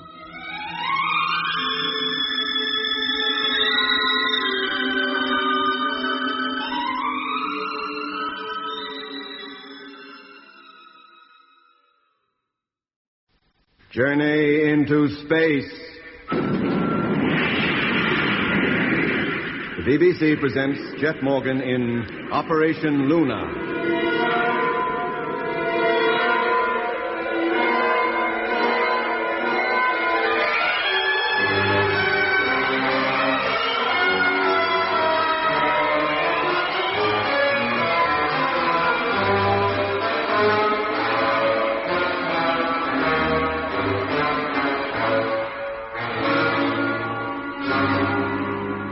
Jet Morgan and his crew left rocket ship Luna, and at the invitation of a mysterious voice that spoke to them over their radios, entered the donut-shaped spaceship that had landed near them. Once the strange craft had been boarded and Jet and his companions were settled in its inner cabin, the ship took off. Then contact with the voice was lost, due to the magnetic field which surrounded the ship, neutralizing the spacemen's personal radios. But even though they had lost contact with the voice, they were, with the aid of a three-dimensional televiewer, able to see where they were going and the country they were passing over. Then, almost without warning, the ship began to drop towards the ground. Oh, blimey! They slowed down kind of sudden, didn't they? I'll have no stomach left at all in a minute. We're going to make a gentle landing anyway.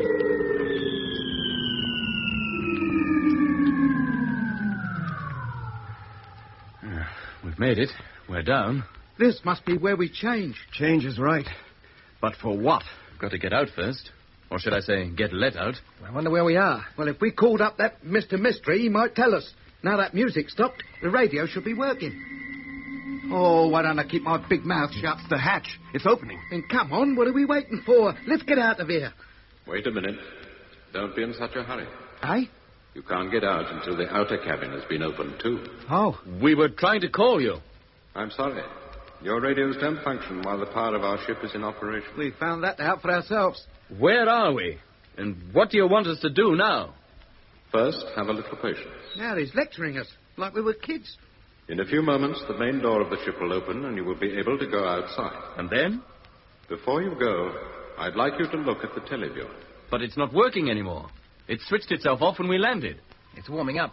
There's a new picture appearing. Hey, what's that? Good heavens. What is it, Doc? Oh, don't you recognize it? I once drew a picture of that. Hey? Yes, on the moon. Don't you remember? It was in the crater. Filled it completely. I saw it on our own televiewer. Yes, that's it. Exactly the same as Doc described. Then what's it doing here on the Earth? Thousands of years before its time. Or after. Well, what's it doing here anyway? So you did see it on the moon? How do you mean?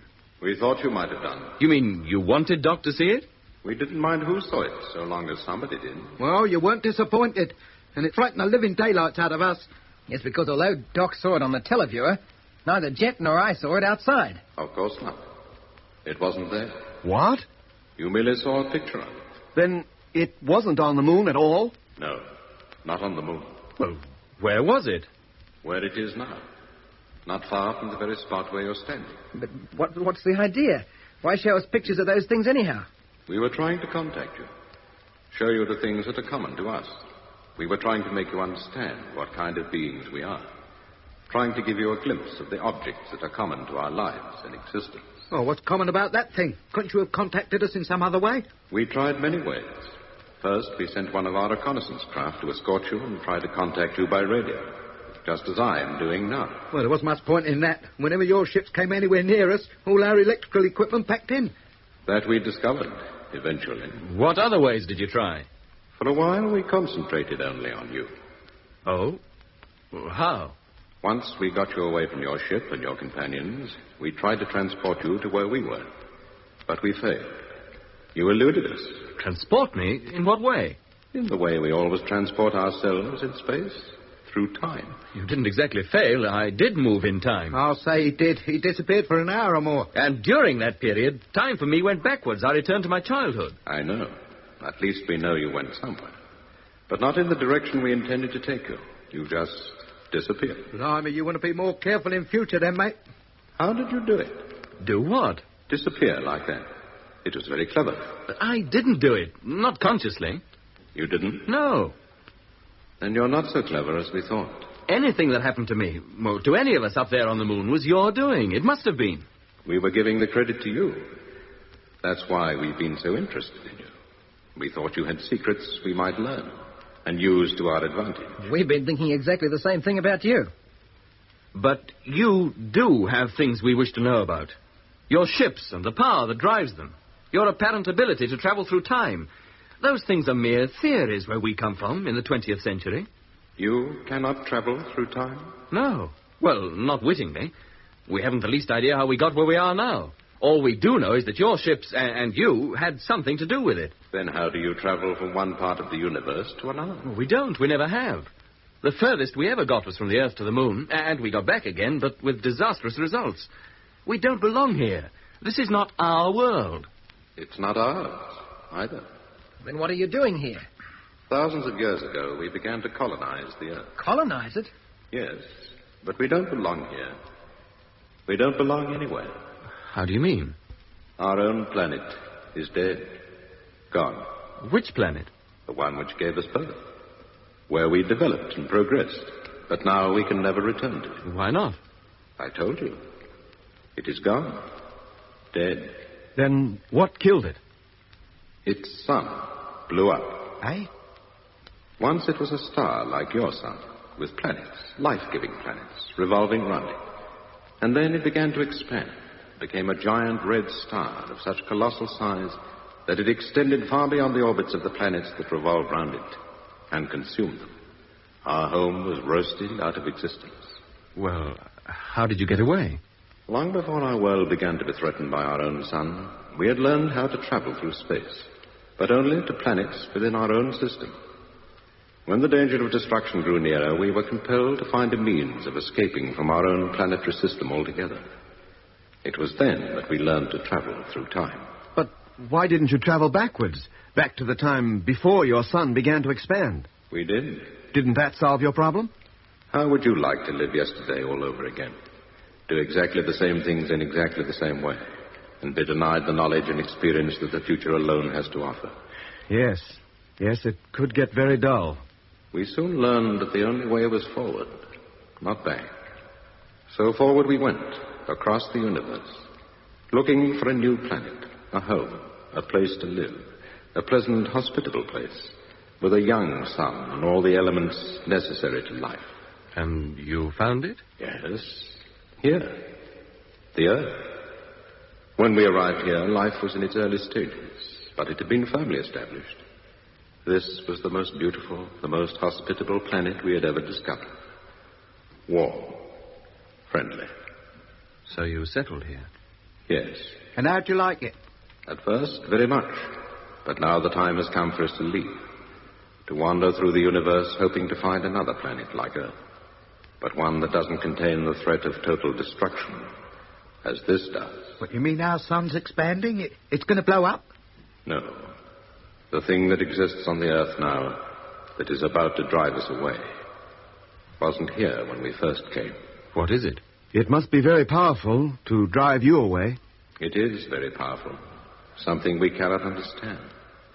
Cannot fight against, because we don't know how. What is it? You will know soon enough.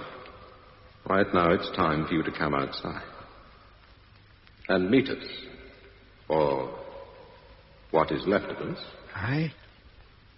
Don't be too surprised by what you see. How do you mean? I told you. We are very unlike you. We are not even of this Earth. Life on our own planet was different. We have developed in a different way. You can have no idea of how we look. But you will find out soon. Now the door will open and you may come out. Hey, no, wait a minute. Jet, can't he give us some idea of what he looks like first? Yes, Jet, it might be just as well. You never know. Call him. Ask him to show himself on the televiewer at least. It's too late. The door's opening.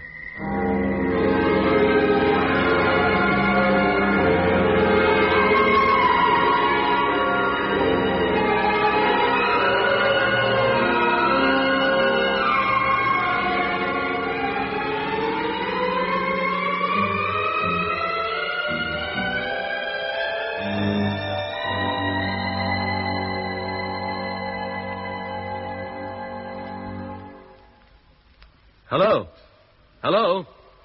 He's not answering. Well, why not? There's no music on. He should hear us. Hello, can you hear me? Maybe he doesn't intend to answer.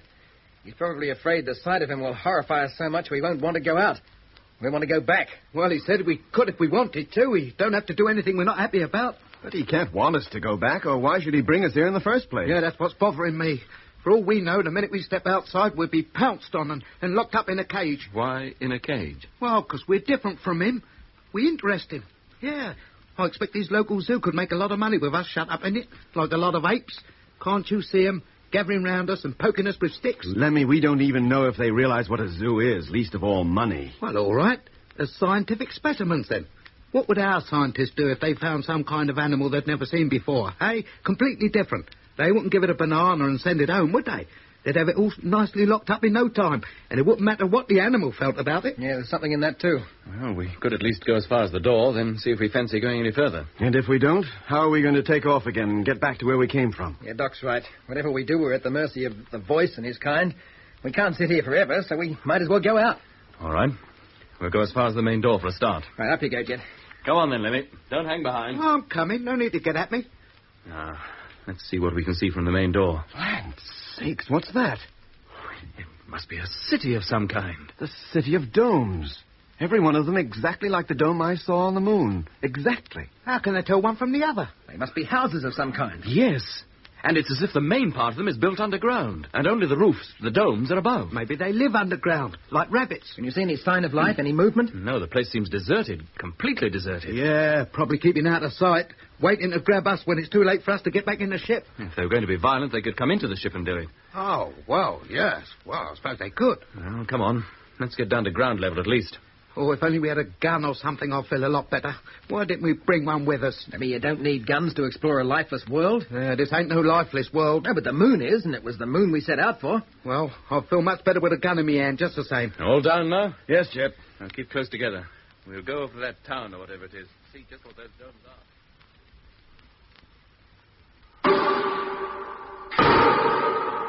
Well, they're solid enough. The walls are, anyway. Don't seem to be any kind of doors in any of them, either. Well, there didn't appear to be any kind of door in the ship we just arrived in, but there was one. Beats me how they can conceal all the joints. I'd swear there was no break anywhere in this wall. Well, let's move on for next dome. See if that's any different.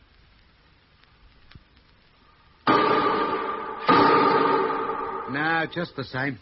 How many is that we've looked at? A dozen at least. Hundreds more, literally hundreds. Curious how everything is curved. Not a straight line to be seen anywhere. Well, let's keep looking. Blimey, what's that?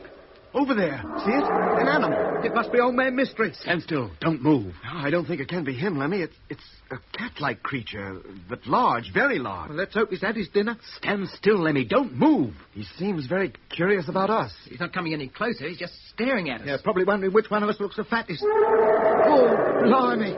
He's going. He's going away. And good riddance. But don't move yet. Let him get completely out of sight. Oh, look, what a time to choose to stop and have a scratch. Shut up, Lemmy. He's off again. Now he's gone. Round one of the domes. Oh, boy. If he'd chosen to attack us, we wouldn't have stood a chance. It would have been easy meat for him. What kind of animal was it? A Macarodontini. Eh? Macarodontini. Oh, that's what I thought it must be. A tiger, saber-toothed. Didn't you see the tusks jutting down from his upper jaw? Oh, is that what they were? Well, that about establishes what period of time we're in. That thing couldn't be in the future. And it also establishes that we're not safe out here, that we've got to get back to the ship and quick. Yes, I suppose we'd better. It'll be getting dark soon, and who knows what we might meet. Come on, then, let's go. Which way are you going? Well, this is the way, isn't it? No, Jet, this way. Now, wait a minute. Which was the last building we looked at? Well, the one directly behind us. No, that one there, over on the left. Wait a minute, I'm not sure. It could be any of them. There's no way of distinguishing one from another. I swear it's this way. And I know you're wrong. It's this way. Now, hold on a minute. We'd better face it. None of us knows which is the right way. With all these buildings identically shaped, all at equal distances from each other, it's impossible to tell which way we came. And we shouldn't have come so far, not without taking our bearings first. The fact is, we're lost. We don't know which is the way back.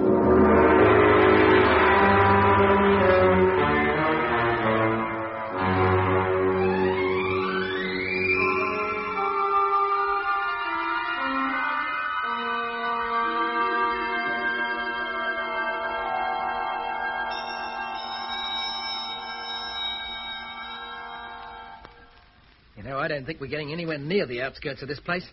If anything, we're going deeper into it. There's no point in going on any further. We must stop and think this over. Well, how's that going to help? Look, when we came out of that ship, did any of you notice which way the sun lay? Not me. I was too concerned with what we'd find. I didn't even think of it. No, me neither. So we don't even know at which point of the compass the ship is standing in relation to this city. And we were fools not to notice. Wouldn't be of much use to us anyhow. The sun's about to set. Well, the stars would have guided us. We don't even know which way we want to go. Or maybe if we climbed to the top of one of these domes, we could get high enough to see the ship before it gets too dark. And what do we use for footholds? It'd be like trying to climb a wall of glass. No, climbing's out of the question. Then what are we going to do? Stay out here all night with those them tigers and never knows what walking about and licking their chops? Unless we find a way out of this maze, that's just what we'll have to do. Hello, Luna. Listen, do you hear anything? What? Listen. Hello, Luna. Yeah, it's the voice. But where's it coming from? Seems to be coming from the ground. You mean he's under there? Hello, Luna. Hello. No, it's not. It's coming from Lemmy's helmet. Eh? Lift it to ear level. Listen to it. Yeah. Hello, Luna. Can you hear me? It is him. I must have left my radio switched on or knocked it on by accident. Put your helmets on, all of you. Switch on your radios. Hello, Luna. That's better. I wonder how long he's been calling us. Hello, we can hear you. Why didn't you answer me before? We didn't have our helmets on. Our radios are in them. I see. But we've called you before. You didn't answer us. No, we were too busy watching you. Watching us? Do what? Exploring our city. Then it is a city. Yes. Does that surprise you? Many forms of life all over the universe live in community. Yeah, now then, what's the idea of watching us? Just curiosity and interest in you. See how you would react to what you saw. All we did was get lost. And meet a tiger. Do you know those things are hanging around? Of course. Lots of other animals, too. They often wander through our streets. What, you mean you let them? Why not? They do us no harm. And we certainly do them none. But one normally expects a wild animal to attack you. Attack? Yes, attack. Fly at you. Kill you, maybe. Unless you kill him first. The thought never occurred to me. Well, then, how do you protect yourself from such creatures? They never bother us, nor we them. Oh, I see. Here, Chet. They must look more horrible than we thought. Even a saber-toothed tiger's scared to go near them. Quiet, Lemmy. Remember, he can hear every word you say. Have you seen enough of the outside of our city? More than enough. We want to get back to that ship where we feel safe. You are afraid? Well, wouldn't you be in our place? I don't think so. Animals are timid. But you have no reason to be. Because, unlike the animals, you can reason. Oh, I don't see that follows at all. It's just because I can reason that I know when to be scared. You must be more primitive, more backward than we thought. Yeah, now, there's no need to go getting personal. You told us yourself we were in great danger. That's how you persuaded us to come here, to get out of it. To be in danger is not necessarily to be afraid. Well, no, I don't suppose it is. Look, whether we're scared or not, we have no desire to remain here all night. Can you guide us back to the ship? At least we can stay there until morning. If you really wish it. I was about to guide you somewhere else. Where? To me. Oh, is that far? No. Very close. What do you say, Mitch? Shall we go? That's why we left the ship in the first place, isn't it? We could go back there for the night, come out again in the morning. What, and spend the night on a cold metal floor without so much as a blanket between us? I take it you're for going on then, both of you. Yes, dear. I am. All right. What do we have to do? Where do we go? You see the dome in front of you? Yes? Walk round to the other side of it, the opposite side. Just that? Nothing else? No, nothing else. All right, gentlemen. Let's go. I suppose we know what we're doing. How can we? We just got to trust to luck, that's all. Well, if you ask me, it's a long chance we're taking. Quiet, Lemmy. Do stop nattering. Well, it's all right, but you don't know how I'm feeling. I said keep quiet. That's far enough. Just here? Doesn't look any different from the other side. No different at all. Just another dome. Hey, wait. Huh? Look, the wall's opening up. Good heavens. Stand back. Keep away. Lemmy, not that far away. Come back. Don't start to run or we'll only get lost again. It's a door. An octagonal door, just like those panels in the ship. And there's a light behind it. A very strong light. Well, it's wide open now. Yes. Why don't you come in? Well, Do you prefer to spend the night outside? No, we don't, thank you. We'll come in. Come on. I'll lead. Be careful, Jet. Take a good look round first. It seems safe enough. Just a passageway leading downwards deep into the ground. Where to? Well, and the Bakerloo line, that's certain. It's well lit, too. At least this end is. Seems to be darker further on. Well, let's go. Let's get inside. Yes, Mitch. Come on, Doc. Okay. And you, Lemmy. All right.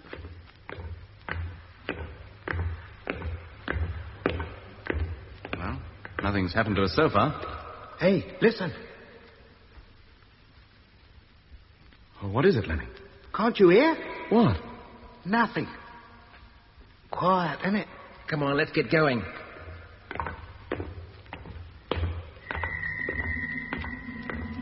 Wait a minute. Something's happening. There's that noise. What the... It's all right, Doc. It's the door. It's closing again. Oh, just as well. If that tiger saw it open, he might get ideas about coming in and spending the night with us. Let's keep going.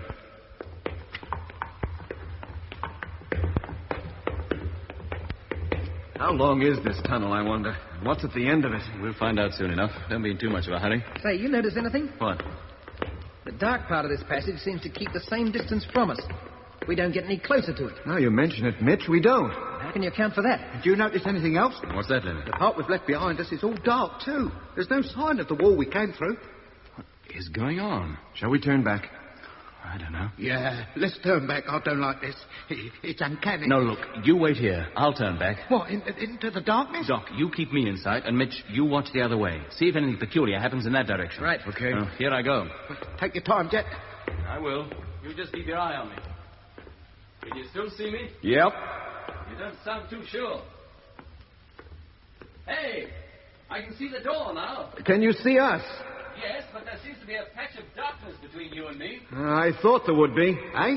Well, don't you see, Lemmy? What, you mean it automatically lights up ahead of you and blacks out behind as you walk along? Yes. Jet, come on. It's all right. Let's keep going.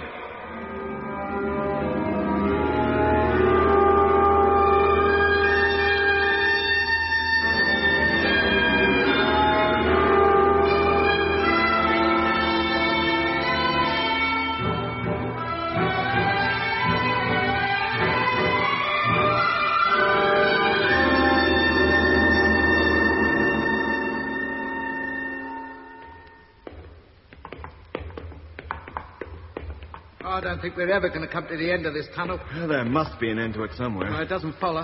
If it's like everything else in this place, built on a circular pattern, all we'll do is end up where we started. We can even see where we're going, with the light going out behind us and darkness always just ahead. It's uncanny. I'm glad you admit it, at least. Hey, wait. Stop a minute. What is it, Doc? See? Directly ahead. A pinpoint of light. A bluish light. What? Where? I can... There. Oh, yes, I can. Well, what do you suppose that is? I wish I had the faintest idea. It looks just like an eye. Eye? Well, doesn't it? Yeah. Oh, now you mention it, it does. It's as though it's watching us. Staring at us. Yeah, Doctor, it's a favour. Here. That couldn't be the voice, could it? How can an eye be a voice? I mean, his eye. Only one? Why not? If he's as different from us as he says he is, maybe he's only got one. Maybe that's all he is. Just an eye. How could an eye stay up in the air like that with no support? Hello? Hello, can you hear me? Yes, I can hear you. We're in the tunnel, the air shaft, or whatever it is. Well? We've been walking down it for a long time. Of course. And now we can see a light, a bluish kind of light, very small and straight ahead. We don't quite know what to make of it. You must keep walking until you reach it, and then pass through it. What do you think we are, mice? We can't get through a hole that size. You are quite a long way from it yet. It will grow as you approach it. Oh, I see. Then we'll keep going. And thank you. It's a pleasure. It's more than it is for me. Well, let's get started. If that light is really as big as he says, we've a long way to go before we reach it. Yeah, right.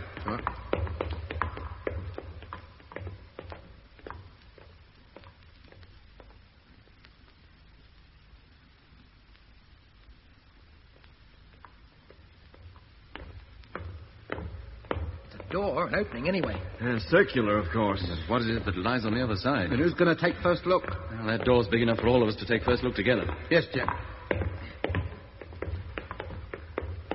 Wow. Good heavens, did you ever see it? It's all a dream, it must be. It's a nightmare, a beautiful nightmare.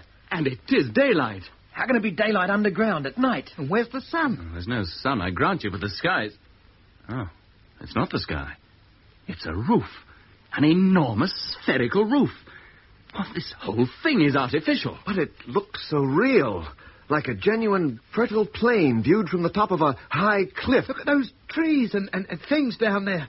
They're trees like I never saw before. It's warm, like a pleasant spring day. It's like a huge garden. A colossal, beautiful garden. You know, it's a different country, a different world. An artificial world laid out under the largest dome I've ever seen. How does it keep up there with no pillars to support it? And there must be millions of tons of earth above it. The pressure must be fantastic. Oh, look at those lovely flowers. Here, Kew Gardens is just a window box compared to this. Well, whoever built this place must have a great love of beauty. Hello, Luna. Hey, Jet, he's calling. Hello? Hello, yes? Well, how do you like our home? Is this where you live? Is this your city? What is left of it? I'd hardly call this a ruin. No, not a ruin. But a city is not alive without inhabitants. And they are all gone, or nearly so. But why do you live underground? The climate of Earth is too violent for us to live on its surface. Ah, they can't be so tough as we thought. Well, you can't stay up there. To one side of you is a long flight of steps. That's the longest flight of stairs I've ever seen. Fall down that lot and you get a nasty bump. I'll be at the bottom, waiting for you. Oh, blimey. Oh, come on. No point in hanging about here. Right, no. Well, we've touched bottom. What now? I suppose we better follow this path. It's the only one. There's one thing I'm grateful for. And what's that, Lemmy? Well, it ain't likely to be any saber-toothed tigers down here. Hey, look. Eh? What, Doc? Another sphere. Oh. A complete one this time, not just a dome. Hello? Yes? You're getting very close to me. Now. Oh. In a few moments, we shall meet. Are you in that diving bell or whatever it is? Yes, I am. Do you want us to come in there, or will you come out? The door will open, but you needn't enter. You may like just to look in first. Very well. Here, I don't like this. Let's go back. No, Lemmy, stay where you are. Door's opening, all right.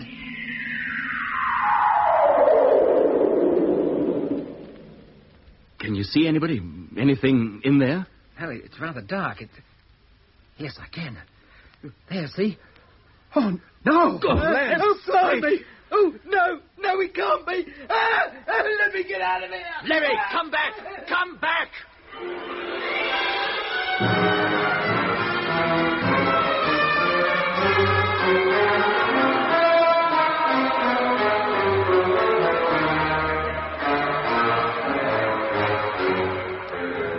You have been listening to episode 10 of Journey into Space with Andrew Foles as Jet Morgan, Alfie Bass as Lemmy, Guy Kingsley Pointer as Doc, and David Williams as Mitch, and with Derek Geiler. The orchestra was conducted by Van Phillips, who also composed the music. Journey into Space was written and produced for the BBC by Charles Chilton.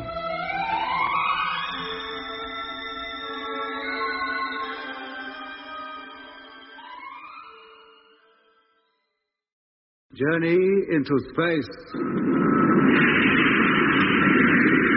The BBC presents Jet Morgan in Operation Luna.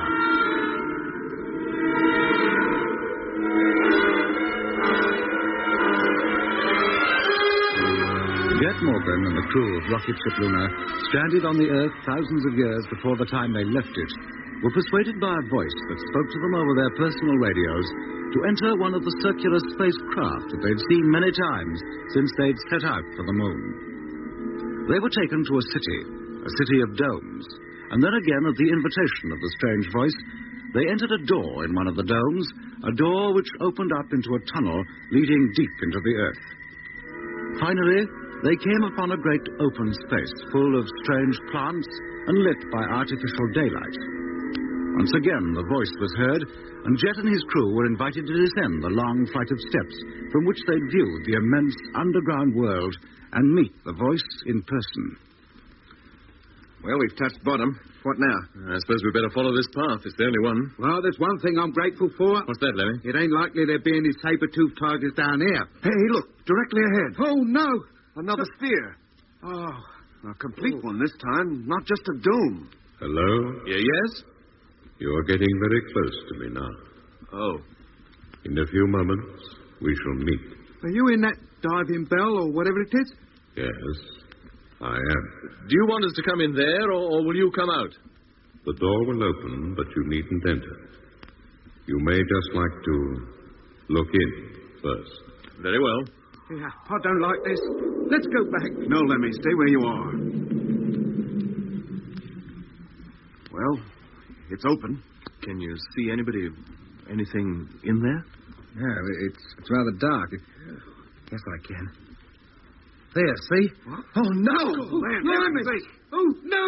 No, he can't be. Oh, let me get out of here. Lemmy, come back, you hear? No, Jet, I can't. Don't stay there, mate.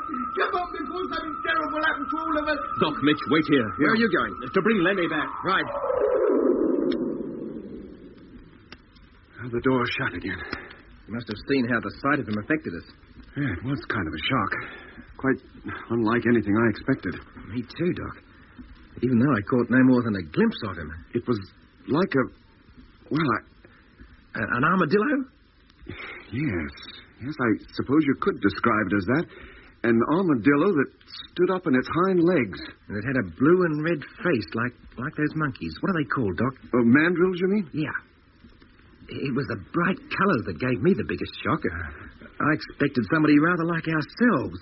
Flesh-coloured, at least. Yeah, so did I. It was such a surprise, Well, here comes Jet, coming back with Lemmy.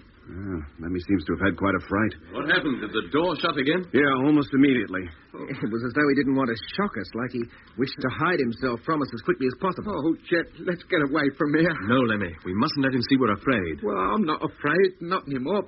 I just can't stand anything so ugly, that's all. The sight of you had much the same effect on us when we first saw you. Eh? But we got used to it. And now we accept you. What, you mean we scared you? Not scared us, shocked us. But we couldn't be that ugly. Look, you must excuse us. It was so unlike anything we'd expected. We understand. You need worry about it no more. We brought you here for your own safety. We would not like your stay to be unpleasant. That's very considerate of you. I will not show myself to you again unless you wish it. If you can get used to us, who are so different from you, we can do the same. It is harder for you. We have had many opportunities of observing you, of getting used to you. But now I expect you'd like to refresh yourselves and rest. Yes, please. We'd like to very much. It has all been arranged. If you follow the path, you will come to another sphere, just like this one. The door will be open. Go inside. There will be food and beds for you. When you have rested, I shall contact you again. Thank you. Yes, mate, thanks a lot.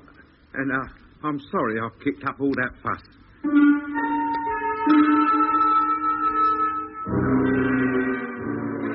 Well, they've really done us proud, haven't they? You think this food's any good to eat? Only one way to find out. Well, what's it like, Doc? Rather sweet. Okay. Rather like honey, but with the texture of bread. Yeah, I suppose these things are for us to sleep on. What else could they be? Well, I mean, whoever heard of a circular bed with a dip in the middle? That's to stop you falling out. And what do we do with bed covers? How do we keep warm? The temperature is uniform in here and outside, too. Quite warm enough for sleeping. Even when we undress? Perhaps they don't expect us to undress. The voice didn't seem to be wearing any clothes. Oh, what about all that shell stuff? That armor plating, wasn't that clothes? I doubt it. I doubt very much if they wear clothes at all. Oh, Becky wouldn't like that. Like what? Well, I'd like to think I've been associating with a lot of nudists. Yeah, well, I don't know about you, but I'm all for getting some sleep.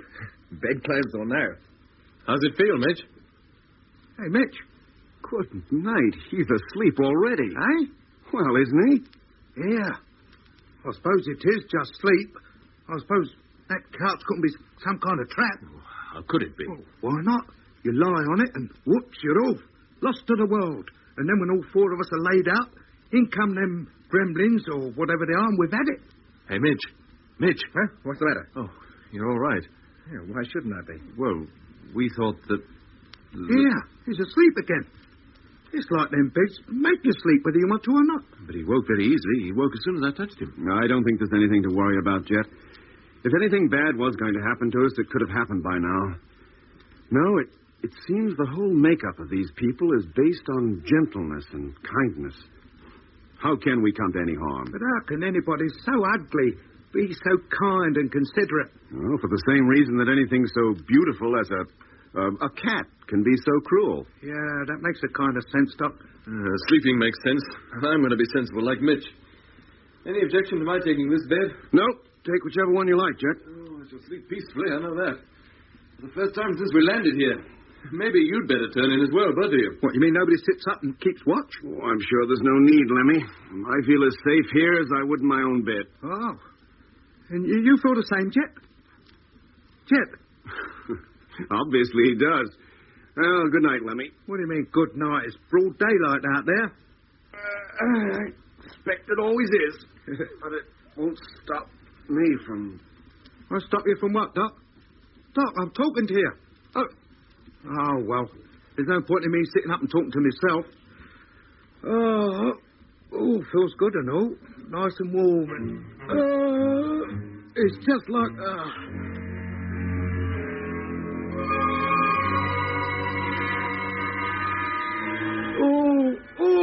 What's up, Lemmy? Can't you sleep? Oh, this bed's so darn uncomfortable. So's mine. But when I first got in it was soft and warm, and now it feels like a bare plank with splinters in. Just how mine feels. Oh, I ain't standing here any longer. I can't stand it. Why do you think I'm up? What's that human mandrill trying to do? Make a monkey out of us? Good morning. Good morning. I trust you slept well. Well, I would have done it if the bed had stayed as comfortable as it was when I first got in it. But it did. Eh? You slept for hours, all of you. The beds don't get uncomfortable until you've had your full sleep. I don't understand. Well, when you're tired, or even if you're not, when the time comes for sleep, the beds will induce it from the moment you lie on them. Oh, that's right. They did. I fell asleep almost at once. But when your sleeping period is over, the bed reverses the procedure and you get up, and are glad to do so. What, you mean these beds are a sort of sleeping pill and alarm clock combined? An ingenious idea. Well, I don't think so. Oh, why not? Because there's nothing I like better than turning over and having another 5 minutes. Well, now that we are up, what happens next? A meal is set for you. Yes, so I see. When you have eaten, I want you to leave this sphere and go to another, a much larger one to which I shall direct you. And then? You will see, in good time, we would like to acquaint you with a few things about us and this planet. This must be the place, Jet. Yes, but how do we get in? He said it would be open for us. Yeah, you know what happened the last time a door opened? Oh, I don't want another shock like that. No, you said we wouldn't see him again. I don't think he'll go back on his word. Hold on to your hat. Something's happening. Oh, no. Oh, there it is. The door. Sliding back just like all the others. Stand still. Don't panic. Well, do we go in? Of course we do. Yeah, but supposing he's there. I'm willing to risk it. He can't help how he looks. We'll have to get used to it. Just as he got used to us. Well, all right, in you go. I'm a long way behind you. Come on. I don't think this is going to hurt. Well, what do you know? Hey, this must be the nerve center of this place. A kind of control room. A huge control room. And it's chock full of those televiewer spheres and what, Doc? How can I describe them? I don't even know what they're for. Now, don't anybody touch anything. Not a thing. Yeah, probably blow the old place sky high if we did. Sky high? This far under the ground? Well, earth high, then. Well, there's the door closing. They've got a mania for shutting themselves in everywhere, haven't they? Not a sign of anybody. Not a soul. Yet the place looks clean. It's polished as a new pin. If there was anybody here, they probably left before we came in, so we wouldn't see them. You know, this hiding themselves on our account, it's beginning to make me feel mean. Hello, Luna. Hello, yes? Do you see in front of you a televiewer globe? Yes, I see it. Walk as far as that, and then wait. Very well. He's going to show us something. But what brings us all this way to do it? I guess he knows his own business best, Lemmy. Yes, Doc. Well, we're here, in front of the televiewer. And it's warming up. There's a picture appearing. A picture of the city. From the outside. It's much the same as we saw it from the air just before we first landed here. It must be daylight up on the surface, then. Yes, it is. The night has long since passed. Is that an actual view from outside, or is it a film or something? Film? What is film? Ah, that's something we know about that you ain't got, then? What I mean is that picture we see on the screen an actual transmission? Of course. One of our ships is hovering above the city. It transmits the picture, which is reproduced here. Oh, I see. Oh, but why show it to us? We've already seen those domes from exactly that viewpoint. It is not just the city we wish you to see. Oh? What then? Hey, that picture's changing. That ship must be moving. Take a close look at the countryside over which it is passing. At the cultivated areas in particular. Did you plant them? Yes, we did. There were fields of the same kind near where our ship landed. Did you plant those too? Yes. But we never once saw anybody tend to them. Oh, they don't need tending. We plant them and they grow and ripen. When they are ready for harvest, we gather them in. If they're still there. How do you mean, if they're still there? Watch the televiewer, and you will see. Eh? Truth, yes, I do. See that? What, Mitch? Smoke. Clouds of it. It's the crops are on fire. Well, that's a silly thing to do. Plant them and then burn them. Do you think we did it? Well, who else? The creatures of the forest. Who are they? They are the cause of our leaving this planet. What, just because they burn your crops? Surely you can prevent that. How? Well, by getting your own back and burning theirs. They'll soon get tired of a game that two can play at. They do not grow crops themselves. There are none for us to burn. Oh, well, that rules out that little lark then, doesn't it? But look, who are these forest creatures? Why should they go around burning your crops like this? They are destructive by nature. They destroy anything they do not understand. They even destroy the animals. Kill. Not only for food, but for the sheer joy of killing. They even kill each other. Don't you kill for food, then? Why should we? There is plenty to be had without killing others for it. What, you mean you're all vegetarians? There is no need to kill, to live. But life is like that. One animal kills another so that it may survive. And that, in its turn, is killed by another. So we found when we first arrived on Earth. It was something new to us. No creature ever killed another on our planet. Well, it must have been very crowded, grossly overpopulated. No, it wasn't. There was just enough life for the planet to support. No more, no less. What, not even the wild animals killed each other?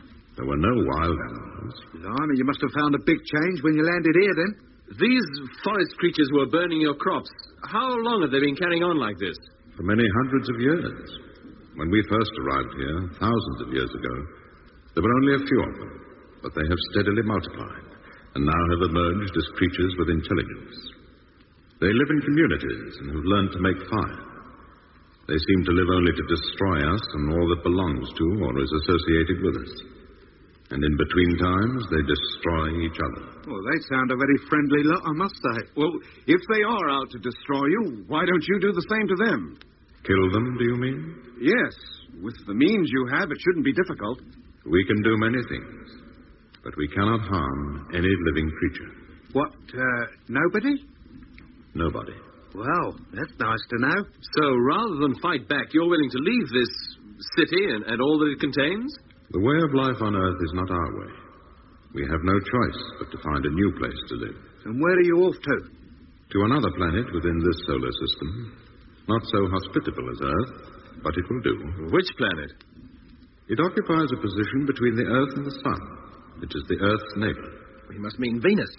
How can you live there? If the Earth's climate is too violent for you, the heat on Venus would be unbearable. The dense atmosphere affords us some protection. We provide the rest ourselves. You would? I expect you could live in a... Limit. Already another city just like this is being built beneath the surface. Meanwhile, our reconnaissance ships are searching the universe for another, more suitable planet. When they find it, we shall go there. And what if they don't? Then we shall remain on Venus until the forest creatures have gone. This uncontrollable desire they have for destroying things can only result in their self-annihilation. But suppose it doesn't. Suppose they cease to destroy things and each other. That is most unlikely. But if it should happen, we could live on Earth with them in peace. But even if their nature does change, it'll take years, maybe thousands of years. We can wait. Our ships will always be watching the Earth, and we will return when the time is right. Do these creatures, as you call them, ever come out of the forest? Last night they came out and set fire to our crops. Well, let's hope we don't meet up with them then. That's why we brought you here, so that you shouldn't. They had already begun to get curious about you. Oh? What do these creatures look like? Like you and me, they walk on two legs, but they are covered in hair and walk with a stoop, not upright as you do. Apes? Why apes? Well, gorillas then. What else could walk on two legs and be covered in hair? Can they talk? Have they any intelligence or even a language? They mutter to each other, but do not even seem to grasp the fact that we have tried to communicate with them. They must be apes. Hey, did you ever hear of an ape that could use fire? Not in our day, but who knows what they could do this far back in time. I'd like to have a look at them sometime, see what kind of creatures they are. Me too. But what of this danger you told us of? They are it. The forest creatures, you mean? Yes. Then we've got nothing to be scared of, as long as we stay here. But you can't. Well, why not? I told you. The last of us are about to leave. We can no longer protect you when we are gone. Oh, but we could stay here, couldn't we? There'd be no point. You would drown. Eh? Drown? How?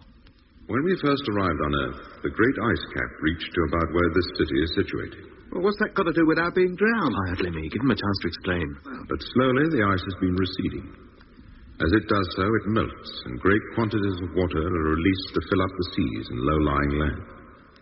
The land above this city is very low-lying. It cannot be long before the Western Sea breaks through and floods a vast area, including this. The Western Sea? Yes, Jet, the Atlantic. Oh, yes. Don't you remember? I figured out we were right smack in the middle of the Mediterranean, and I was right. Already two great lakes stand where a few thousand years ago two of our cities stood. They are now submerged. But if you know about this, well, why not move to some island that won't be flooded and build a city there? That we might have done, but for the forest creatures. Oh, they're the real fly in the ointment then. So long as they remain on Earth, we cannot. But you did say you could help us, protect us from all this. We can. How? You can come with us. What? To Venus? There you will at least be safe. Oh, now, wait a minute. What makes you think we can even live on Venus? Yeah, we haven't got up plate armor for a skin like you know. Then you prefer to stay here? No, we don't. Then what do you want? To get back to Earth. But you are on Earth. In our own time, I mean. In the 20th century where we came from and where we belong. And how do you propose to do that? Well, that's what we thought you could tell us. You got us here in the first place. Well, your ships did. It was an accident. But if you got us here, how you did it, I don't know. Couldn't you reverse the process and get us back again? We could try, but there would be considerable risk. What kind of risk? We would have to return you to the moon first. And then, of course, we may not get you back there at the same time as you left it. Eh? We may be a few thousand years out, either way. Oh, no. It would be safer if you come with us in one of our ships. That would be simple. Would getting us back to the moon be out of the question? No, not really. Provided you go in your own ship. No, we can't. Well, why not? We can't take off. We haven't the power. We need a booster stage to get away from the Earth's gravitational pull, and we haven't got one. A booster? Yes. Yes, there's not sufficient power in the motor to get us off the Earth. The moon, yes, but not the Earth. And we need oxygen. We have hardly enough to last 5 days. Sufficient to get us from Earth to the moon, but not for the round trip. And we need grub. We've got to eat. And if we had all those things, the ship couldn't take off. We need a launching ramp, or a long runway at least. You had better come to Venus with us. I don't want to go to Venus. I want to go home. We cannot guarantee to get you anywhere else. Would you take us back to the moon if you could? Certainly, if you wish it. But it will be risky. We might prefer to take the chance. Can you give us time to think about it? Of course. I will direct you back to your sphere. Meanwhile, I will investigate the possibility of preparing your ship for takeoff. Perhaps, if you come to any conclusion before I contact you, you will call me. Yes, we will. And thank you.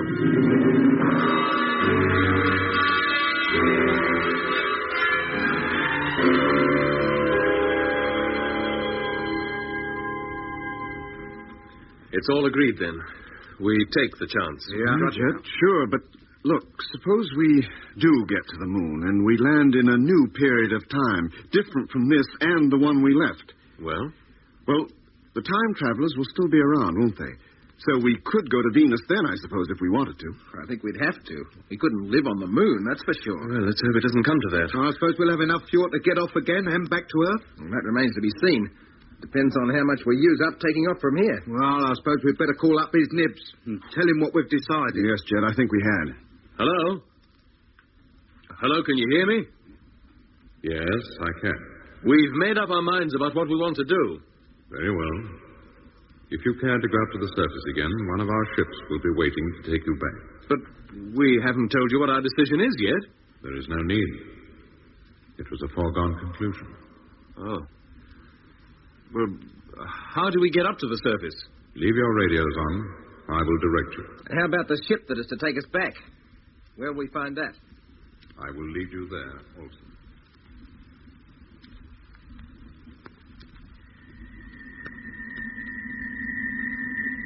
Well, I'm sorry to leave that underground city, but I won't be sorry to see Luna again. Shouldn't be long now before we sight her. Those forest creatures have certainly been busy all along here. Look at all that smoke. Yeah. You don't think they'd be messing around with our ship, do you? Well, they'd have a job. It wouldn't burn anyway. Well, they could have gone into it. The main door was open. Ah, but the hatch wasn't. They could have got no further than the airlock. Well, if they are anywhere near it, we should see them. We're getting very close to where she is now. Or was. Don't be so darn pessimistic, Lemmy. Ah, there she is. See her? Just coming into view. And no fields burning anywhere near her. Oh, she look... Good heavens. What is it? What's up? What? Am I dreaming or something? Look at the ship. Truth, she's standing up on her tail. But when we left her, she had her undercarriage down, and she was lying in the horizontal position. And the shock absorbers are out as though she'd just landed here tail first. What? Who stood her up like that? How did they do it? Oh, yeah, take it easy, mate. Oh, we're going down. Hold on to your hat. Oh, blimey, fancy going all the way to Venus in one of these. I'll be dead before I get halfway.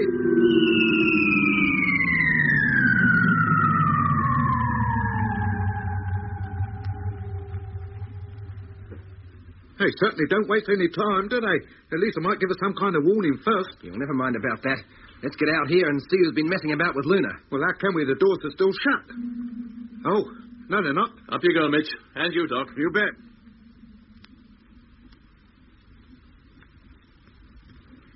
Fantastic. Absolutely fantastic. She's all set, ready for takeoff. And everything seems to be in perfect order. Everything we ever took out has been replaced. Yeah, but does it work? Well, that's easy enough to find out, Lemmy. Yes, it is. We'll carry out normal pre-takeoff tests. Check every installation. Now, don't miss a thing. Okay, Jack. Well, that's the televiewer. Test satisfactory. Well, that's it, then. Everything works. Switch her off, Lemmy. Right. Well, what do you make of that? Well, there's only two people could have done this. That Mr. Mystery or them forest creatures. And it just couldn't be them apes. But even Mr. Mystery, as you call him, couldn't have done all this alone. We never said he was alone. No, half the time he speaks of himself in the plural. Well, he or they must have done it while we were down in that underground city. But why? Why didn't they wait until we got here? We could have helped them, told them what to do. We didn't need to. They've done it anyway. They must have dozens of men on this job. Hey, men? What am I saying? I've got no idea how they did it without us. But I think I know why. Well, why, Doc? Because they didn't want us to see them. Eh? They knew we couldn't get the ship ready for takeoff without their help. So they came on ahead and did it before we got here. You mean they did it alone just so that we wouldn't have to look at them? What other reason can there be? Oh, it makes you feel so mean, doesn't it? We can't stand the sight of them, and yet they do all this for us. Well, they are an amazing people, and no mistake. Well, after this, I wouldn't care if I saw 100 of them. And if I did, I'd shake hands with a lot. If they've got hands. Hey, see if you can contact them, Jet. We must thank them. Yes, go ahead. That's the least we can do.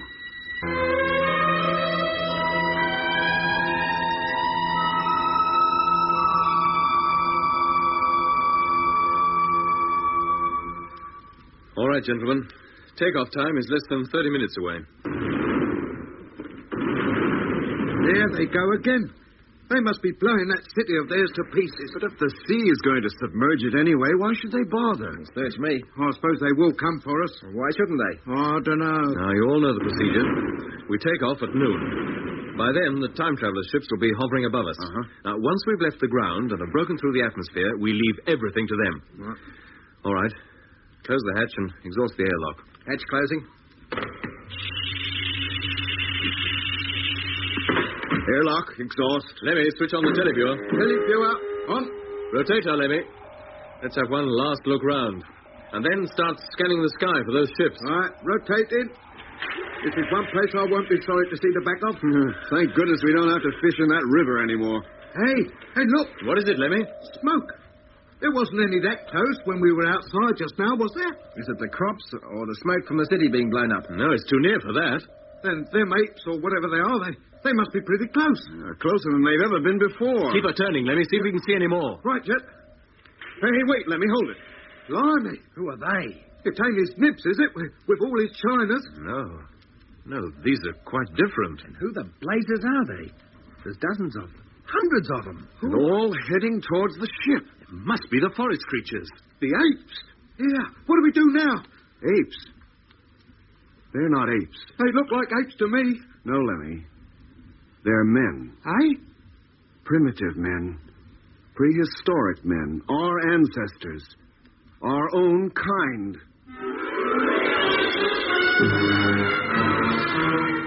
You've been listening to episode 11 of Journey into Space with Andrew Foles as Jet Morgan, Alfie Bass as Lemmy, Guy Kingsley Pointer as Doc, and David Williams as Mitch. Other parts were played by David Jacobs and Derek Guyler. The orchestra was conducted by Van Phillips, who also composed the music. Journey into Space was written and produced for the BBC by Charles Chilton.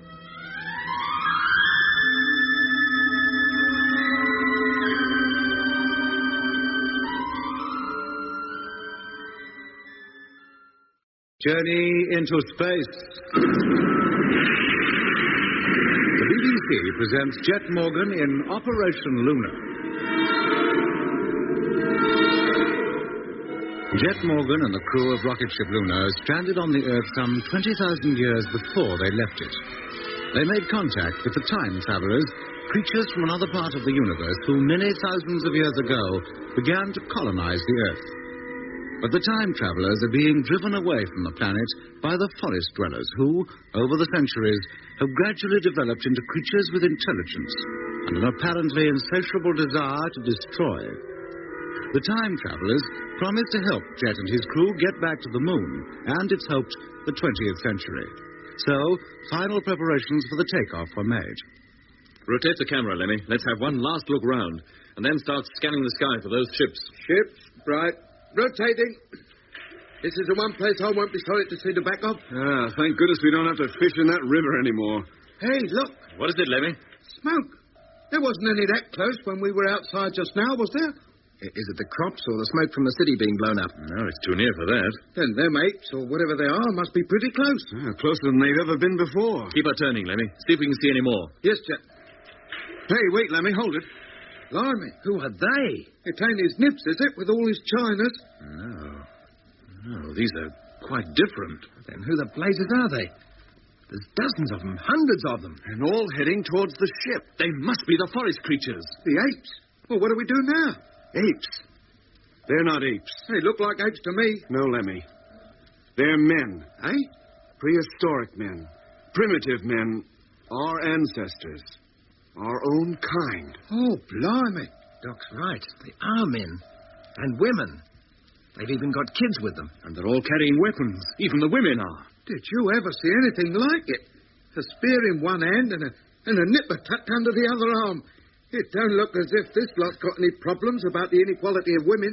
They're probably too scared to leave their children behind. Now, what kind of men let their women fight their battles for them? Who says they're fighting a battle? Oh, they ain't called for tea, I'll bet. So do I. They're stopping. About 100 yards off. They must be quite perplexed about this ship. You mean the ship standing up on its tail? Yeah, well, puzzled anyway. Well, they're going to be even more puzzled when we take off and leave them standing. Hey, isn't it about time we did just that? Shouldn't the time traveler ship be overhead by now? Yes, they should. Mitch, Lemmy, keep your eye on your great-grandfathers. Doc and I'll scan the sky for the time travelers. They must be up there somewhere by now. Okay. Yeah, let's have a look. Switch on the forward televiewer, Doc. All right. On. Well? No sign of them. The sky's empty. Well, they must be completely out of range. Or not there at all. Well, we daren't take off until we know they are. They've got to be up there and waiting for us. Otherwise, all our hopes of getting off the Earth are gone for good. Keep looking, Doc. I'll try to raise them on the radio. Right. Hello? Hello, Luna calling. Can you hear me? Hello, can you hear me? Hey, Jet, come over here, quick. Well? Well, yourself. Take a look on the screen. They're setting fire to every field round the ship.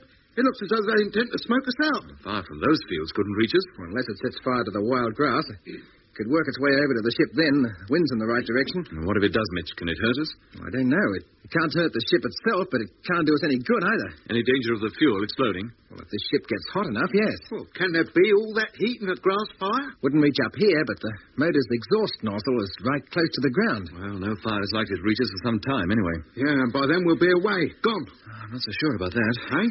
There's no sign of the ships. I can't raise them on the radio. And incidentally, Lemmy, the main transmitter was already on when I went to use it. Well, that's right. I was warming it up when you told me to switch on the televiewer. You should have switched it off then. Eh? We haven't any power to waste. Well, I would have done it. Never mind it now, but be more careful in future. Yes, Jack. To get back to that fire out there. Well? Well, I don't like it. If it does come close, I think we'll have to fight it. Keep it away from the tail of the ship. What, go outside, you mean? Well, we can't do it from in here, can we? No, it wouldn't be easy, would it? What time is it? 30 seconds past noon. Any sign in the dock? No, Jet. Sky's absolutely clear. I haven't come. Fine lot they turned out to be. Time travelers. And they can't even keep an appointment. Well, they must have a very good reason for not showing up on time. Perhaps they'll be contacting us very soon and everything will be all right. Let's hope so. What the dickens is that?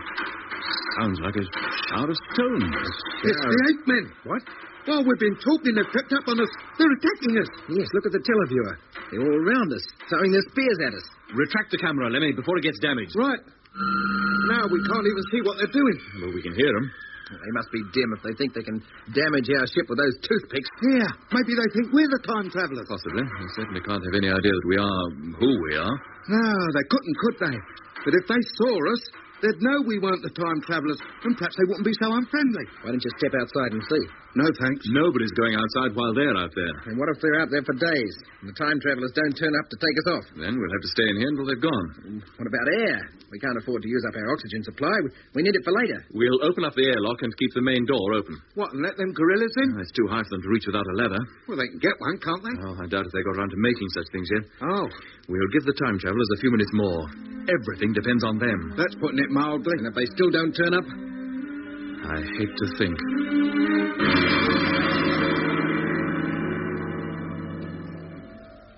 No, that was the last of them. They seem to have gone all right. For the time being, anyway. Yeah, but why go now? Because it'll soon be getting dark, that's why. They don't like the darkness. Oh, they're just like a lot of kids, aren't they? Throw their spears at our ship, snarl at it, and even kick it. As though they could do it any harm that way. Yeah, they are kids, Lenny. In them you see the childhood of man. All our inherent fears and desires have come down from them. Fear of the dark, among other things. And I'm not surprised. Well, at least they've gone for the night. Yeah, and meantime, that fire out there's creeping closer. Unless we take off within a couple of hours, it's going to get dangerously near. How can we stop it? Well, it's easy. We could burn a wide stretch of grass between the ship and the fire, stamping it out as we go. Then when the main fire reaches it, it'll just fizzle out. A bit of a tall order for just the four of us. We can manage it. I once helped prevent a bushfire burning a house down by the same method. We'll have to start soon before those flames get too close. All right. We'll take a blanket each and go down to the river and soak them. And then what? Jack! What, Lemmy? Don't you hear anything? Eh? Yes, I hear it. The time travelers. They must be around. That's their music. Not very loud, though, is it? Lemmy, switch on the radio. See if we can contact them. Yes, Jack. Radio on. Hey, do you think they're overhead? That they've come to pick us up at last? We'll find out, Doc, if we can. I'll switch on the forward televiewer. See if I can see them. Blimey, they must be very close. Listen to that. If we can contact them, now's the time. Any sign of them, Mitch? No, Doc, not yet. Hello? Hello, can you hear me? Hello? Hello, Luna. Oh, he's there. Are we glad to hear from you? Glad? Yeah, fine pal you turned out to be. Scarping off the minute them ape men appear. Where are you? Are you overhead? No, we have landed on the other side of the river. Mitch, take a look that way. See if you can see them. You're darn right I will. You told us to be ready for takeoff at noon. That's right. Well, we were, but you didn't come. We thought perhaps you didn't need us anymore. Didn't need you? But you were going to help us get out into space and back to the moon, back to our own time. We were. Why did you change your mind? The forest creatures changed it for us. How could they make any difference? We thought you would want to stay with them. Do us a favor? You said they were your own kind, your ancestors. Oh, they are. At least we think they are. How did you hear us? Your radio was on. Of course it was. Lemmy left it on. All right, I didn't mean to. But what made you think we would want to stay with them? It is natural. They are your own kind. But thousands of years separate us. They've no idea who we are and couldn't care less, I'm sure. In fact, they probably think we are you or connected with you. Yeah, why else would they attack us? Throw spears at our ship. Would you do that to your descendants? We wouldn't do that to anybody. If you were so sure we'd rather go with the forest dwellers, why did you come back? To find out why you didn't. Well, now you know. We don't want to be killed, that's why. Them gorillas out there might be our ancestors, but we'd prefer to string along with your lot any time. You mean you will come to Venus, after all? No, we'd like you to take us back to the moon, to our own time. So you do want to rejoin the forest creatures, their descendants anyway. I don't see anything wrong with that. You may not, but we do. Eh? Why should we help the very people who are driving us away? It's not us that's driving you away. It's those out there in the forest. But you are their future, and you cannot have changed so much. Of course we have. We don't even look like them anymore. Well, you can see that for yourself. Looks have very little to do with it. I don't understand you. You have witnessed the basic force that drives the forest creatures, the uncontrollable desire to destroy things they do not understand, the incredible selfishness of their nature. Have you seen them when they are hungry? We've hardly seen them at all. When one of them has a piece of food, does he share it with his companions? No. He goes away and hides and gorges himself until he's sick, then buries any that's left over. And if one of his kind sees him with that food, he tries to get it away from him. Not part of it, all of it. And then they snarl and fight and draw each other's blood until one lies dead so that the other can keep more than he needs. Ah, we're more civilized than that, mate. Are you? It takes a long time for such things to be driven out of a being's nature. A long, long time. Probably longer than your kind have inhabited this planet. But in comparison with the age of the Earth, man has existed hardly any time at all. You are merely proving my argument. But even in that short time, man has learned a great deal. He's progressed. Towards what? Well, a more comfortable and fuller life. A greater respect for his fellow beings and his neighbor's property. You don't kill each other anymore? You no longer destroy the things that can give you life and comfort? As the forest men burn our crops, which they could eat if they knew how? No longer burn vast areas of the forest merely to drive out game? No, we don't. We got past those things thousands of years ago. You are certain the instinct does not remain in some other form? Not that I can think of. I wouldn't be too sure about that yet. You cannot even agree amongst yourselves. How do you mean, Doc? Well, think of the vast acres of forest land that have been destroyed. To drive out game? No, to grow crops. Not to eat, but for a good market. Year after year, until the ground is so exhausted that we end up with no forest, no game, no crops, just dust. Man has been foolish, I admit, but that's all being put right now. Land conservation schemes are high up on the list of important projects, or were when we left home. You have doubts? They could be abandoned? Well, yes, they could, I suppose, for something more important. For what? Well, a war, maybe. War? Oh, blimey, you shouldn't have said that. Look, we're not perfect. I don't know how long your kind have been alive, probably many thousand times longer than man. You've had time to conquer all your primitive desires and suppress them. You have endless generations of experience behind you. Give us the time and we'll be like you. We'll stamp out the undesirable, primitive natures that underlie our characters. But you must give us the time. Such great changes cannot be accomplished overnight. I realize that. And meanwhile, are you to be allowed to continue to destroy your planet and each other? It seems it's inevitable, but it's all bitter experience from which we shall learn. And although you admit that you have not yet learned, you build ships and dare to try to conquer space before you have even conquered yourselves. Perhaps to colonize the planets and destroy them, too. We can't help a little destruction of some sort. You can't plant a field without you clear the forest first. You can't drive a steam engine without you dig out the coal or pump out the oil from the bowels of the earth. Why do you have to dig coal and pump oil? For fuel, of course. You've got to have something to drive your machines. It's a wasteful method, I know, but it'll have to do until we find a better one. There is power all around. Force for all to use, with no digging, no pumping, no waste. What power? The power by which we live.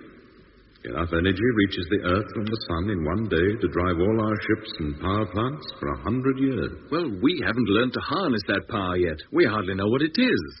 Then perhaps you will leave your exploration of space until you do. But that is just where you can help us. How? By telling us the secret of this power. How to find it. How to use it. Would you trust the secrets of your ship and all its equipment to the forest creatures? Nah, use your sense. What could they do with it? You could explain the workings to them. It would be like trying to explain the quantum theory to a child. Exactly. Well, at least you could make a start with simple things. We're not quite as primitive as those forest dwellers, even by comparison with you. There would be no point. A child cannot be taught to run before he can walk. And you have hardly emerged from the crawling stage. You don't think much of us one way and another, do you? We think as much of you as we do of any other living creature anywhere in the universe. We have no wish to harm you. That's what you say. Yet you go off and leave us here with them gorillas outside thirsting for our blood and the floods coming to drown us and us helpless to get back to our own time and people. We would not harm you. It would be the forest creatures, not us. But if you leave us here, it amounts to the same thing. Are we to be blamed when a tiger kills his prey? We're not a tiger's prey. We're prey to those ape men, or will be if we're left here. We have no control over the form and mode of life on Earth. But you would help perpetuate it. How? By doing nothing about it. We have tried. The animals have no interest in us, and the forest creatures detest us. We don't. You cannot bear even to look at us. Not at first, but we could now. Show yourself to us and see. Switch on your televiewer. It is on. Now, wait a minute, Jet. Is that necessary? Quiet, Lemmy. There he is. His head, anyway. Can you see me? Yes, we can. And you are not afraid? No. You speak for yourself. You are, but you control your feelings. We are not afraid. We've better sense now. Because you have met us? Partly. But what of the rest of you, who have not? We will tell them about you. Your beautiful underground city, your great scientific powers. For our own safety, it would be better to leave you here, to prevent your ever going out into space again. If you do not return to your own time and your contemporaries give you up as lost, it may deter others from venturing out into space. You don't know us as well as you think you do. Our deaths would make no difference. Others will follow. Is that why you turned us back in time? To prevent our getting to other planets, perhaps to Venus, where you're going and will be living in the 20th century? Yes. It's no good, mate. That kind of trip won't stop us. At least give us the chance to prove that our ultimate goal is a life such as you now lead. It's been the dream of man for centuries. It will be the dream of man, Jet, in centuries to come. Very well. Are you ready to leave? We can be, in a few minutes. We will take up a position way above you. Your ship must leave the ground and climb as high as possible out of the atmosphere. When you have reached your maximum speed, switch off your motor and leave everything to us. How high will you be? 1,000 miles. Well, can't you come lower than that? We might not make that height. If we come any closer to you, the magnetic field set up by our ships will affect the working of your ship. Oh, I see. Very well. We'll try to reach 1,000. We'll be waiting for you. Do you want us to take off at any particular time? No. When you are ready, we shall be there. But what if anything goes wrong? Hello? Hello? It's no good, Jet. They must have already taken off. He can't hear you. A few more things I wanted to ask him. Like what? Well, it makes no difference now. He's gone. All right. We'll make a final check of all equipment. Then get onto your couches and strap yourselves in. Yeah, right. Okay.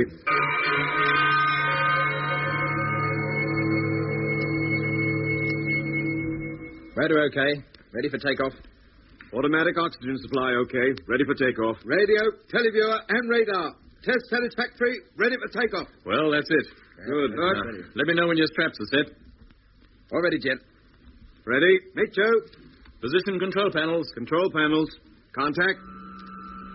Let's hope they are up there and waiting for us. Yeah. What if they're not? Hey, hadn't we better be prepared for that, Jet? If we just go straight up and they're not there, all we can do is come straight down again.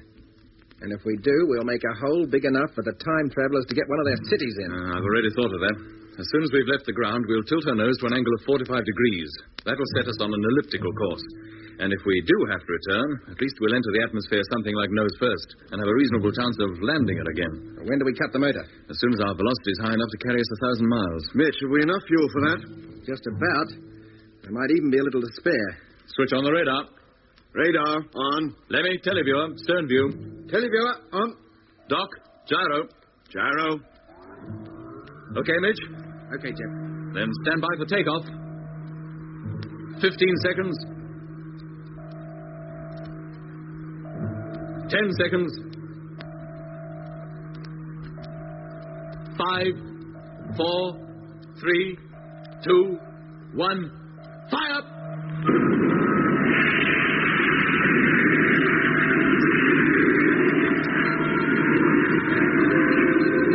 Height 6.8 miles. Velocity 3750.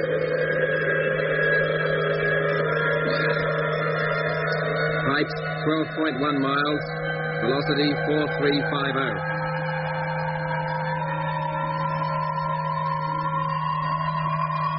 Height 27.2 miles. Velocity 6550.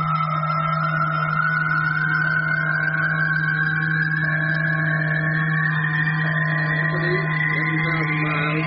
Height 76 miles. Stand by to alter course. Standing by. Okay, Lemmy. Okay.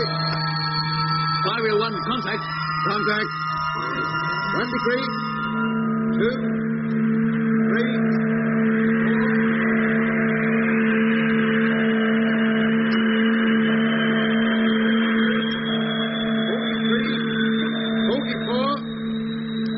Hold it, Doc.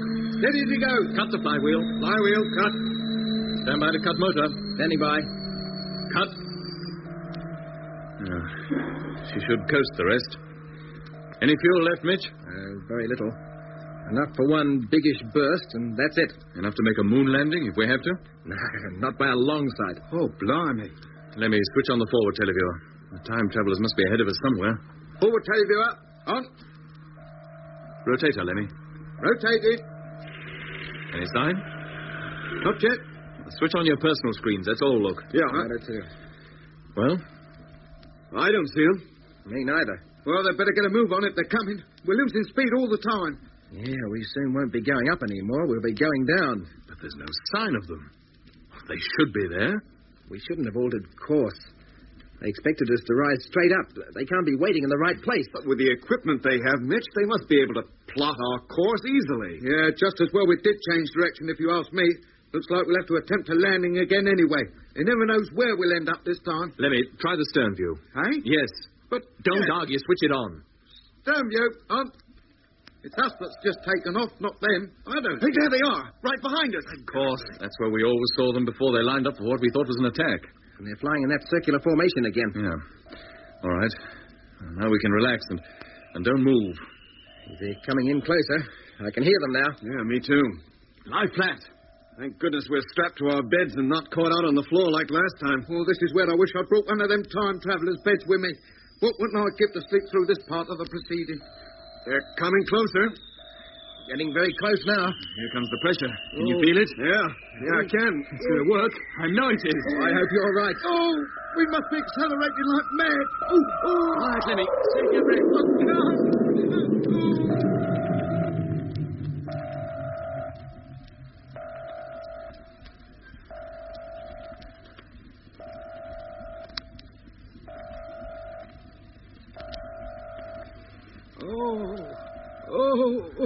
You all right, Lemmy? Oh, I feel sick. Oh, sick.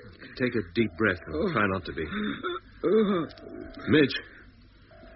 Oh, I think he's still out, Jeff. Oh. You all right, Doc? Yeah, I think so. Do you think we did it? Crashed the time barrier, I mean? Oh, we must have done. It was just like it was before, in every way. Oh, thank goodness for that. Hey, what are you doing? Putting my magnetized boots on. I want to get over to the main televiewer.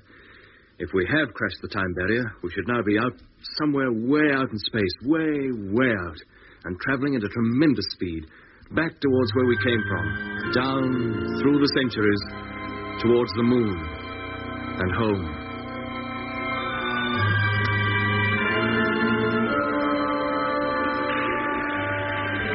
Switch off the rotator, Lemmy. They're nowhere to be seen. Right.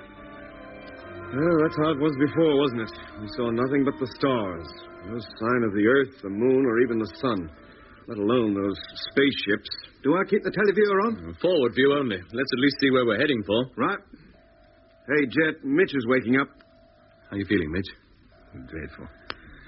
What's happened? We increased speed and lost consciousness. All of us. You're the last to wake up. How long have I been out? Oh, nearly 15 minutes. Truth. I'm beginning to think I'm too old for this game. Where are we? Out in space. No telling where. Televiewer shows nothing but stars. Millions of them. And no sign of the time travelers either. We're completely alone. A tiny speck of dust. Lost in the universe. Do you think our friends will show up again? I don't know. Have you tried calling them? Yeah. Oh. Well, all we can hope is that the solar system, our own solar system, will appear on the screen. Then we'll know we've made it. Travel back through time, you mean? Back, or forward, or so far forward that we come up behind ourselves. Oh, don't, Jet. My head can't stand it. Hey, look. What if we don't hit the bullseye? What if we do return to the moon at a completely different time? Oh, turn it up, Doc. Well, it is possible, isn't it? They said they couldn't guarantee anything. Well, if we don't hit the right period, let's hope it's the future this time and not the past. Yeah, I've had my basin full of the past, thanks. So why the future, Jet? Because then we'll see just what man did make of himself. Whether there are any men left at all. No. He may have annihilated himself, you mean? Anything may have happened.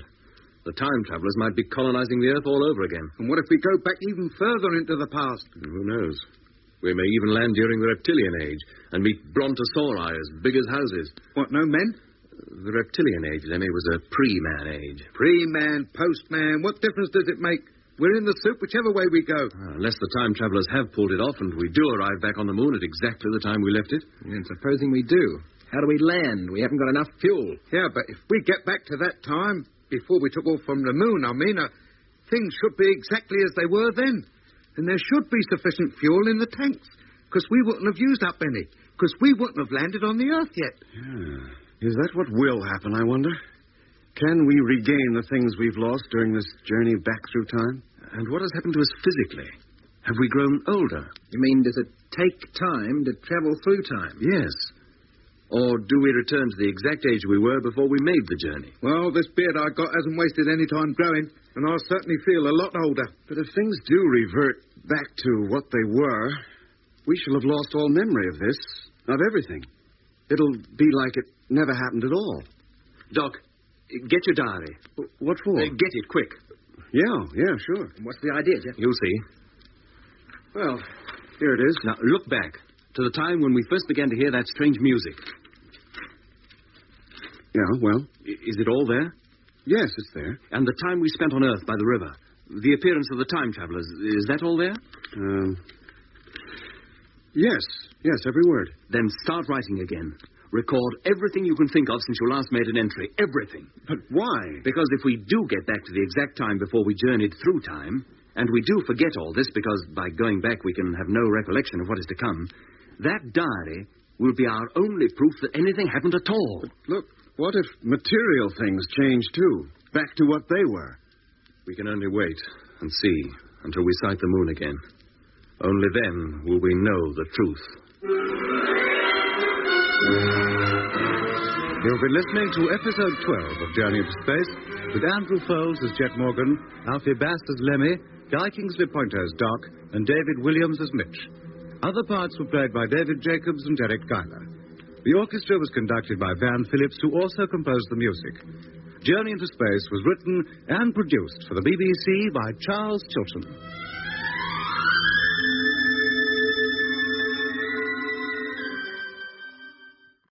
Journey into Space. The BBC presents Jet Morgan in Operation Luna. Jet Morgan and the crew of rocket ship Luna, having been stranded on Earth some 20,000 years before the time they left it, were able, with the help of the time travelers, creatures from another planet, to take off into outer space. Waiting for them 1,000 miles above the Earth were the spacecraft of the time travelers. By some means unknown to Jet, the strange ships were able to increase the speed of Luna to such an extent that all the crew lost consciousness, only to awake a few minutes later to find themselves hurtling through space at a tremendous speed on a circular journey through the universe and through time. And doubts about what would happen to them when they did get back to the 20th century then began to fill their minds. And what has happened to us physically? Have we grown older?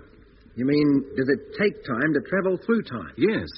Or do we return to the exact age we were before we made the journey? Well, this beard I've got ain't wasted any time growing, and I'll certainly feel a lot older. But if things do revert to what they were, we'll have lost all memory of this, of everything. It'll be like it never happened at all. Doc, get your diary. What for? Get it, quick. Yeah, sure. What's the idea, Jeff? You'll see. Here it is. Now, look back to the time when we first began to hear that strange music. Yeah, well? Is it all there? Yes, it's here. And the time we spent on Earth by the river, the appearance of the time travelers, is that all there? Yes, every word. Then start writing again. Record everything you can think of since you last made an entry. Everything. But why? Because if we do get back to the exact time before we journeyed through time, and we do forget all this, because by going back we can have no recollection of what is to come, That diary will be our only proof that anything happened at all. What if material things change, too, back to what they were? We can only wait and see until we sight the moon again. Only then will we know the truth. The truth about traveling through time, yes, Jet, but not the whole truth. How do you mean, Doc? Well, what do we know of the time travelers themselves, for example? Virtually nothing. Well, it still beats me how they managed to repair this ship and get it ready for takeoff without even consulting us. I can't begin to make out how they do half the things they do. I expect the forest creatures would think much the same about us, if they could think. Ah, but that's different. Them forest creatures were men like ourselves, but the time travelers didn't seem to be. They look more like animals. Biologically speaking, man is an animal, too, but a very advanced one. It's the size of his brain that makes him superior. Well, them time travelers didn't seem to have extra big heads that I noticed. Well, the way you ran when you saw one, I wonder you had time to notice he had a head at all. No, there's no need to get personal about it. Come to think of it, their heads were rather large. They probably do have fairly big brains. What, you mean every clever man is a big head? Not necessarily, Lemmy. Quality is just as important as quantity. A race of men, or animals, with large brains that are also of high quality could do remarkable things. Well, now, let's face it. They were a large type of animal and much bigger than us. 12 feet high at least. 12 feet? Well, that's a bit of an exaggeration, Mitch, I must say. Well, how tall would you say they were then? Well, 9 feet, certainly no more. 12 feet. Did you agree they were that tall, Doc? I wouldn't have said they were more than 7 feet at the most. Now, what kind of brains have we got? We can't even size them up. Well, we couldn't run them over with a tape measure, could we? The shock and surprise of seeing them seems to have upset our judgment. But if we can all differ so much about their size, how clear are we about what they look like? Well, in spite of what Dr. Mitch said about his nibs having a monkey face, he didn't look like a monkey to me when he showed himself on the screen. What did he look like to you, then? Well, he had a face more like one of them fruit-eating bats that you get in India. I don't think you'd have said that if you'd have stayed long enough to see him. Why not? Well, because on the screen he appeared in black and white. When we saw him in that sphere, we saw him in full color. And his face was bright blue and purply red, just like a mandrill. Well, he looked like a bat to me. And what about this armadillo business? Well, it was his skin that reminded me of an armadillo. It was more like a bony armor. Just his skin? He wasn't shaped like one? How could he be? He stood up on 2 legs and had long arms. But he looked more like an animal than a man. Yes. That's the trouble with us human beings. We think any other form of civilization anywhere in the universe must be produced by creatures like ourselves. We won't grant it could be different. Well, how different could it be? Well, very different. Man's pattern of civilization could be only one of many variants. Well, I don't see how. Well, just consider man's history. First, he's little more than an animal, like those forest creatures. But even so, I wouldn't mind betting that if you could look thoroughly into their way of life, it would consist principally of 2 things. What? Well, a practical approach to the necessities of living, like the manufacture of tools and weapons. Isn't the other? The desire to express themselves in some way. An artistic streak. Artistic? What, them gorillas? I bet that even now, back there on the Earth some 20,000 years ago, there's at least one man in every family who spends a good deal of his time carving or drawing the world he sees about him. Or if he doesn't do that, he's busy wasting his time banging a hollow log with a couple of bones for drumsticks. And he's probably better at that than he is at planning his tomorrow. You mean that man is essentially an artistic creature? He always has been. He'll paint, draw, sing, and dance because he can't help it. He'll build a house or make a spear because he has to, or die. Oh, I don't see the point of all this. What are you getting at? Just this. Supposing man, instead of developing his artistic trend first, had developed his scientific one. Yeah. Supposing all the scientific knowledge man has now had been known to the Greeks or the ancient Egyptians, and that over the centuries since, his store of knowledge had grown proportionately. Well? Well, where would he be today? I hate to think. Well, where would he be? Probably where the time travelers are now, or a long way towards it. You mean that's how the time travelers have got where they are? By developing along purely scientific lines? Why not? You mean they have no arts, literature, sculpture, music? He'd never heard of music. He didn't even know what it was. Yeah, but that underground city, it was beautiful. What was beautiful about it? Well, the flowers, for one thing. That was nature, not the time travelers. They're not responsible for flowers. What, you mean they could have them flowers all growing there and not appreciate them? All the wonderful bright colours? Who knows if they can even see colour? They may live in a completely grey world, like a dog. All right. But how about the way the city was laid out? Those spheres and the domes above the ground. Perfectly symmetrical and beautiful because of it. Yes, to our eyes.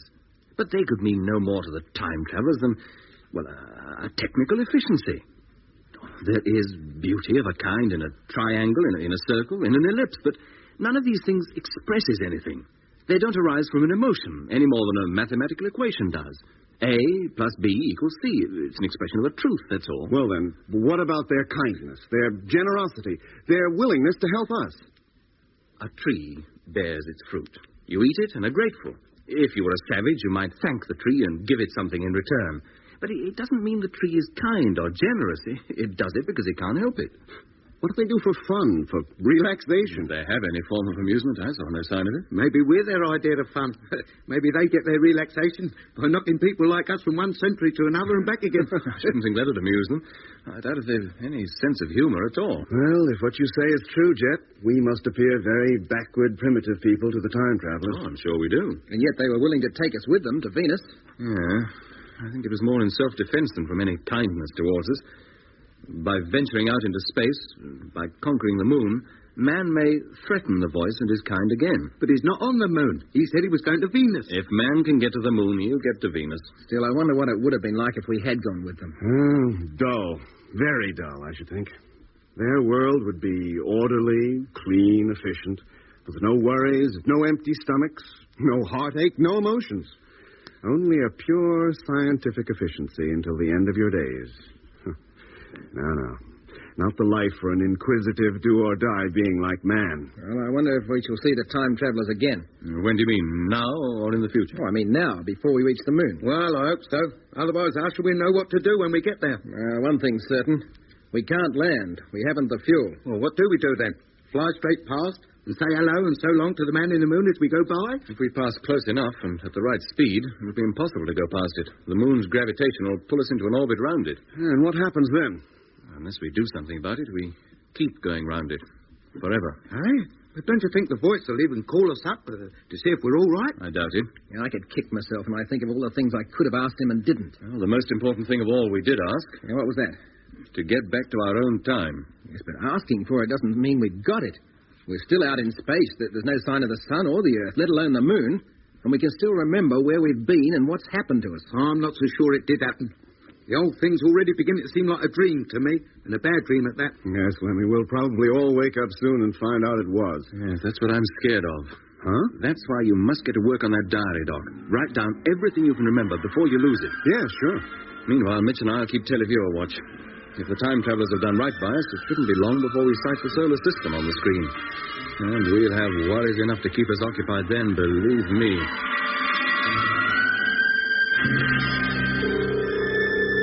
Do you think that can be it, Mitch?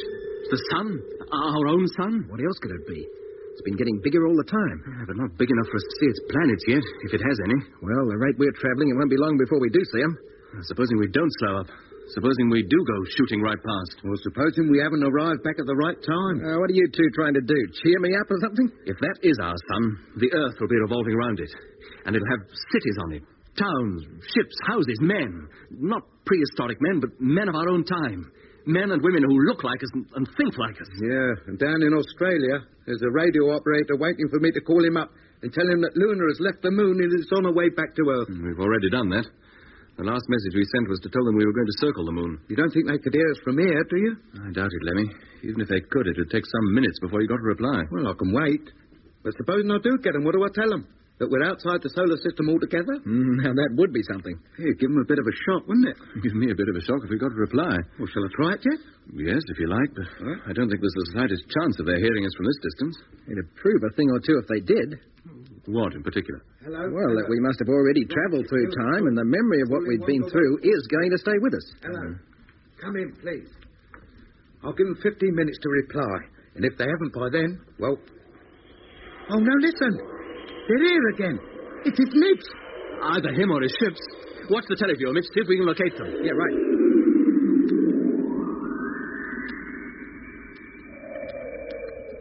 Hello, Luna. No, wait. Where did that come from? From the radio. Let's get over there, quick. Hello? Hello? Luna calling? I know. Where have you been? Eh? We've been waiting for you. It took you a long time to get here. A long time, he says. It must be all of 40 minutes. Where are you? A long way from you. You should have opened up your radio before. I've been trying to call you. Oh. Tell me, have... I don't think you need worry about anything. You mean we've made it? I think so. But we haven't finished with you yet. How do you mean, haven't finished with us? You want to land on the moon, don't you? No, we don't. Look, we haven't got enough fuel. We used it nearly all up taking off from the Earth. Then I will have to arrange things a little differently. Well, how? You had better all get on your couches and strap yourselves in. What are you going to do? Help you get back to your own time. What, you mean we're not there yet? If you were, you wouldn't be out here in space, would you? No, I don't suppose we would. Do as he says. Get on your bunks. Right, okay. Hey, Doc. Yeah. Did you hear that? Most of it. I've been trying to take it down. Well, you better stop now. Things are about to happen. Right. And let me know when you're all strapped in. I'm fixed. Yeah, me too. Hello, can you hear me? Yes? We'll be all set in just a few moments. Very well. This is the last time you will hear from me. Why? Where are you going? To Venus. To my new home. Oh, well, we'll look you up in about 10 years from now, then. That we shall see. I hope our meeting has been of benefit to you. It has, very much. Remember, our ships will always be watching you. Eh? Are you all strapped in now? Yes? Say, wait a minute before you go. Look, there's something I want to ask. Hello? Hello? Blimey, what's going on? What's happening? Lie flat, everybody. Oh. Lie flat. Don't move. Oh. Hang on. Hold tight.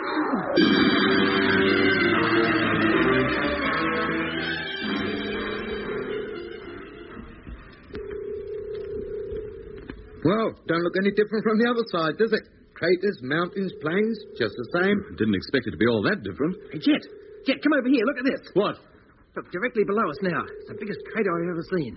About twice the size of Copernicus. Yes, I can see it. But it's crammed full of little craters.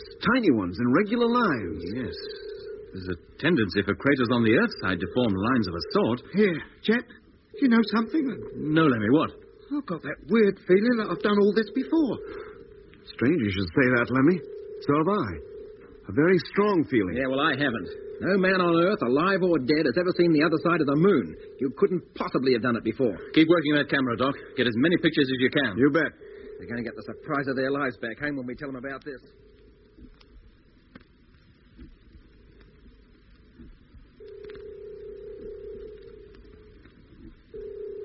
Well, nearly completed the circuit now. Soon our nose will be pointing to Earth again. You better stand by to cut in the motor. Right, yeah, right. And let me know when you're all set.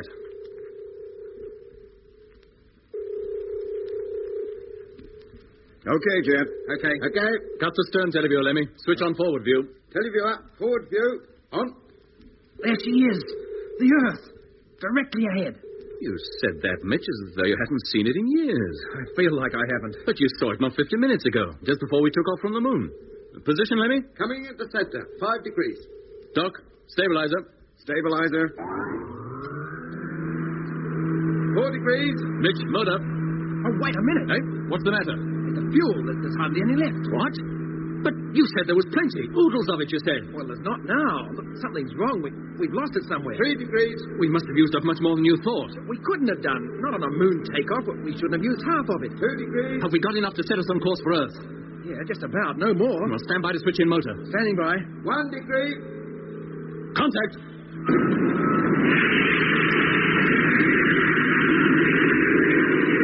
3,300, 350, 360,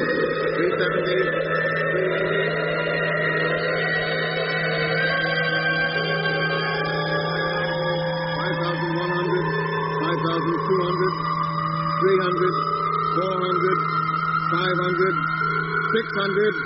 Cut the motor. Earth, dead center. Course correct. Cut the stabilizer, Doc. Stabilizer cut. Well, that's that. On course, correct velocity, and we're heading for home.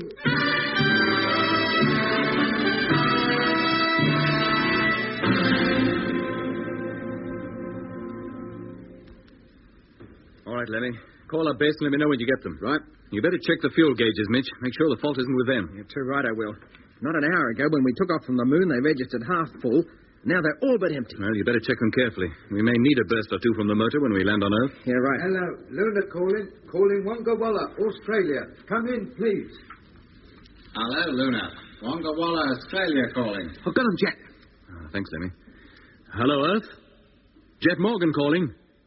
Hearing you loud and clear. We've completed our circuit round the moon, have taken numerous photographs, and are now heading back to Earth. Velocity is 5,500, and you can expect us to be within landing distance in 4.5 days from now. Thank you, Luna. What does the other side of the moon look like? Much the same as this side. Except there's a crater there, a large crater, much bigger than anything you can see on this side. It's colossal. That all? No green-eyed monsters or anything? No green-eyed monsters. Look, we have to make our routine check now. And we'll all be pretty busy for a bit. We'll call you again in 2 hours. Right.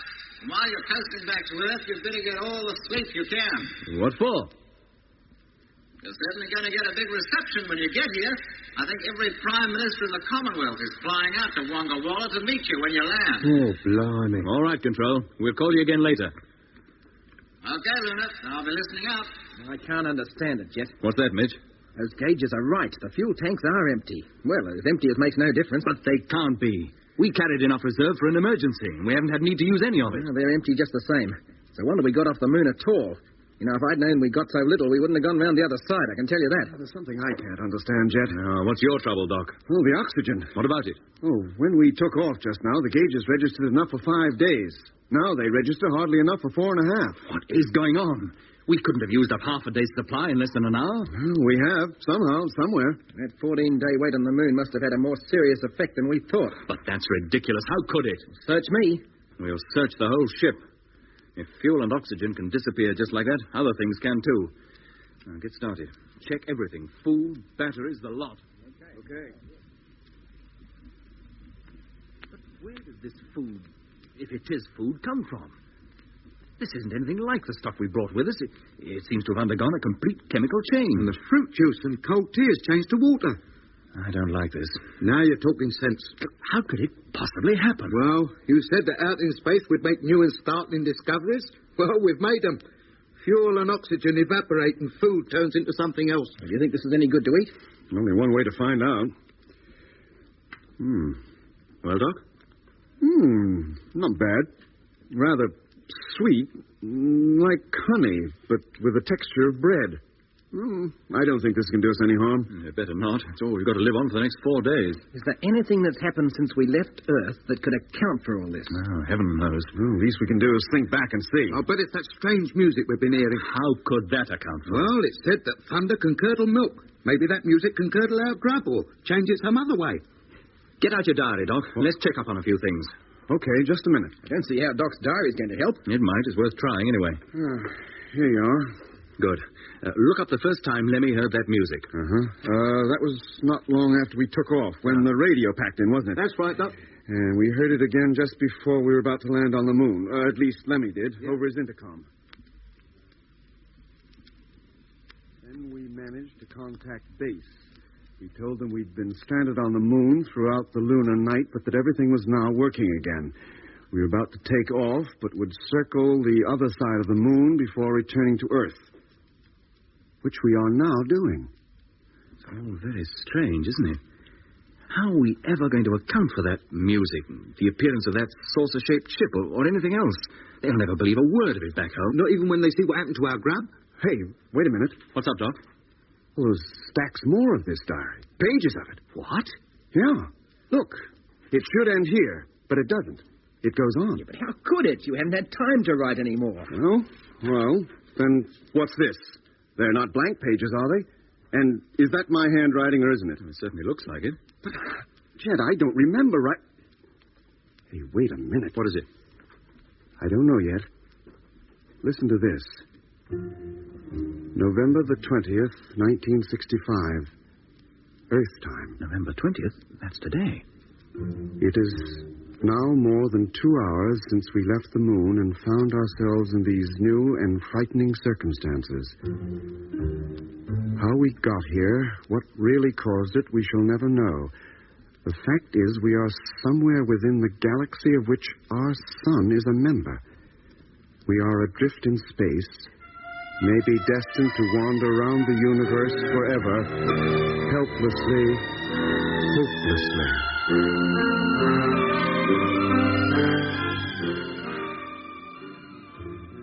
Again, in our time, remains to be seen. We can only put our trust in the time travelers and hope they pull it off. If they don't, these words may never be read by anybody, and the story of our strange adventures will die with us. Now Lemmy has picked up the voice on the radio. He tells us to go to our bunks and strap ourselves in, and everything will be all right. So I must now leave this diary and do as he instructs.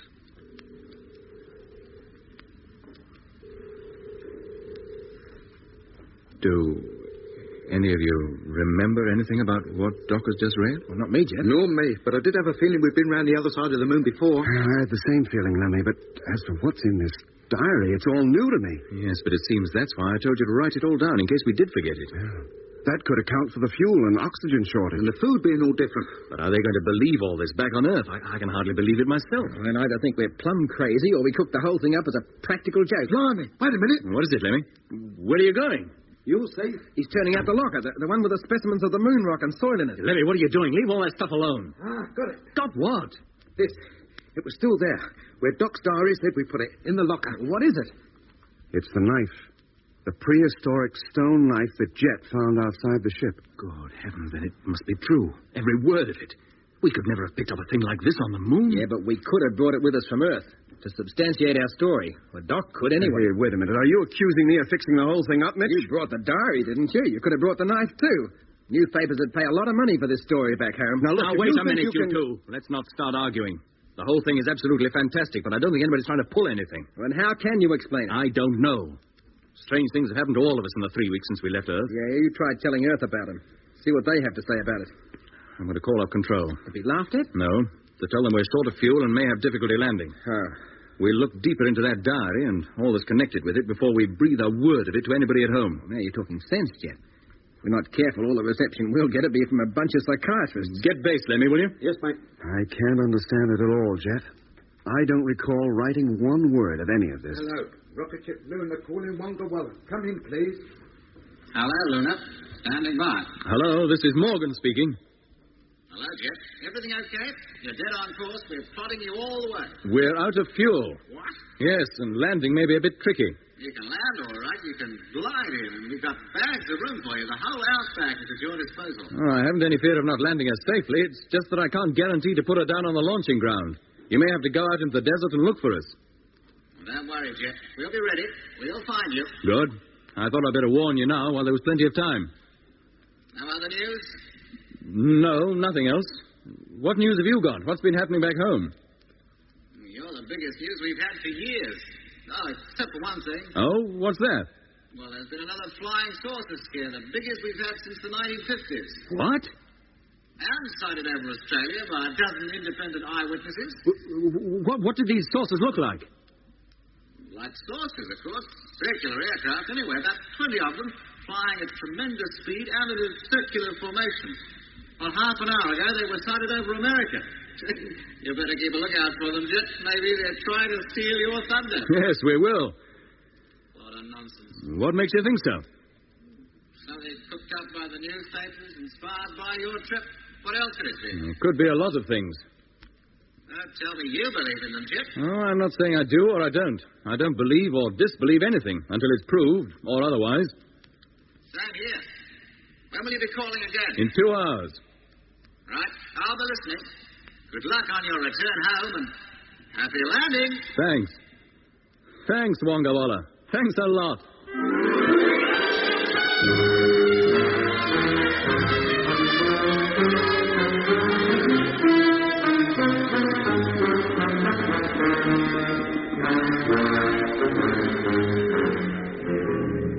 You've been listening to the final episode of Journey into Space with Andrew Foles as Jet Morgan, Alfie Bass as Lemmy, Guy Kingsley Pointer as Doc, and David Williams as Mitch. The part of the time traveller was played by Derek Guyler, and other parts were played by David Jacobs. The orchestra was conducted by Van Phillips, who also composed the music. Journey into Space was written and produced for the BBC by Charles Chilton.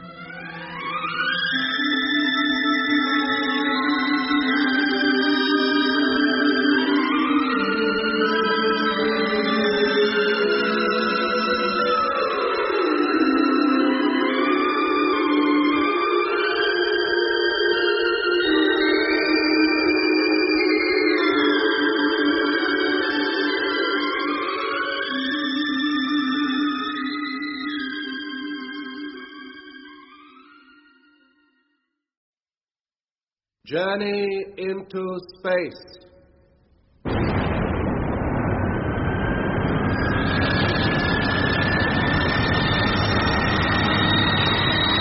The Return from Mars by Charles Chilton.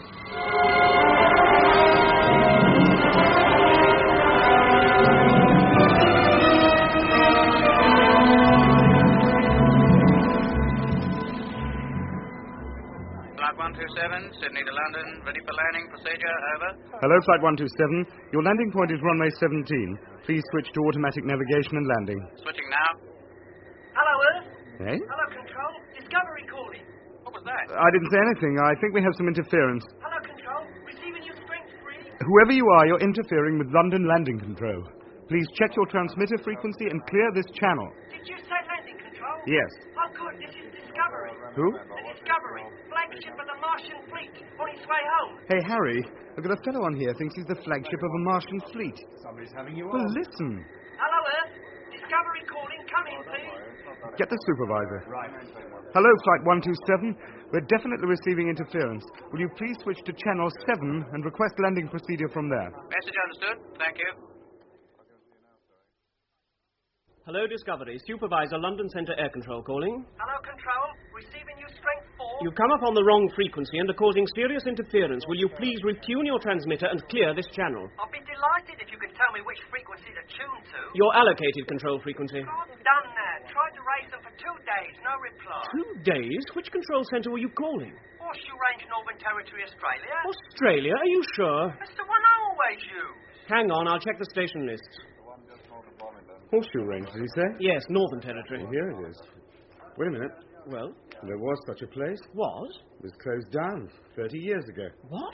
Whoever it is out there's not going to get any landing help from Horseshoe. Hello, Discovery. Go ahead. Are you the captain of your aircraft? No, and we're not an aircraft. We're a spacecraft. Can I have a word with your captain? Certainly. Hello, Control. Captain Morgan here. What's the trouble? It appears you are calling on a disused frequency. The one we were allocated. When did you last use it? When we left Mars for home about 6 years ago. 6 years to get from Mars? Did you go by way of Pluto? Well, we're not sure how long we've been away, but in less than 24 hours from now, we'll be entering the Earth's atmosphere and looking for a landing place. You have automatic navigation and landing system. ASN method. Never heard of it. The very latest thing when we left Earth. I'll have to refer this matter to Central Command. Can you let me have a few more details about yourself and your crew, your ship, for identification purposes? Certainly. I am Captain Jet Morgan. This is the Discovery, flagship of the former Martian fleet. My crew consists of Dr. Matthews, flight engineer Mitchell, and radio operator Barnett. Thank you. I'll call you again in a few minutes. Morgan? Did he say Jet Morgan? Yes. Well, I've heard of him. Oh? He was a big hero in his day. Led the first exploratory expedition to Mars. Apparently set out for home, but was never heard of again. How long ago? Well, 30 or 40 years. Everybody assumed he and his ship were lost. Hello, Discovery. Receiving you, strength 5. I've spoken to Central Command. This is what you must do. Retune to your old control frequency. They will listen out for you and give you full instructions for landing. At Horseshoe? No, that is no longer in use. They will allocate another landing point somewhere else in Australia. You will then be brought to London by stratoship. What's that? It's part airplane, part spaceship. Best thing for long-distance earthbound flights. Air travel seems to have forged ahead while we've been away. But thank you for your information. We'll do as you say. Good luck. Is it really them? Jet Morgan and his crew? Back from the dead? We'll know tomorrow. If they make a safe landing.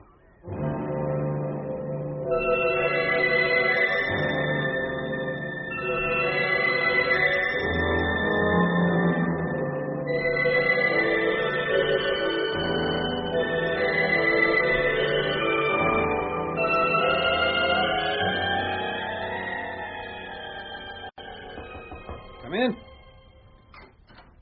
Commander Nichols. Ah, at last. Are you Captain Morgan? That's right. These are the members of my crew. How do you do? Sit down, gentlemen. I've been sent by Space HQ to ask you a few questions. There are a few we'd like to ask you. Like why have we been kept shut up? Yeah, and why we're not allowed to contact our families. Well, under the circumstances, we thought it best to keep a tight security check on all your movements until we'd clarified a few things. Such as? Since you touched down, we've had a chance to consult the records about your trips to Mars. When you failed to return from the second trip, it was presumed that the Discovery and all aboard were lost. Well, for a time we were. Oh? Whereabouts? We can't be sure. How long were you away? 6 or 7 years, including the time taken to return from Mars to Earth, we believe. You seem rather vague as to time. Yes. Why? Well, after we landed on Mars, we spent a few months on and around the planet until the invasion threat was neutralized and then set out for home. That's right. It was then we got lost, confused, not only as to our physical position in space, but as to our awareness of time. A very critical loss to an astronaut. Exactly. We flew that ship home by the seat of our pants, putting our faith in control to bring us down safely. Which leads to the very serious question as to why, when we needed the most, Control decided to abandon us. Horseshoe, like everybody else, had given you up for lost. But the Australian space program was scheduled to operate for 20 years. It did operate for 20 years. Huh? At the end of that time, a new space operations site was opened on the Barclay Plateau.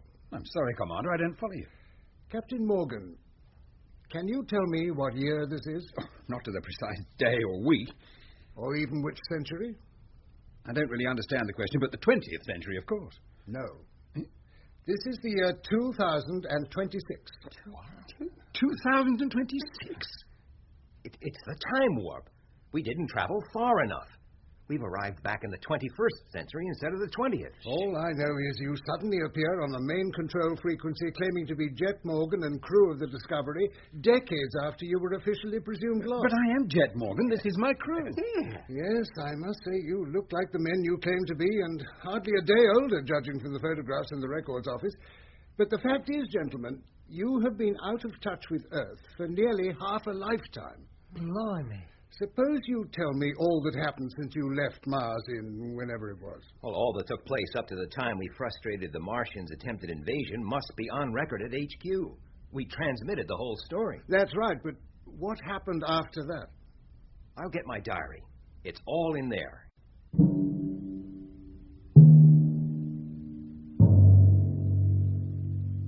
It was immediately after leaving the big asteroid where we had been held prisoner that things began to go wrong. We were about to take off for the 8-month journey home.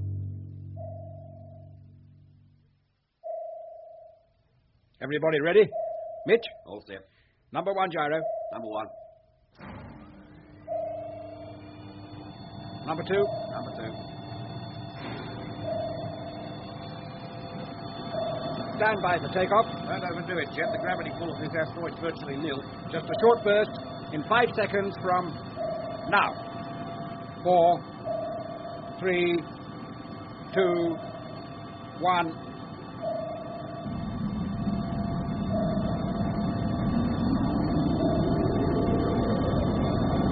Hey, Blimey, what happened? That's too strong. Lead, Mitch. Mark 2 already? I think he's shot out of a gun. Cut motor. Good down, right.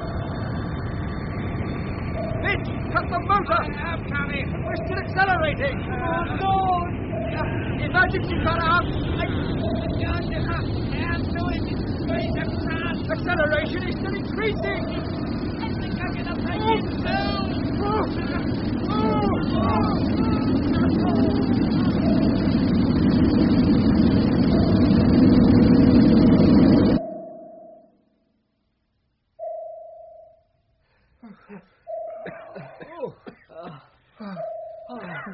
Oh, thank goodness.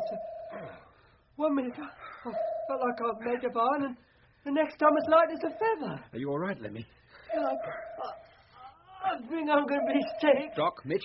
Yeah, I think so. Real crook, me. But we never stopped. We must have reached an unheard of speed. And used up every drop of fuel. Speed and fuel meters have been knocked out of action. The teleview is still working. Then let's have a picture, Lemmy. Rear view. Coming up. Oh, that's odd. No good. Picture's all right, but it's the wrong one. Hey? Should be showing the asteroid we just left. There's nothing on the screen but stars. And we should see Mars. Should almost fill the screen. Let's take a look forward. Forward, televiewer. What? Good grief, what's that? Must be the Earth. It is the Earth. It's so close. No, it's the wrong colour. Is the radar working? Think so. Yeah. Then we'd better start taking some readings.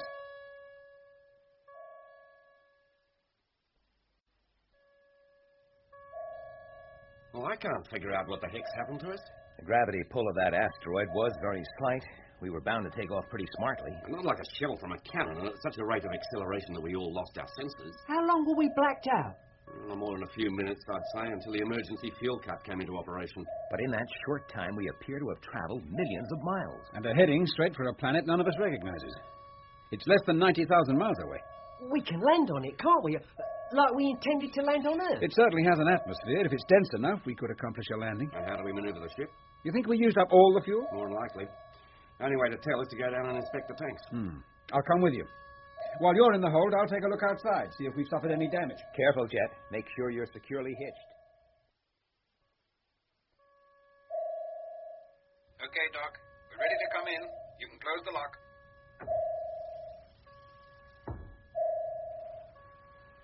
Well, how was it? Fine. No damage whatsoever. And the motors? Bit warm, but okay. How about fuel? Enough to make a landing. The fuel cap must have operated very snappily. But we still went on accelerating. Possibly. I can't be sure. I'd lost all interest by then. What's the matter? We're awake now, and we've less than 24 hours to plan and make a landing on that globe. The question is where to land. Doc, while Mitch and I figure out the landing procedure, you survey that planet. Study its surface, work out its daily rotation period, where the flattest ground is and where the best weather's likely to be. Right. And Lemmy? Yes, sir? Stay on the radar. Measure our distance and calculate our speed and hand the result to me and Mitch every 5 minutes. Right. Okay, then. Let's get down to work. Well, it seems to be almost totally covered with desert, which is why it has that red color. There are islands and chains of extremely high mountains, twice as high as any on Earth, I'd say. Any water? Yes, some. 2 or 3 seas or large lakes in each hemisphere. But it's a planet composed almost entirely of dry land. That's better than one composed entirely of water. Any life, do you think? The coloration on the edges of the lake suggests something could be growing there. Our telescopic power is too weak to show us. Maybe we'll see more as we get closer. Any ideas about climate? By day, it's pretty warm down there, by Earth standards. Very cold by night. There are some fairly dense cloud patches, mostly in the lake regions, and there's a little ice at both poles, very thin and almost identical in size.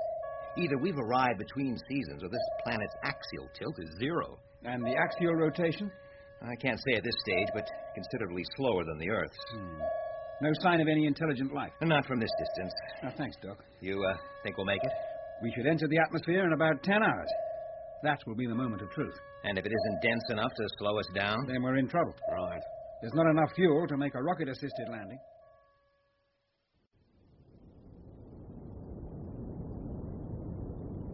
Over daylight once more. Course, Mitch? Steady as she goes. Height? 20,000. I think we should go in. Well, now's the time if we want to choose the landing place. Delay could mean being forced to land on the dark side. Right. Can you hear me in the cabin? Yes, Jet. Take up stations. We're going to land. Where?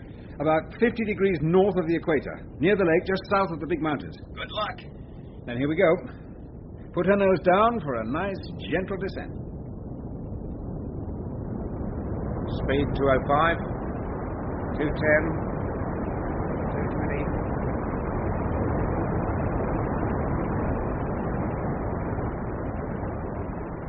Height?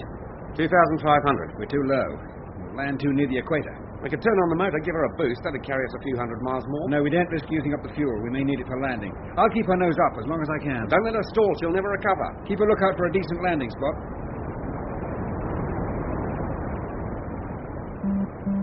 There's the stall warning. I can hear it. Height 1,200. The ground's soft. We'll tip up on our nose for sure. Pancake landing's the only answer. Height 1,000 exactly. Speed 180. Nose down. Speed 190.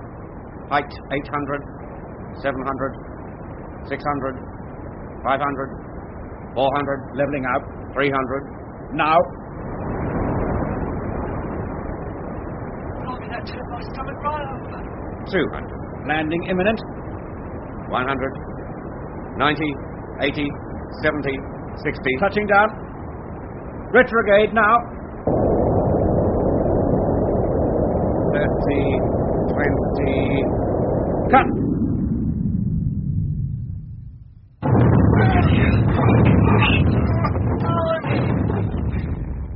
Well, we're down. With a heavy lift to start. Yeah, sorry about that. Is the ship damaged? If it is, it'll be the undercarriage. Well, at least the airlock's working. You all right in here? Yeah. Oh, except for the sloping floor. Well, undo your harness and stow your couches. We'll carry out an inspection of all equipment. Does that include the radio? Of course, why not? Well, I don't see how anyone would be calling us in this place. There was no sign of intelligent life on any part of this planet that I saw. Maybe, but all parts of the ship should be in full working order. Right. So we'll check the radio, and we'll keep a listening out watch from time to time. Well, there doesn't seem to be any internal damage. How about outside? 2 will go. We'll draw lots. They will test the atmosphere, find out why we have this list. Well, here are the straws. Draw Right. 1 each. 2 short ones go. Yeah. Oh, It's me and Lemmy. just my luck. Come on, get your suit on. The sooner we get it over, the better. Hello, Doc. How you doing? We just touched down. Good. Come forward a bit so we can see you on the televiewer. What's the ground like? Soft, sandy, just like an earth desert. But a lot redder, and nothing but sand. As far as you can see, it's nothing growing. No, too dry for that. What about the temperature? 24, 25 degrees. Quite safe to take our helmets off, I think. What do you see, Mitch? I've gone around 360 degrees, nothing but sand on the peaks of tall mountains showing above the horizon. Not a thing moving. Okay, Doc. You can take your helmets off, one at a time.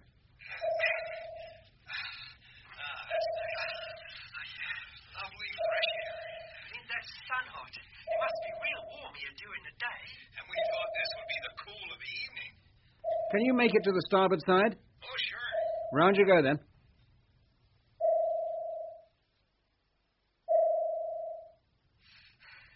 Oh, blimey. That's bad. What is it? The wheel. It's sunk into the ground, right up to the axle. The atmosphere's very thin. Makes you quite breathless to move. So I can hear. How about the undercarriage? Is it damaged? Can't tell. The top part looks all right. What do you think, Doc? Most of it's buried. We could dig the sand away and have a look. No, don't do anything like that. It's too risky.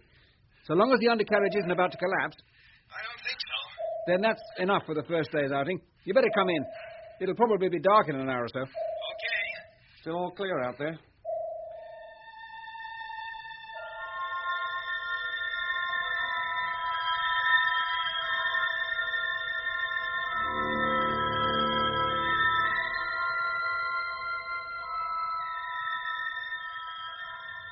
Hey, Jack. Something wrong? Well, yeah. And then no. What is it? It's not on the ground. It's in the sky. Where? The stars. Stars. You're supposed to be keeping watch on the surrounding terrain, not stargazing. Well, I couldn't help it. They're shining through the glass so brightly, and there's so many of them. So? Well, I was trying to see which was the brightest in that group on the horizon, and counting how many there were, when I noticed that the really bright ones formed a familiar shape. Well, almost. What shape? The plough, the bear. Oh, yes. With the 2 stars pointing at the pole star, except that because the top one... Dubé. Yeah, I shifted, look. They don't point to the pole anymore. Yes, you're right. And there's the little bear. But that's not quite the right shape either. Why's that, do you think? All I can think of is that this planet's part of our own solar system. Then which planet we on? I wish I knew. Only red planet I know is Mars. We've been on that. It didn't look anything like this. I don't think we're on Mars. It can't be Earth. Is that all you have to report? 2 solid hours I've been watching and not a thing's moved except the stars across the sky. All right. Get back to the cabin. I'll keep watch for a while. If I hadn't seen it, I'd never have believed it. Some constellations exactly as they've always been. Others so distorted you can hardly recognize them. How can stars change their position? Well, they do, all the time. But they're such a great distance away, the movement is not discernible for tens of thousands of years. Perhaps we have moved forwards or backwards in time. Perhaps this is Mars after all, the red planet. But tens of thousands of years ago, when it still had an atmosphere and could support higher forms of life. That would have been millions of years ago. And every constellation would be unrecognizable. Oh, this is a problem that can't be solved purely on theory. When we can begin to explore this planet, maybe we'll come up with some answers. When will that be? We could start tomorrow. What do we use for transport? We hike, construct a sled to carry food and equipment, and walk. Oh, the nearest lake must be hundreds of miles away. We've got to take some action while supplies are still plentiful. How long can we hold out? We have food for more than a year. And then? Well, maybe this planet does support some kind of life. I doubt it. It might support us. Expect us to remain here for the rest of our days? What choice do we have? Now I know how Robinson Crusoe felt. We'd better get some sleep. It'll do us all the world of good. Which world? Shouldn't we keep a watch? I don't think so. We're safe in here. It's impossible for anything to get in. Let's hope so. Even if there was anything, which I doubt very much. I have a feeling that this is a totally empty world with no living creatures on it but ourselves. We must conserve energy. The batteries won't last forever. We don't want to die in here because we suddenly find there's no longer any power left to open the outer door. All airlocks except the outer one will remain open and not be used. All lights and equipment except absolutely essential ones will be extinguished.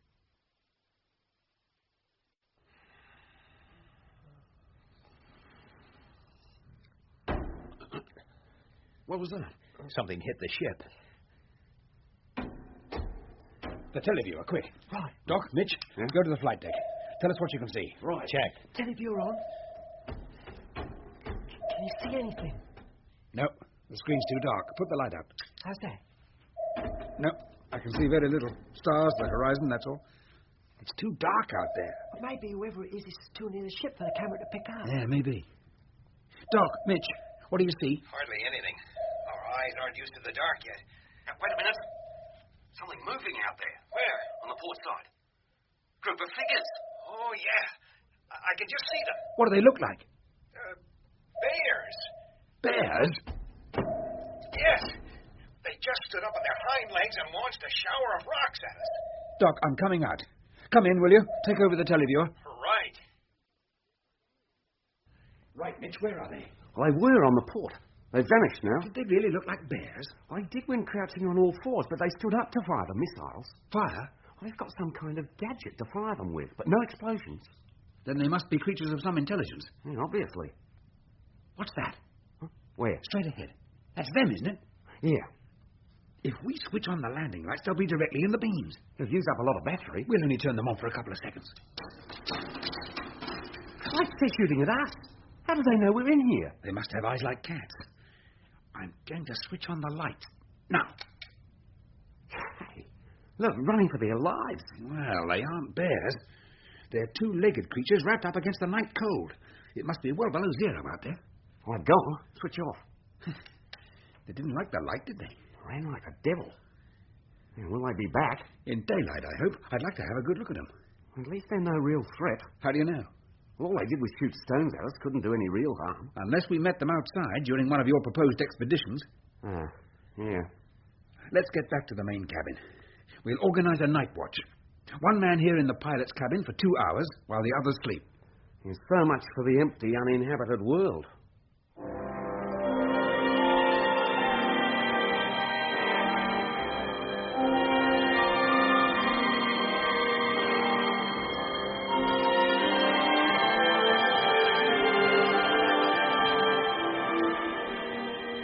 When you've finished your breakfast, Doc, you can relieve Lemmy in the pilot's cabin. Yes, Jet. I find you get very hungry. I do. Like I haven't eaten for a week. Well, it was a long night. Longer than Earth.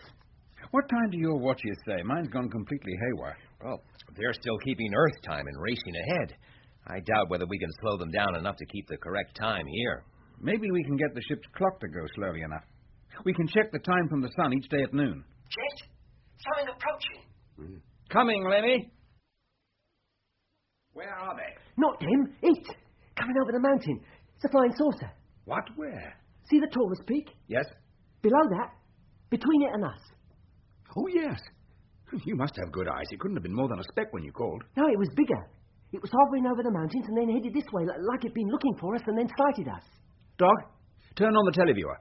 See what you make of a flying machine heading this way from the port side. Right. It's almost here. Can you see it? Got it in full view. Stops and starts like a hoverfly. Incredible control. It's coming down. I don't think this is going to be frightened away by a flash of landing lights. A door's opening. Blimey! That. It's a girl. A human. And beautiful. Why is she dressed like an ancient Greek? Not exactly like an ancient Greek, but I see what you mean. She can see us. What's she doing? Pointing to her wrist, then her ear, trying to convey something. Let's see what the others think. I've never seen anything like it. perfect. I think she wants to talk to us. Oh, I know what she wants.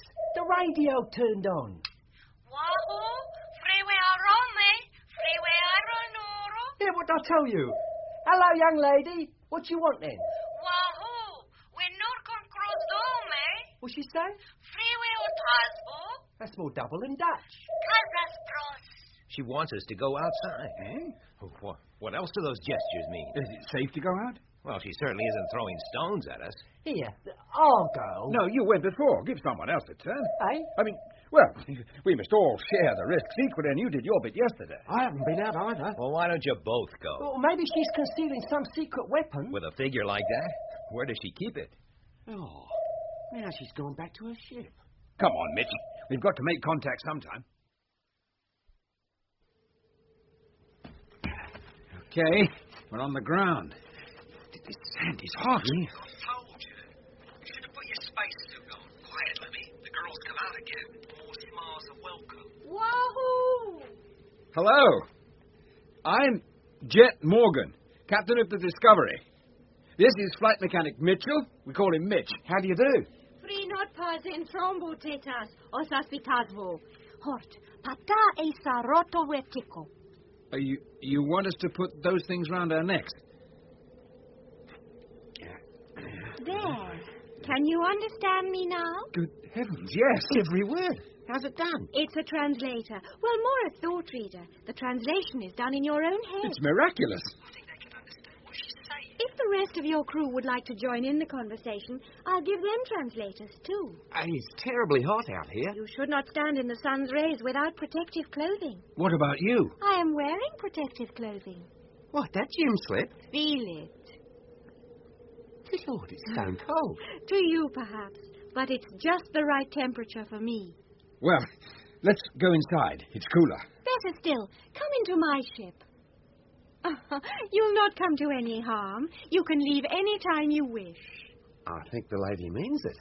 So do I. They can't understand her. Doc, Lemmy, come out. Shouldn't we wear our suits? No, we have only to walk over to my craft. What did she say? She said you only have to walk over to her craft. We're coming. I see the Sotiers have already paid you a visit. You mean those Eskimos? They can be a bit frightening if you meet them alone, but they're harmless, really. What about all that stone throwing? More of a demonstration than an attack. They just can't resist a chance to show their contempt for Talians. You could have fooled me. Sit where you like. It's nice and cool in here. Mind if I look round a bit? No, help yourself. But I shall close the door to maintain the temperature. Which is the control panel? Control panel? How do you drive it? Oh, you dial direction, height, speed, and destination on here. Press the starter button and you're off. But all that maneuverability, how do you control that? With this control. You see, it's saucer-shaped, like the ship, but in miniature.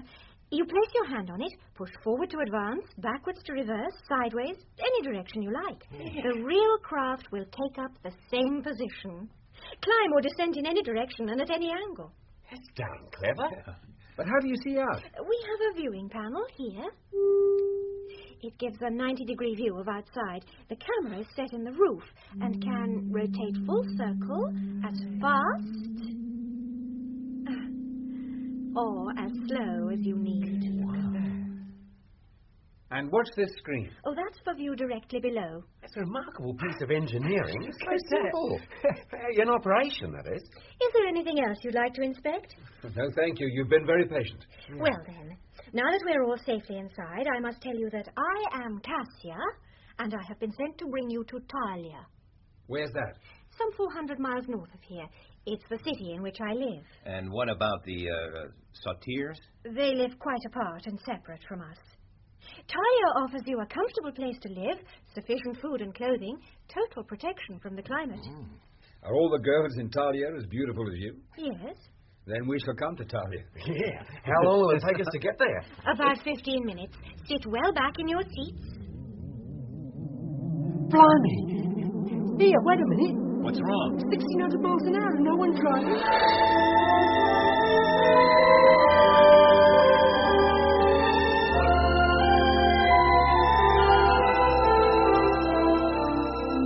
Journey into Space, The Return from Mars, was written by Charles Chilton. John Pullen played Jet Morgan, Anthony Hall Lemmy, Ed Bishop Doc, and Nigel Graham Mitch. Elizabeth Proud was Cassia, and other parts were played by Patrick Barr, David Bradshaw, Graham Faulkner, Stephen Garlick, John McAndrew, Sean Probert, Christopher Scott, and John Webb. Journey into Space was directed by Glenn Dearman.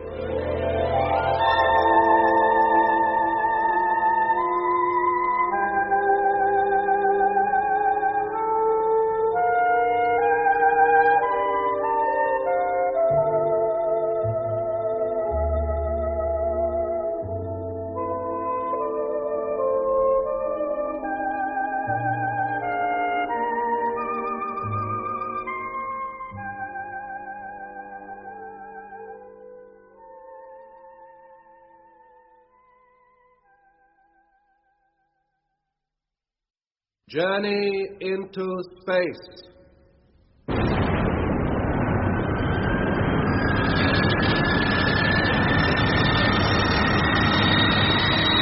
The Return from Mars by Charles Chilton.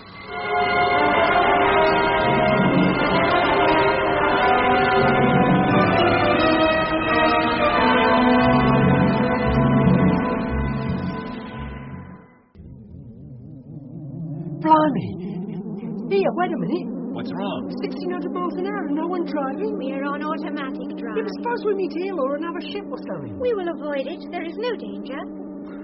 Well, if you say so. When we landed on this planet, it seemed completely devoid of life. It almost is. When we first saw it, we thought it was Earth. Is that where you were from, Earth? What do you call this planet? Tribos. It means third. We are the third planet from the Sun. So is Earth. Oh? How many planets encircle your Sun altogether? 9. We have 12. Whereabouts in the galaxy is your system located? We have no idea.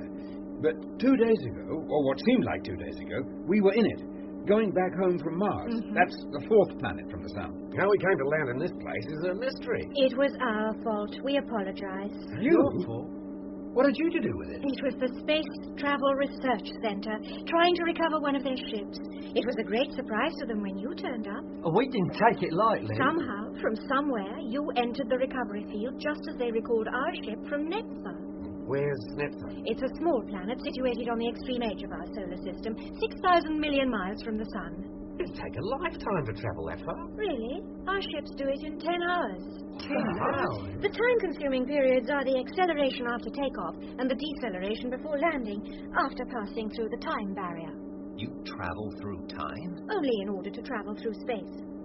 Our aim is to reach the nearest star within a Trebosian lifespan. Why? This planet will support life for only 2,000 or 3,000 years more. We have to find a new world to colonize. But do you have to go that far? Isn't there a planet within your solar system that you could live on? No. Years ago we thought there might be.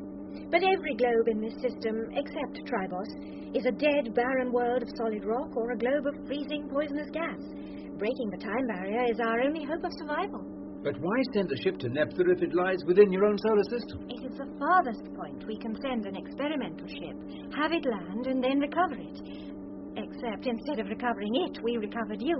What happened to your ship then? Still sitting on Neptha, thank goodness. The previous ship we sent never came back. Any people on board? Oh, no. But it was intended to put a crew aboard on the next trip. What we need to know is why your ship responded to the recovery field and ours didn't. I wish we could tell you. Hey, look. That great honeycomb structure down there by the lake. That is Talia. What you can see are the meteor shield and the sun filters. But why the honeycomb shape? Each section is hermetically sealed from the next to prevent air loss should it get damaged. The air pressure within the city is much higher than outside. We shall descend and enter the main airlock. I will then take you to your quarters. I can see the city through the glass. Look. I expected a futuristic kind of place. But this looks like a Mediterranean town of ancient times. And beautiful. We prefer it. But with all your scientific knowledge... It has taught us to appreciate the simple life. Hello, Flying Craft 3. You will wait. All airlocks are occupied. Instructions received and understood. It will only be a minute or two. Lots of people leave the city at this time of day. With your own civilization so advanced and organized, how come the satyrs seem so, well, primitive? For many generations, Talia has concentrated on breeding a perfect race. People with bodily illness or mental defects were never allowed to breed. The race was improved as the defects were bred out of it. The result is the most perfect group of people ever to inhabit this planet. And having achieved the ultimate, you are fated to find your planet dying and your days numbered. We will establish a new colony elsewhere in the galaxy. The race will go on. And what about all those people who were not allowed to breed? The defectives, what happened to them? Most of them accepted their fate and remained good Talian citizens. Others chose to leave and live their own way of life, which means breeding as and when they please. Are they the satyrs? Yes, a race of rejects. Originally only a few hundred, but now their numbers greatly exceed the Talians. They have not the sense to know that the first basic rule for happiness within a community with limited resources is to control the birth rate. Well, in spite of their great numbers, there don't seem to be many about. They hole up by day in their underground dwellings. They've learned to live with the cold and have become creatures of the night. Hello, Flying Craft 3. You will enter airlock entrance 4. The spacemen are to be taken to Central Piazza for interrogation. Message understood.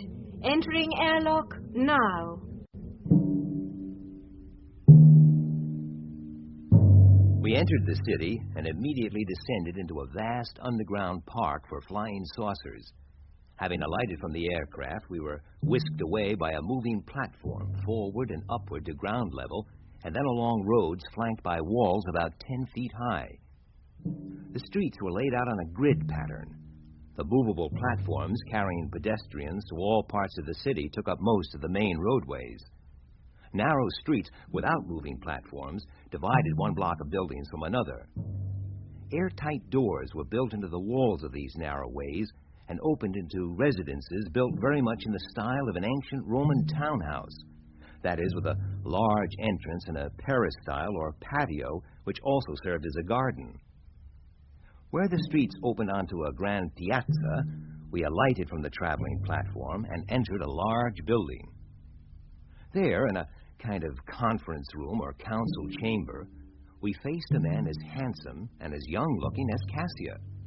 He questioned us for what seemed to be hours on who we were, where we had come from, and where we were headed before the recovery field engulfed us and brought us, somewhat violently, to Tribos. We explained time and again how, so far as we knew, we had not traveled from a planet encircling some distant star. We believed we were still within our own solar system, though exactly where was a deep mystery. My suggestion that somehow we had moved forward or backward in time was pooh-poohed. Our ships utilize time only in order to travel through space. The movement is sideways, not forwards or backwards. You must have traveled here from the region of Nephthah. That is why the constellations are known to you but distorted in shape. Nephthah must be the planet you call Earth. He treated us politely, but grilled us with never-ending questions. The appearance of our ship in place of the one expected had given the Trebosian scientists a great shock. They obviously had no idea what to make of us, who were so like them in appearance. Long before the interview was over, we were feeling exhausted, though neither Cassia nor our interrogator showed the least sign of tiredness. At last, we were released, and Cassia was permitted to show us to the house we were to occupy for the next Trebosian year or more. Here are your quarters. I hope the beds are comfortable. I feel exhausted. How long did that fella question us? Nearly 3 hours. Huh? Is that all? Felt like 3 days. Well, you can rest now. I'll just show you round. Out here is the patio for leisure, and if you want it, communal dining. We can actually sit in the sun? Here you can. The glass cover filters out all the harmful rays. The other doors lead to your individual bedrooms. They're all the same. Switches here. Lights, wardrobe, bathroom.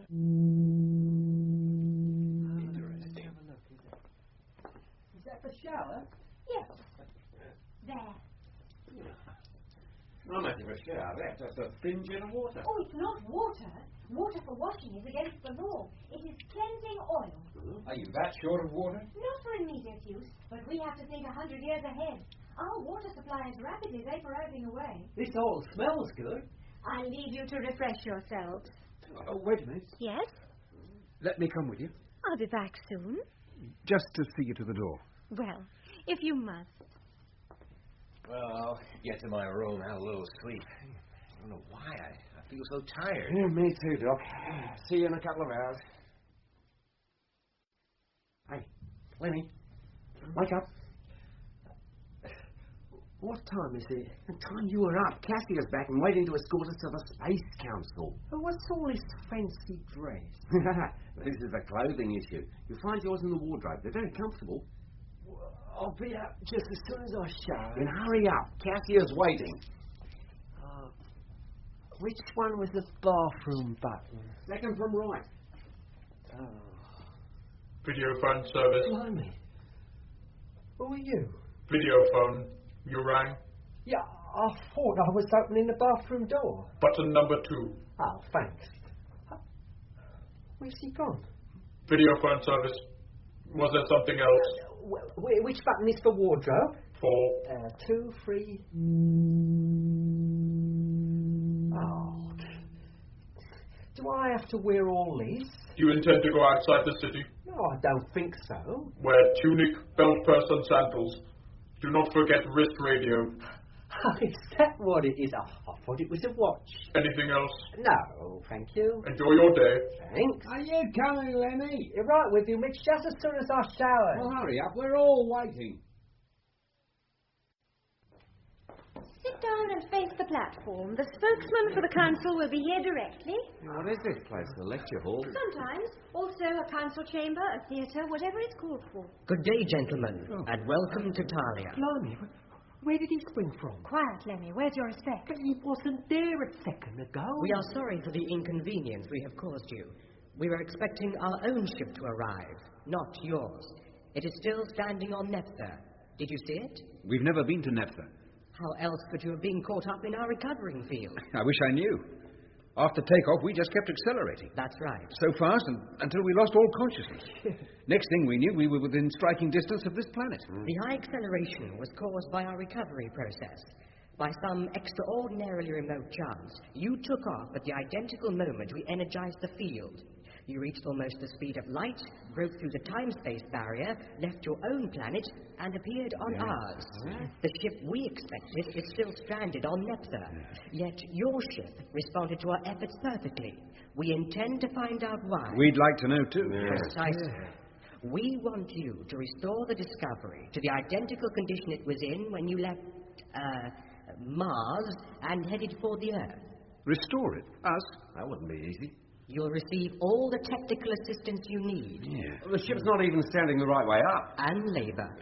But supposing we do put the Discovery back into flying shape, how will it benefit us? If we can only find the information we are seeking, we could probably reverse the process that brought you here and send you back again. Well, in that case... It is work most suited to you, and work you will enjoy. From that point of view, you are very fortunate. It's good to enjoy one's work. It compensates for the small reward. Well, do you intend to pay us, then? Only one person in Talia works for nothing. Who's that? The President. The satisfaction of holding the high office is considered to be sufficient reward in itself. On the other hand, whereas no one is allowed to work without reward, neither is anyone allowed reward without work. What about the sick? There are no sick. The old, then? There are no old. Well, which is the highest paid work? The dirtiest, the most uncomfortable. Labour in the recycling plants, the sewers or the hydroponic farms, all of which operate underground. And the amount of pay? Work is rewarded in energy units. The harder you work, the more are marked to your credit. Units can be exchanged for material goods. 3 months' work below ground will earn you sufficient units to live comfortably for a year or more. After that initial effort, one can usually coast along working at more pleasurable tasks for less pay. You expect us to abide by this custom? Of course. So long as you remain in Talia, you will be subject to all its laws and will devote your lives and dedicate your work to its benefit. And how much reward can we expect from working on the Discovery? Very little, I'm afraid. Such work is placed high in the satisfaction category. and therefore yields very little material return. But we will have to pay for the place we live in, food, all that? Yes. So we can't start work on the ship until we've earned our basic keep. We require you to begin work immediately. But 3 of you will work on the ship. The 4th will take up some employment and earn the bodily needs and comforts of the others. You start tomorrow. Transport to the site will be supplied and will leave at daybreak. Inform your guide of any difficulties. She is there to assist you. Yes. Thank you, gentlemen, and good work. What? He's gone. As quick as he came. The interview is over. He looked so real. What we saw was a picture. He was in another part of the city. We must leave now. I'll escort you back to your house. Did he mean what he said about dividing the work between us? Oh, yes. You would not remain here long if you worked only at the things you enjoyed. One of you will have to earn sufficient units for all. Well, don't all look at me.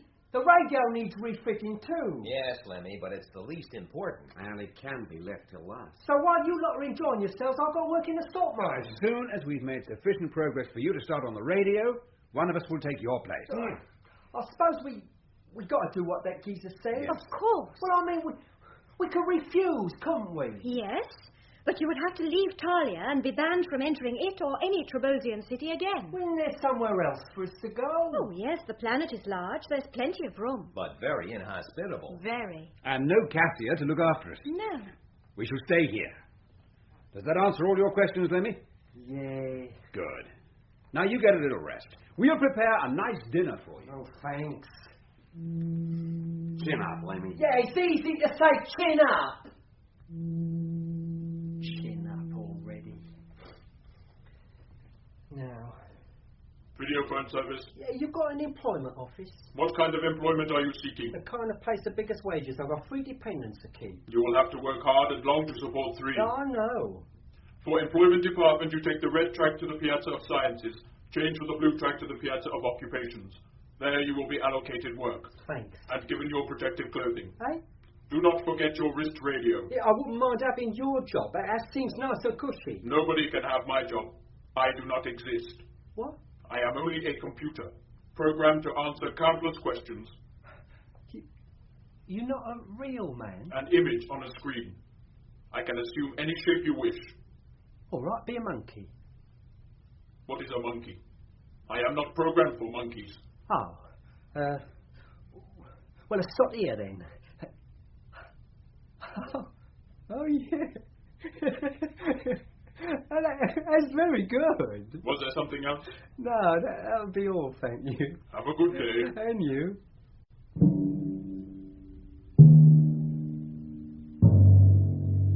And so the 3 of us began the long, slow work of restoring the Discovery to its takeoff condition.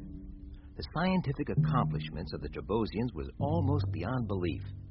The electronic tools, the scanning, probing, and means of detection showed up faults and weaknesses in an instant. Robot-like machines did the hard labor. Yet in spite of all the intellectual and physical help, it was a slow process, and tiring, as the Trebosian day was so much longer than that of Earth. The most difficult task was to find the right fuel to fire the rocket motors. Such chemistry had never been manufactured on Tribos before. It took their scientists weeks merely to analyze our meager remaining fuel supply. Then they had to find a way to manufacture it in sufficient quantities to fill the ship's tanks. More than 6 Trebosian months of work lay before us. Meanwhile, we settled into our life in Talia and found it much to our liking. Not so Lemmy. And while you lot are spending your days out in the sunshine enjoying your work, I'm way down in the bowels of the earth working my inside out at the worst job I've ever had. What did you do that's so unpleasant? Well, the dark, for one thing. These Talians don't seem to need the same amount of light as we do. And then there's the smell. What of? The recycling plant. You've got no idea. Everything has to be recycled. Every bit of refuse, waste material, soil, water, everything. I would have thought the scientific interest in such work would compensate for the unpleasantness. You what? Transport for Discovery worksite now waiting in Bay 2. Would all concerned please take their places in the aircraft? We have to go. Try not to be too downhearted. I know, I'll have a party. We'll see you tonight, Lemmy. And don't fall asleep on the job. I can't help it. After 4 or 5 hours, I'm dead tired. I've got to have some sleep or I'd fall down right where I was. I don't they mind? No, well, not if I stay behind and make up for the hours I lost. Oh, that's why you're always back so late. Yeah, that and trying to get clean afterwards. Transport to Discovery Site is about to leave. Please take your places. Come on, before they leave us behind. Yeah, don't you lot get tired? Oh, sure we do, Lemmy. In the afternoon, especially. Well, what do you do about it? We stretch out on the take-off couches and have a sleep. Trust you. Time for work. All right, I know. Don't forget your your protective clothing. and breathing apparatus and your wrist I've got radio. half a mind to sling the old lot in the slush just as soon as I get down there. A rebellious attitude will not be tolerated. No, I'm only joking. I love my work, really I do. That's the spirit. Have a good day. Don't get worse days than these I've never seen.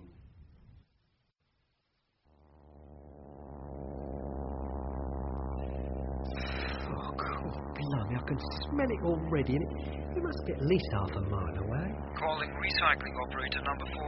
Oh, hell. What's up? There is a clogging at sluice number 5 at the end of the gallery you are now in. Proceed to sluice and clear the obstruction. Apparatus for clearance and dissolving agents are stored in your sluice. Do you hear? I heard and I understood. Please report back when task is completed. Right.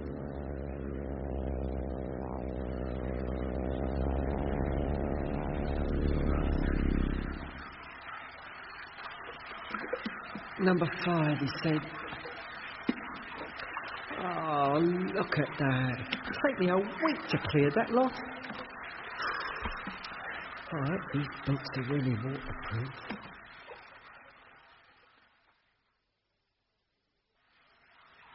Hello, recycling unit, operator number 14 calling. Recycling direction. Now, I've worked for a good hour trying to clear that sluice. The solid matter's breaking up, but the water doesn't flow. I think a pump has failed.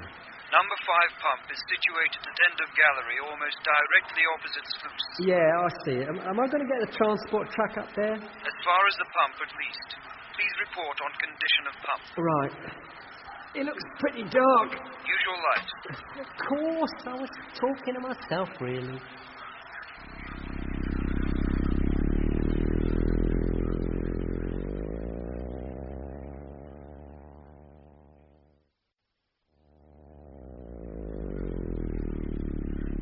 At last.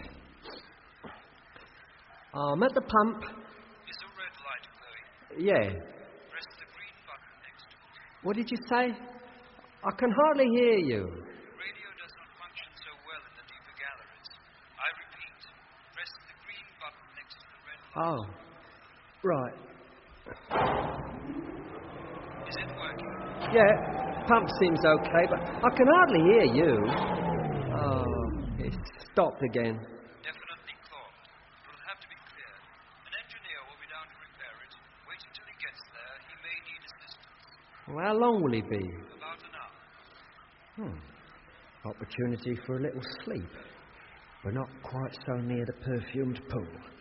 Up the gallery a bit to sweeter regions.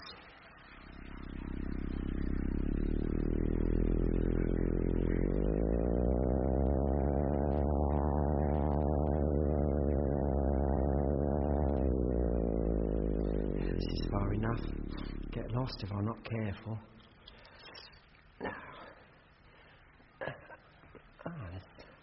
This seems a good place.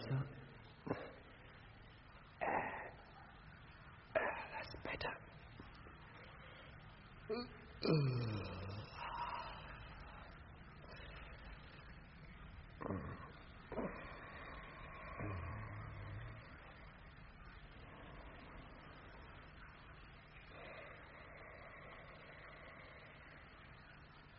Allah.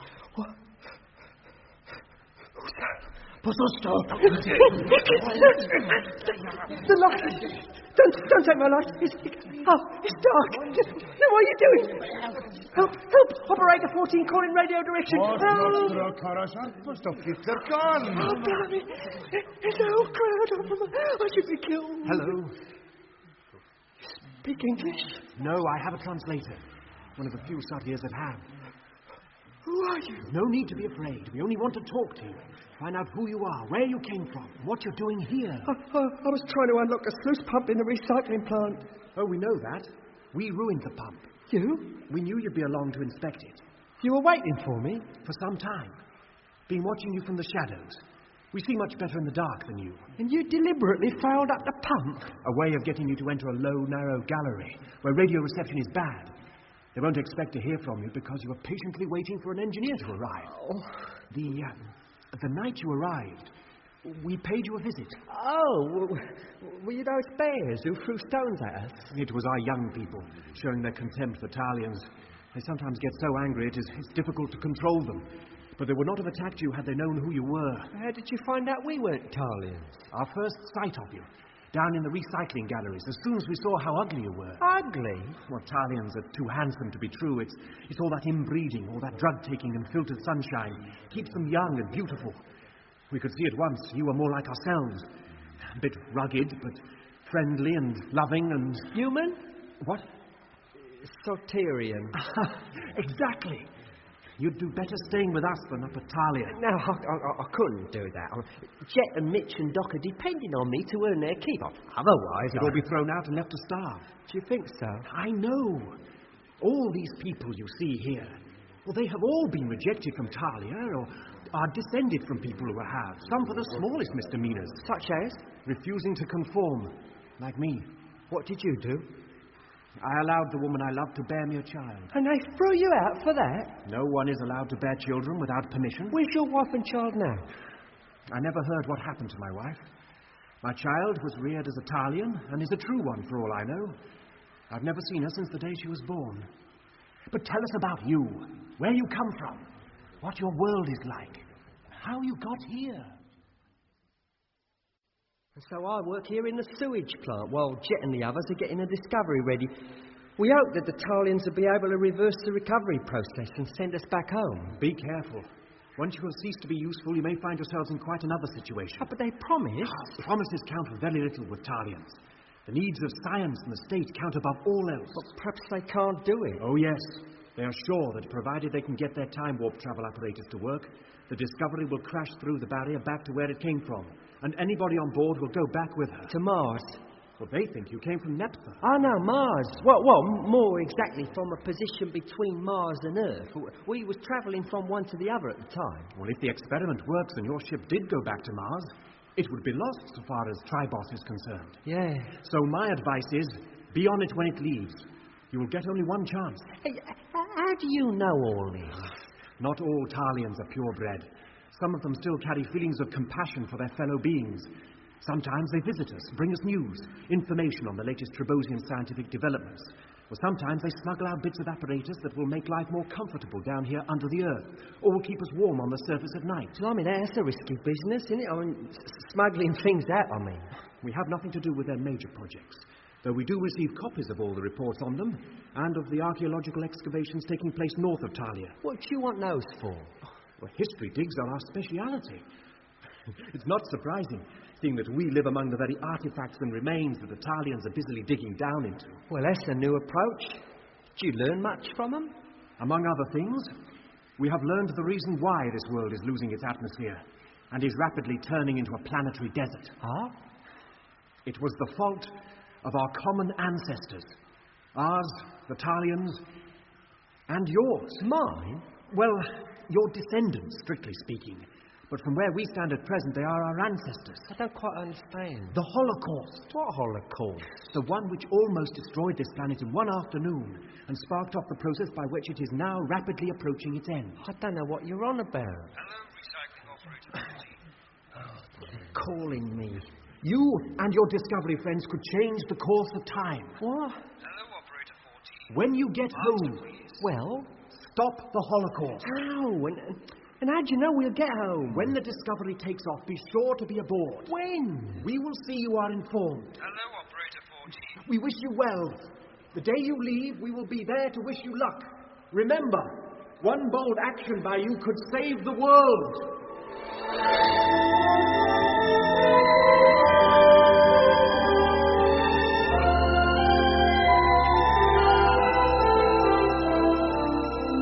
Journey into Space, The Return from Mars, was written by Charles Chilton.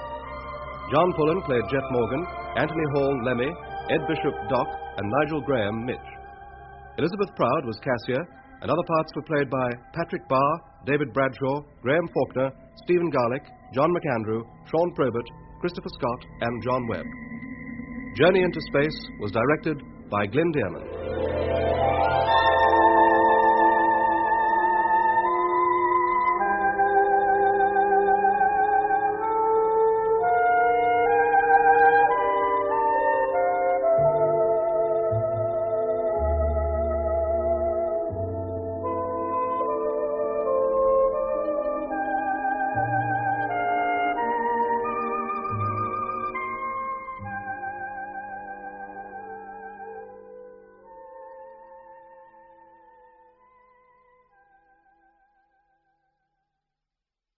Journey into Space.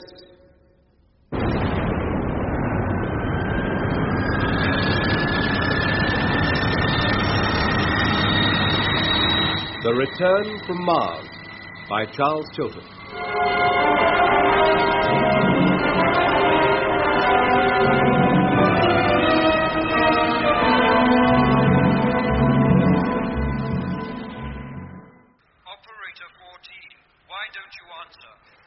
Hello. I can hear you. Where have you been? We've been calling you for some time. Sorry, I must have fallen asleep. And I've lost my lamp. It's totally dark. We are sorry you have waited so long for the sluice engineer. He is now on his way and should be with you in a few minutes. Oh, thank goodness. It's real spooky here. I think I've been dreaming.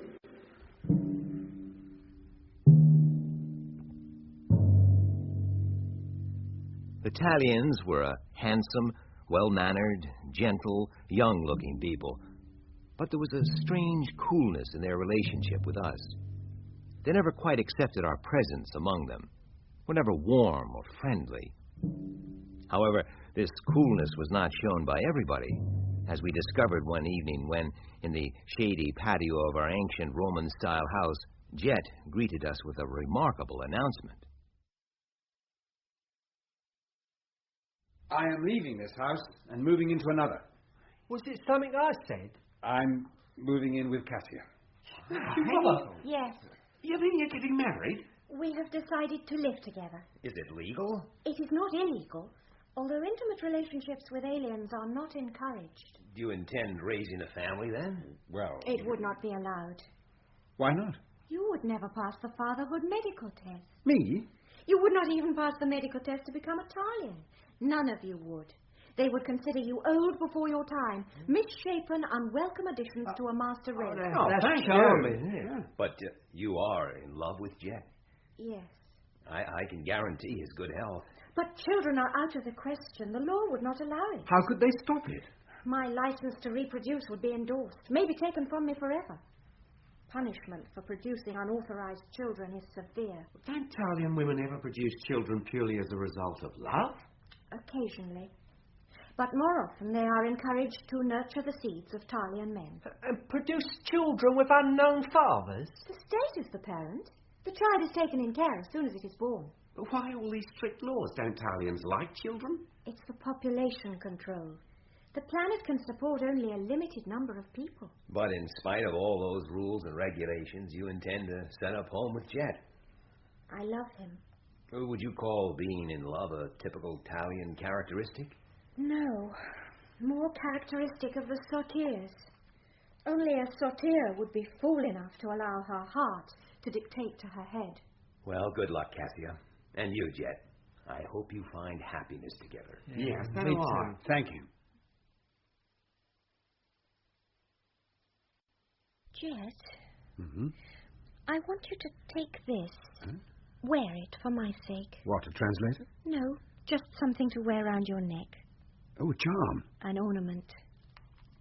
You don't see many Italians wearing these. No. It belonged to my father.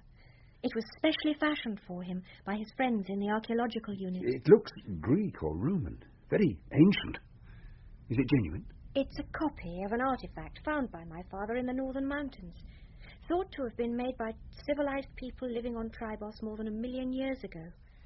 My father left it to me. I give it to you. I shall never take it off. Thank you. Dearest. There's something I think you should know. Hmm? Do you know how old I am? No, but at a rough guess, I'd say, 17? 38. Oh. I mean it. Earth years or Trebosian? Trebosian, of course. You're joking. No. If what you say is true... It is? By Earth reckoning, you wouldn't be 38, you'd be nearer 54. So be it. But you look so young, beautiful and fresh. Like all Talians. And we go on looking young until our dying day, which is usually around 100 years old, Trebosian years. How is it done? Special diets, drugs in the drinking water, filtered sun rays to keep the skin smooth and tight. We don't notice we're receiving them anymore, but their effect is vivid enough. How about me, and Doc and Mitch and Lemmy? Oh, you receive the same doses as the rest of us. You may not get to look any younger, but you certainly won't get any older, not while you remain with us. I feel younger than I've ever felt in my life.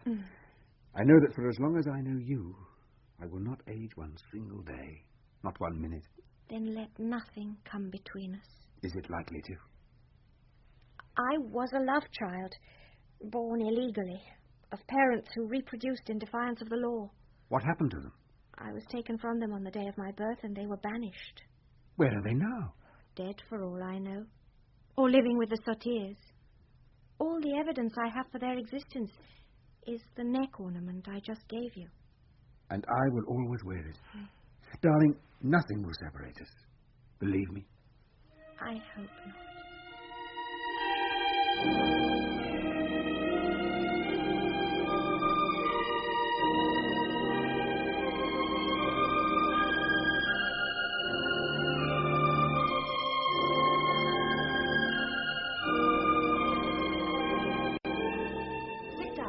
Councillor will address you. Good day, gentlemen. I wish he wouldn't appear suddenly like that. Hush, Lemmy. I have summoned you here to thank you for the work you have done on the ship Discovery. It has been examined and found to be in a perfect, if somewhat primitive, condition. That so much space in a vessel should have been given over to carrying fuel astounds us. That one has to destroy the product of a planet in order to manufacture fuel when solar energy is free and unending astounds us even more. But at least the ship is ready for takeoff. We shall be launching it in due course on an experimental flight and recovery test. Meanwhile, on behalf of Talia, we thank you for your efforts. One moment. You said you thought you could reverse your recovery process and send the Discovery back where it came from. Precisely.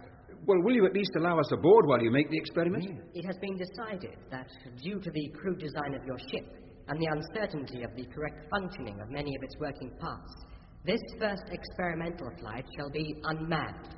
It has also been decided that as the work on the Discovery is now finished, and as physically you do not come up to the standard required to be Talians, you are no longer allowed to remain in the city. But, oh no. Then where will we go? As you have done some service to our state, we have allocated you a dwelling in the region of Camp Papanine, at the foot of the northern mountains. There you will work at the archaeological site.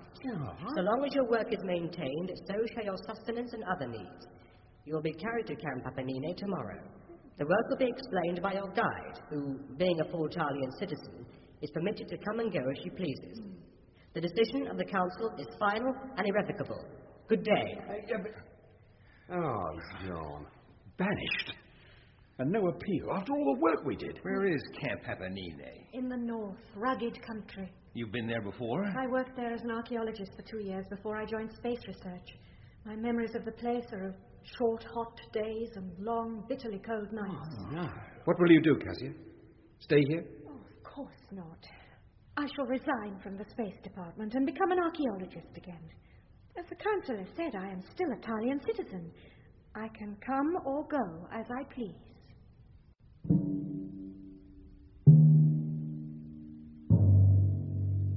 We had spent 6 long Trebosian months laboring on the Discovery until she was in complete working order. The last we had seen of her, she was standing erect in the desert on her new launching pad, looking like a colossal ancient obelisk. Next day, after we had collected our personal belongings together, we were issued with extra warm clothing and transported to the archaeological village nestling at the foot of the Campopenine Mountains. And there we worked, digging up the extremely scanty historical past of Tribos. We labored all through the daylight hours, getting home just before darkness fell and the bitterly cold nights engulfed us. Fortunately, our dwellings were comfortable and warm.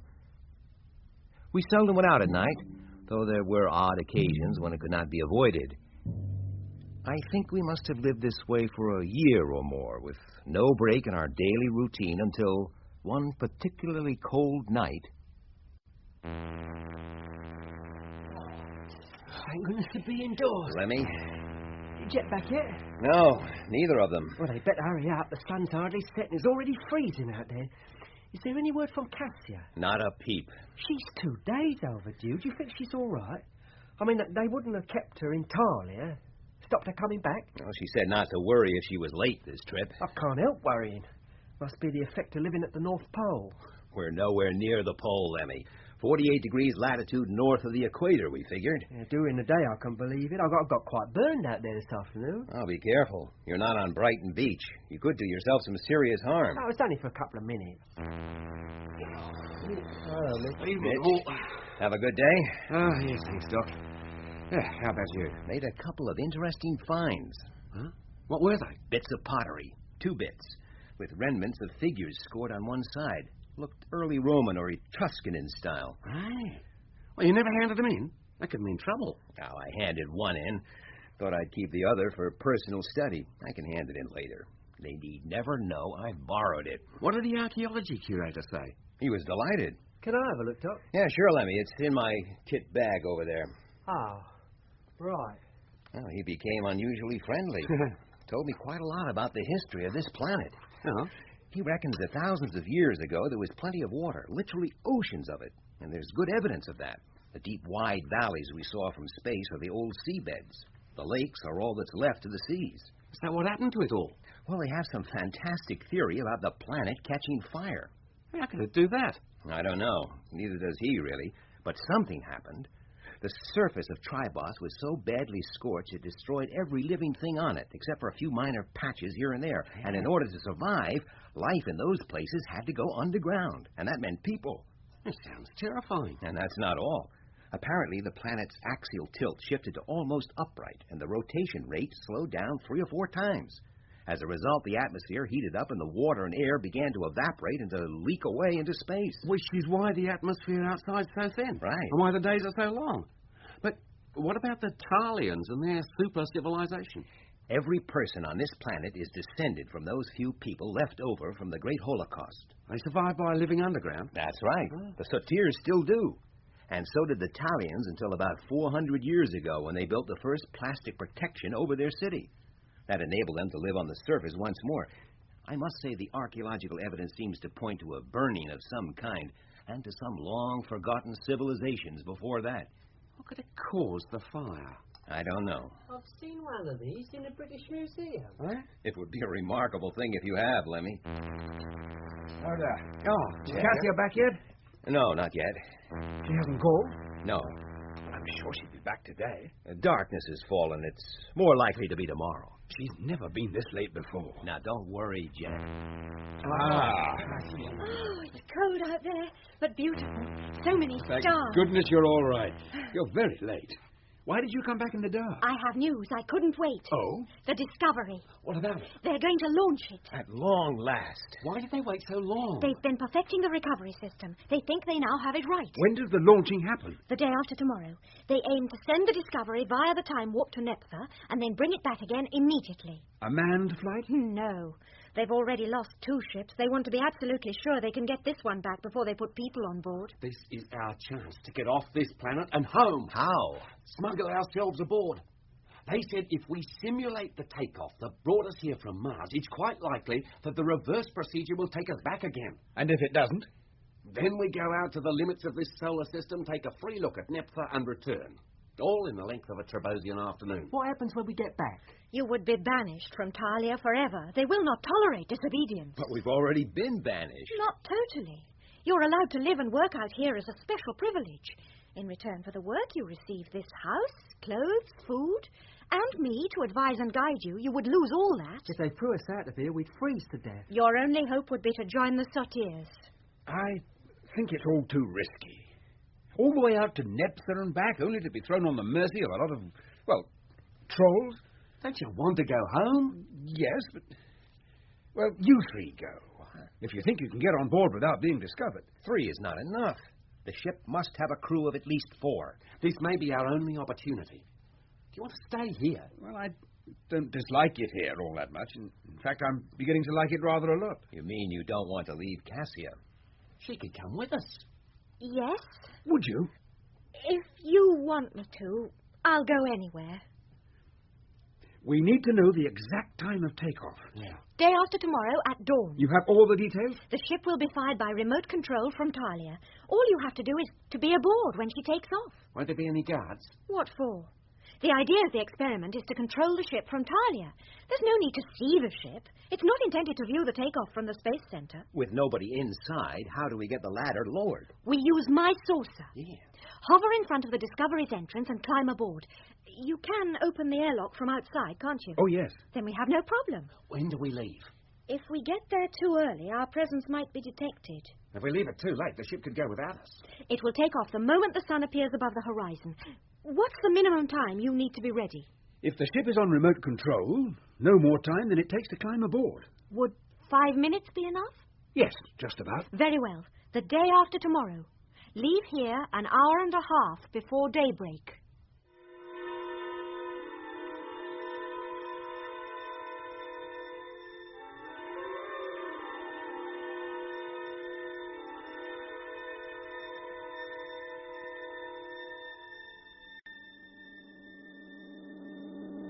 Almost there. I can just make out the ship. Yeah. Any lights? No. I'm going down slowly. Hey, look! What is it? Crowds of people down there. Where? Yeah, I see them. Sotiers come to wish us luck. They said they would. You mean they said they would? It was a dream I had. The sight of them has broken it. They've come to work off their feelings against the Talians. They must know the takeoff is today. That's right. What if they start shooting stones? Space Department will know. And? They'll send a saucer down to scare them off. They could already be on their way. How long before dawn? 6 or 7 minutes. Let's get aboard now. If they come and see a saucer hanging around, they'll cancel the whole thing. If we're already inside, they may not realize it. Take us as close to the door as you can, Cassia. Yes. It's a long drop to the ground. I'm opening our airlock.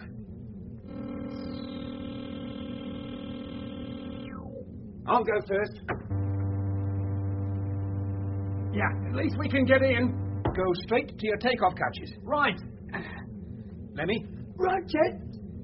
Now you, Doc. Okay. Cassia? No, you go. I'll hold the saucer steady. Oh. I understand the controls better. Very well. There. Now, give me a hand. Hey, careful, you're drifting away. Cassia, come back. No, Jet. You go home. What? I am not coming. But you promised. Only to get you to agree to go.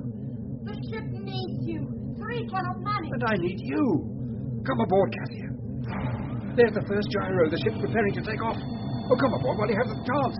You remember I told you how old I was. What do I care how old you are? 38 Trevosian years. 54 Earth years, you said. What's this got to do with anything? You were wrong. Tribos years are much, much longer than Earth years. How do you know? I worked it out from what you told me about your planet. The seasons, the periods of the constellations. Why do you think you all get so hungry and tired? 4 times a day? Your bodies are still trying to run at Earth time. There's the second gyro. If you don't come now, we shall have to pass. Forever. Yes. My true Earth resident, I am 152 years old. God, I don't believe it. I can't. My youth would last no longer than I remain on this planet. No. You see why I cannot come with you. Yeah, come on, there's little time. No, wait. Cassia, come back. I love you. My heart goes with you. Wear my locket forever. Never take it off. God, there's a saucer coming. Lights blazing. Drive the Sotiers away. They will see you. I know. What will happen to you? You're a party to our escape. I will be banished. Where will you go? Join. Oh, no, Cassia, come with me. For Pete's sake, Jet, there's only seconds left. Shut the door! No, Mitch, don't. I love you, Jet. I would like to come with you, believe me. Think of me as I am. Young and in love with you. 1, 0. Hey, go the motors. Quick, get to your couch before we gain speed.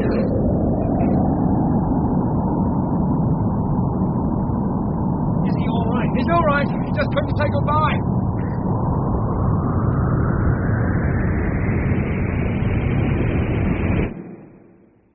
They've cut the motors. We haven't reached escape velocity. We'll drop back to the surface. Jet, do you hear? Yes, I hear. Hello, Discovery. This is Talia. Can you hear me? Hello? Talia calling. Nobody answer. Do they know we're aboard? I can't say. A saucer appeared to drive off the sorties just before the motors fired. They must have seen Cassia's saucer hovering near the door. But not necessarily have seen you or Mitch. Maybe not. The door was closed and the motors firing as I was dragging him in. Cassia wouldn't give us away. Hello, Discovery. If there is anybody aboard, it is in your own interest to acknowledge the fact. Then hear this. This experimental flight will continue as planned. We shall proceed to send you to Neptha, bring our own stranded ship back, and leave you on Neptha to fend for yourselves. We will allow you 5 minutes to answer. After that time, if there is no reply, we will assume there is nobody aboard and continue with the flight as scheduled. Switch to manual control. All circuits. Right. Televiewer on. Now what? We wait. What for? For when they restart their experiment. Send us out to Neptha. We shall feel our speed increase. At that precise moment, we switch on the motors and boost all the power we can out of them. Just like when we left Mars. Yes. Let's hope what happened then happens again. Now, lie still. Watch the speed indicators and be ready to fire the motors at a second's notice.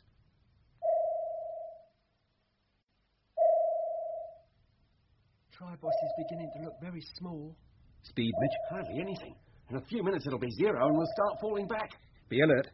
It can happen any moment. There. I've got it now.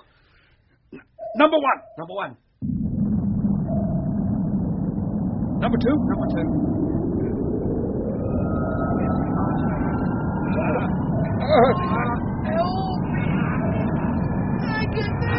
Hang on, Lemmy.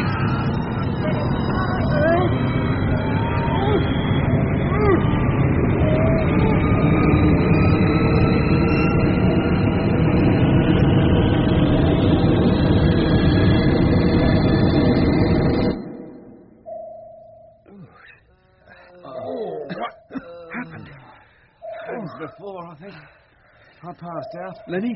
Okay, but only just. I'm all right, Jed. Let's have the picture.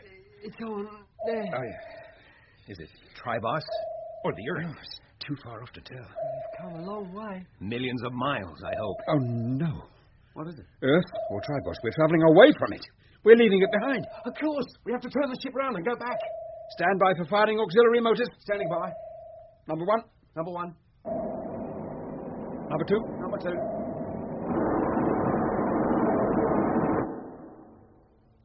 180 degrees. 179. 78. 76. 7. 6. 5. 4. 3. 2. 1. Turn complete. 180 degrees. Fire both motors. Now!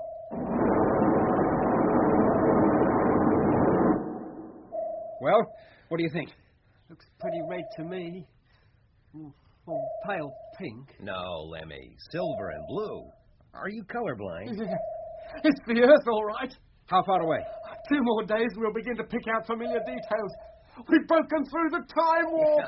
I'd like to see the look on those Talian faces when that ship turns up from Neptha instead of us. Never mind that.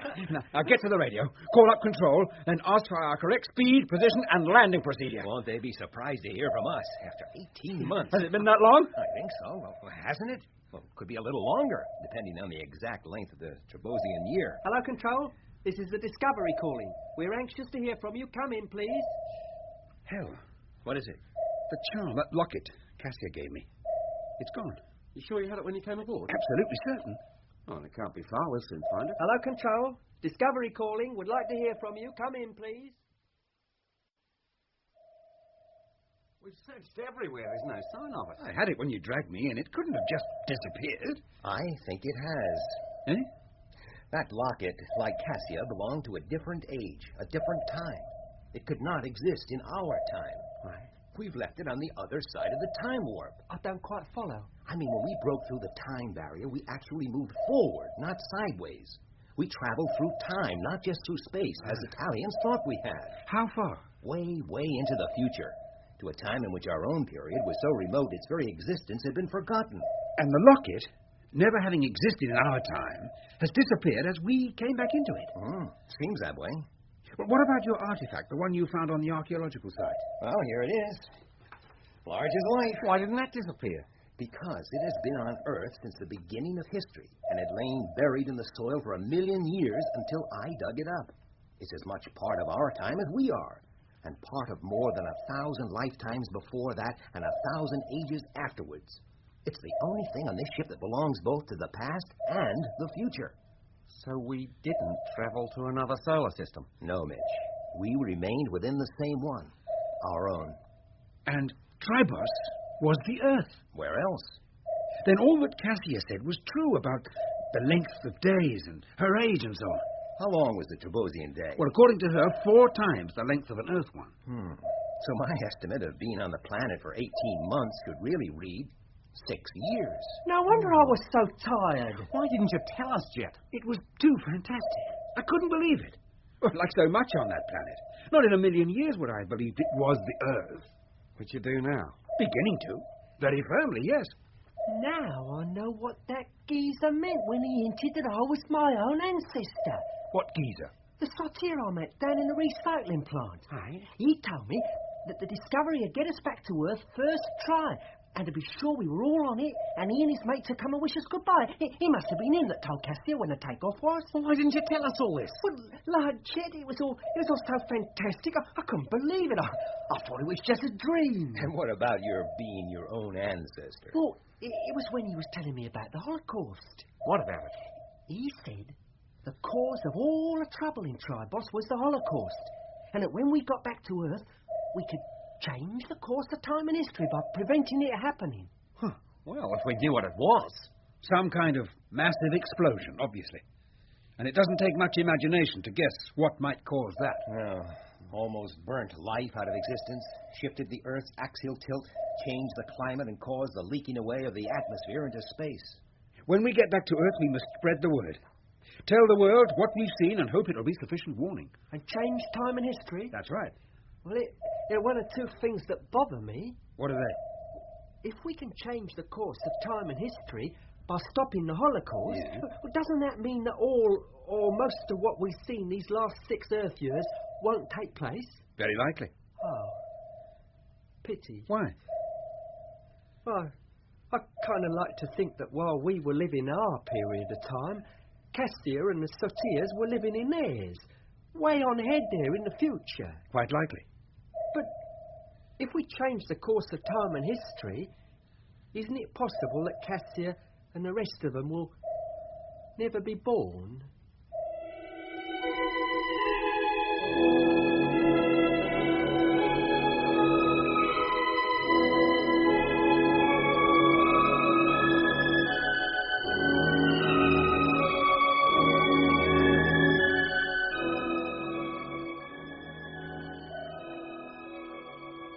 Well, how about it, Lemmy?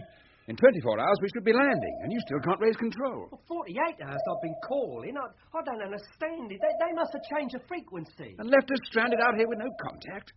The radio can't be functioning correctly. I've checked and double-checked it, but I'll keep trying. Hello, Control. This is Discovery calling. Can you hear me? Here. Wait a minute. I suppose those geezers back in Talia knew what they were doing. About what? Getting us back at the right time. I mean, supposing they got it wrong, even by not very much. 100 years or even 50 years too early or too late.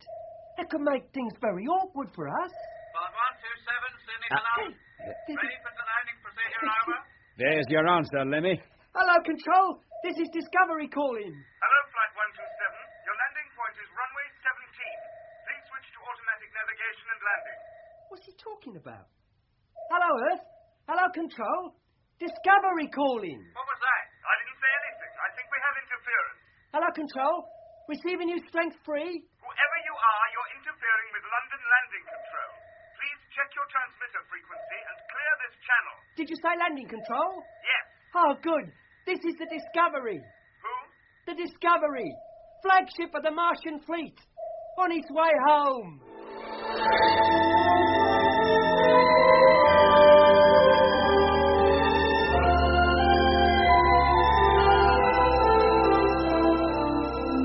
Journey into Space, The Return from Mars, was written by Charles Chilton. John Pullen played Jet Morgan, Anthony Hall Lemmy, Ed Bishop Doc, and Nigel Graham Mitch. Elizabeth Proud was Cassia, and other parts were played by Patrick Barr, David Bradshaw, Graham Faulkner, Stephen Garlick, John McAndrew, Sean Probert, Christopher Scott, and John Webb. Journey into Space was directed by Glenn Dearman.